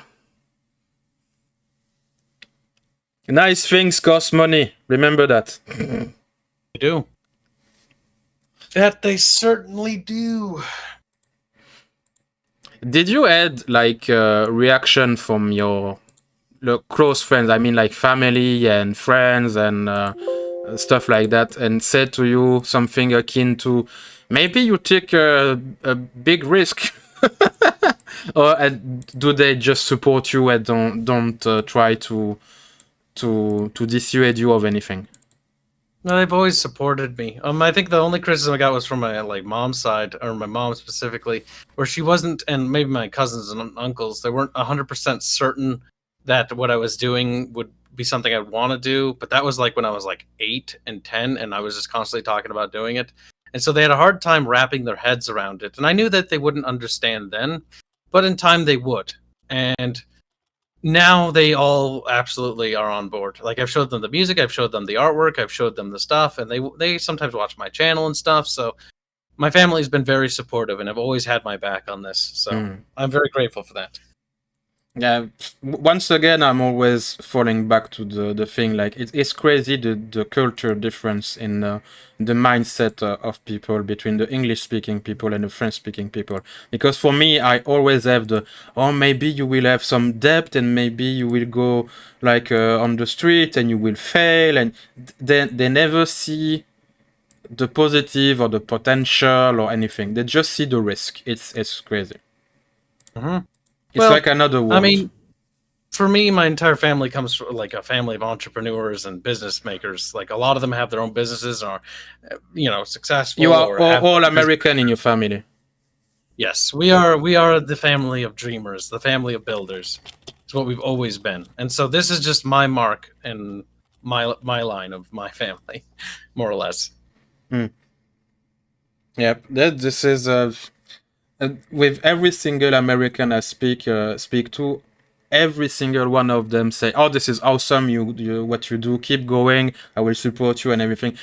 I still need to see the actual support, but at least I have some words of encouragement. And I see Renato, you are from Hungary, and this is. Yeah, the thing I speak of with the fear of taking risk and not doing like the regular lifestyle on metro, sleep, eat, and work also, it's very like old Europe mindset. Like we are not valuing ideas and risk taker again like these days. It's very saddening to me because we crush so many dreams and we kill so many potential breakthrough in human civilization. I know I have some big words, but this is true. Like, how many people we have discouraged of taking like a career, I don't know, as a dentist, something like that. And this little guy that was speak out of this dream to become a dentist, maybe he will have some genius idea of a new way to cure tooth decay, for example, or new like braces, or I don't know. It saddens me, really. It might be also a cultural difference too, because in America, like, I don't know. It depends on each family. Each family is very different, right? So, and each region, each state. But for my family, it was always like everyone has built an empire of something. It's what is yours? What are you gonna do? You know, everyone in my family has some sort of enterprise of some kind. Yeah, I can get that. That it depends on family to family. But I remember, for example, in school when I was just a little kid, for example, and not just a little kid like 4 or 5 years old, but when I was around like 7 or 8, there was like not a tradition, but teacher used to say something. What do you want to do when you are grow older or something? And most of people say something, I don't want to be like a bricklayer, I want to be a doctor, I want to be something like regular job or more or less regular job. And when someone says something like, I want to be a professional skateboarder, or want to be an actor, I want to draw, for example, the reflex always was 100%, yeah, but a real job, like a real thing. Yep, and it can be hard for some people to wrap their heads around. My grandparents were surprisingly like, they're like, I don't really get what it is you're doing, but from the stuff we've seen, like that's impressive. Because I basically I try to explain things into terms that can be digestible for different eras. It's like make a movie, but interactive movie that you can interact with. Yeah, it's normal because I don't know what age are your grandparents, but when you are talking to people who have like 7, oh wait, sorry, you are like something. What's happening? Do you still hear me? Yeah, I hear you. Okay, sorry, so something happened in my back end. Yep, this one. So when we are talking to people who have maybe like 70 or 80, you need to explain them with words they can understand because it's not part of their world, video games and things like that. Yeah, I think I had a bit of lag on my internet connection. You still hear me good? I can hear you. You're just a little intermittent. Okay, well, maybe I think it's a connection, because I think we maybe hit a special mark. Yeah, we went for like 4 hours, so I think that sometimes YouTube, when you are going for too long, it stifle a bit the connection. But yeah, my question was, what was the hardest challenge you had on your project so far? The hardest challenge? Yes. Is getting people to give a damn. And to make them give a damn. Because the issue is a lot of people don't care. And there's nothing wrong with that. Why should you care? And you need to coerce them into the idea that they should at least show some interest and try to look into it. And it's just a repetition motion, if that makes sense. Because everyone that joins my channel or joins my audience, I have to coerce them into giving a damn. Every single one of them. And it took a while for that number to go from 10 people to hundreds of people to thousands of people.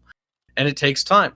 But you need to be consistent and proactive in it and be always adamant about getting people to be invested or interested in the project because you're building something amazing and you want them to be a part of it and you want them to also join with you in this new journey because you need to coerce people to abandon the old ideas in the sense of they need to be sticking around for your project and not sticking around for somebody else's, like some, Warhammer game or whatever, getting people to be interested in your stuff. And you have to basically show people your setting and get them interested that way. By just simply talking about it, expanding about it, talking about the gods, the wars, the battles, the soldiers, the characters, the culture, the food culture, anything.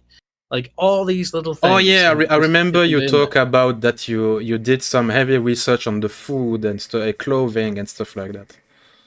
Yep, we looked up how stairs worked, ironically, for a day.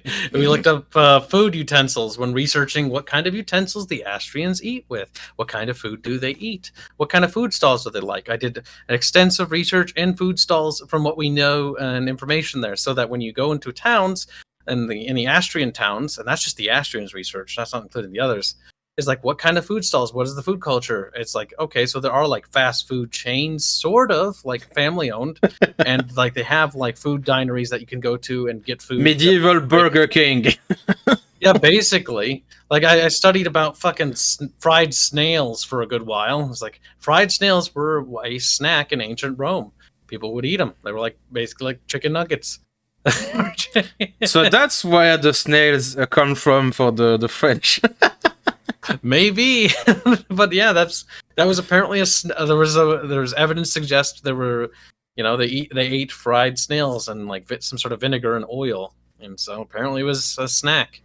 And so understanding that, like realizing that the Astrians have a lot of stews and a lot of vegetables because of the fertility of their land, the why Rhea and Ezra dress so lightly as they do, and how that's viewed as a veneration of the gods and part of their culture. Yeah, and I remember also you even studied the color. I think this is why there is like blue and red, all of this signification. Yep, the color research, the research about statues, the fact that the statues in the Astrian world are painted, because people don't want silly, gray, boring statues. Their houses are painted. People like to paint things. People like to personalize their things. People like to be individuals in that ancient time. And so it was important to make sure that the cities were individualized, as in people felt like it was lived in. Like that house is slightly different than this house because they decorated a little bit differently in the inside. So yeah, and this, well, for me, a creative person, when I hear something like that, oh yeah, this guy is good, this guy is the shit because he study and research and everything. But some people, when you talk about that, their only reaction is something like, "What the fuck are you talking to me about fried snails in ancient Rome? I don't care."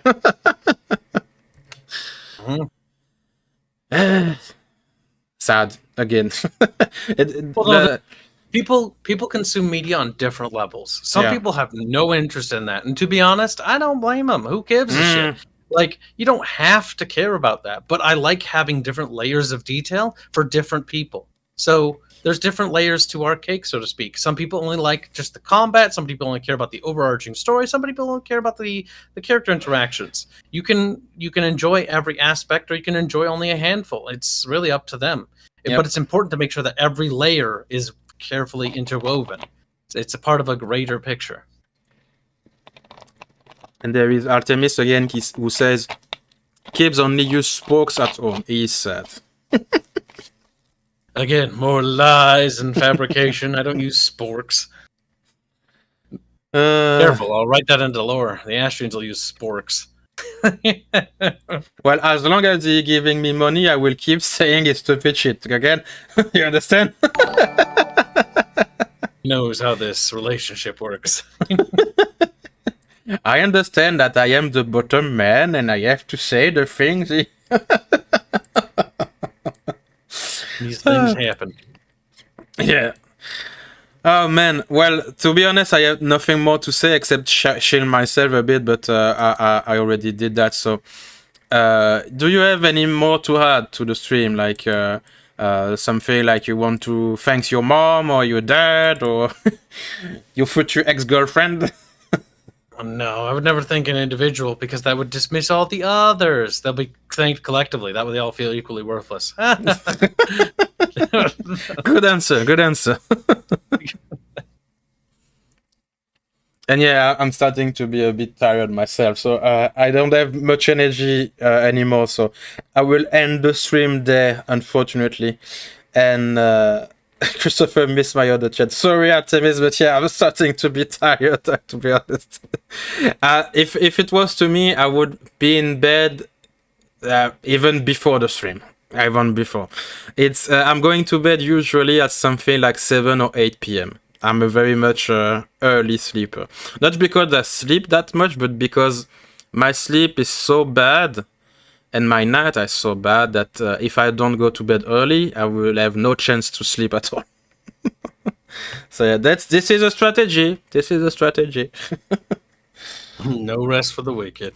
Yeah, and I always work, and if I want to be productive, I have to sleep at least a bit. I don't know about you, man, but since I start working myself, my project and all, the sleep argument has been more and more important when the times came.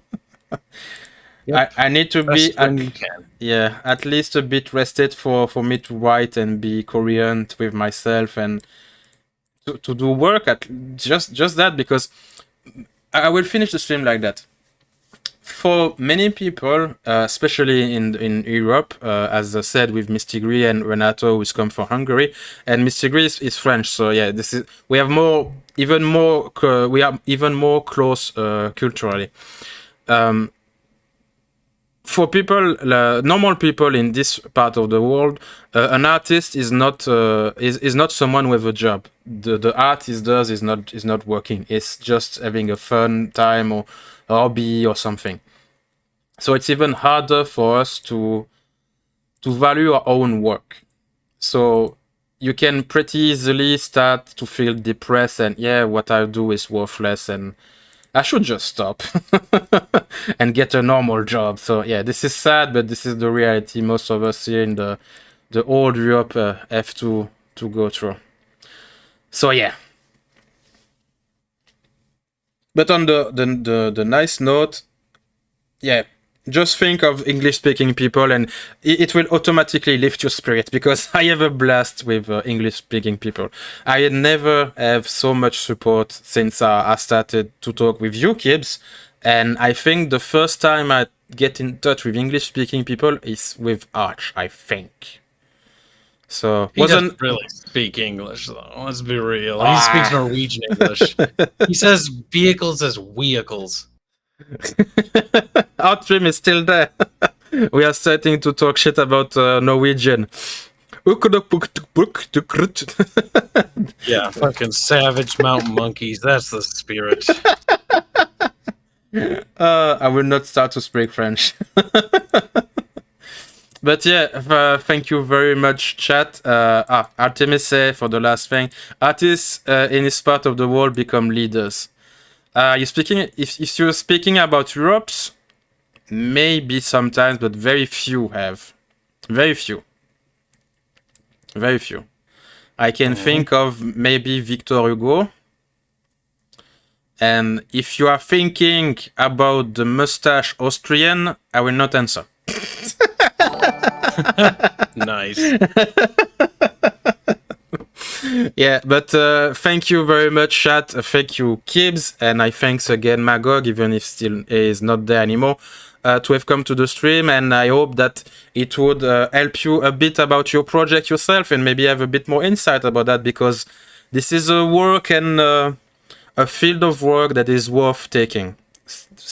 Definitely, you don't have to. You should not go that route without knowing something. And anything at all, but yeah, it's something worth taking the risks for. So have a nice night, internet, and thank you again, everything and everyone to come to my stream. I'm starting to lose my English. This is time to sleep. Nice. Have a nice one, guys.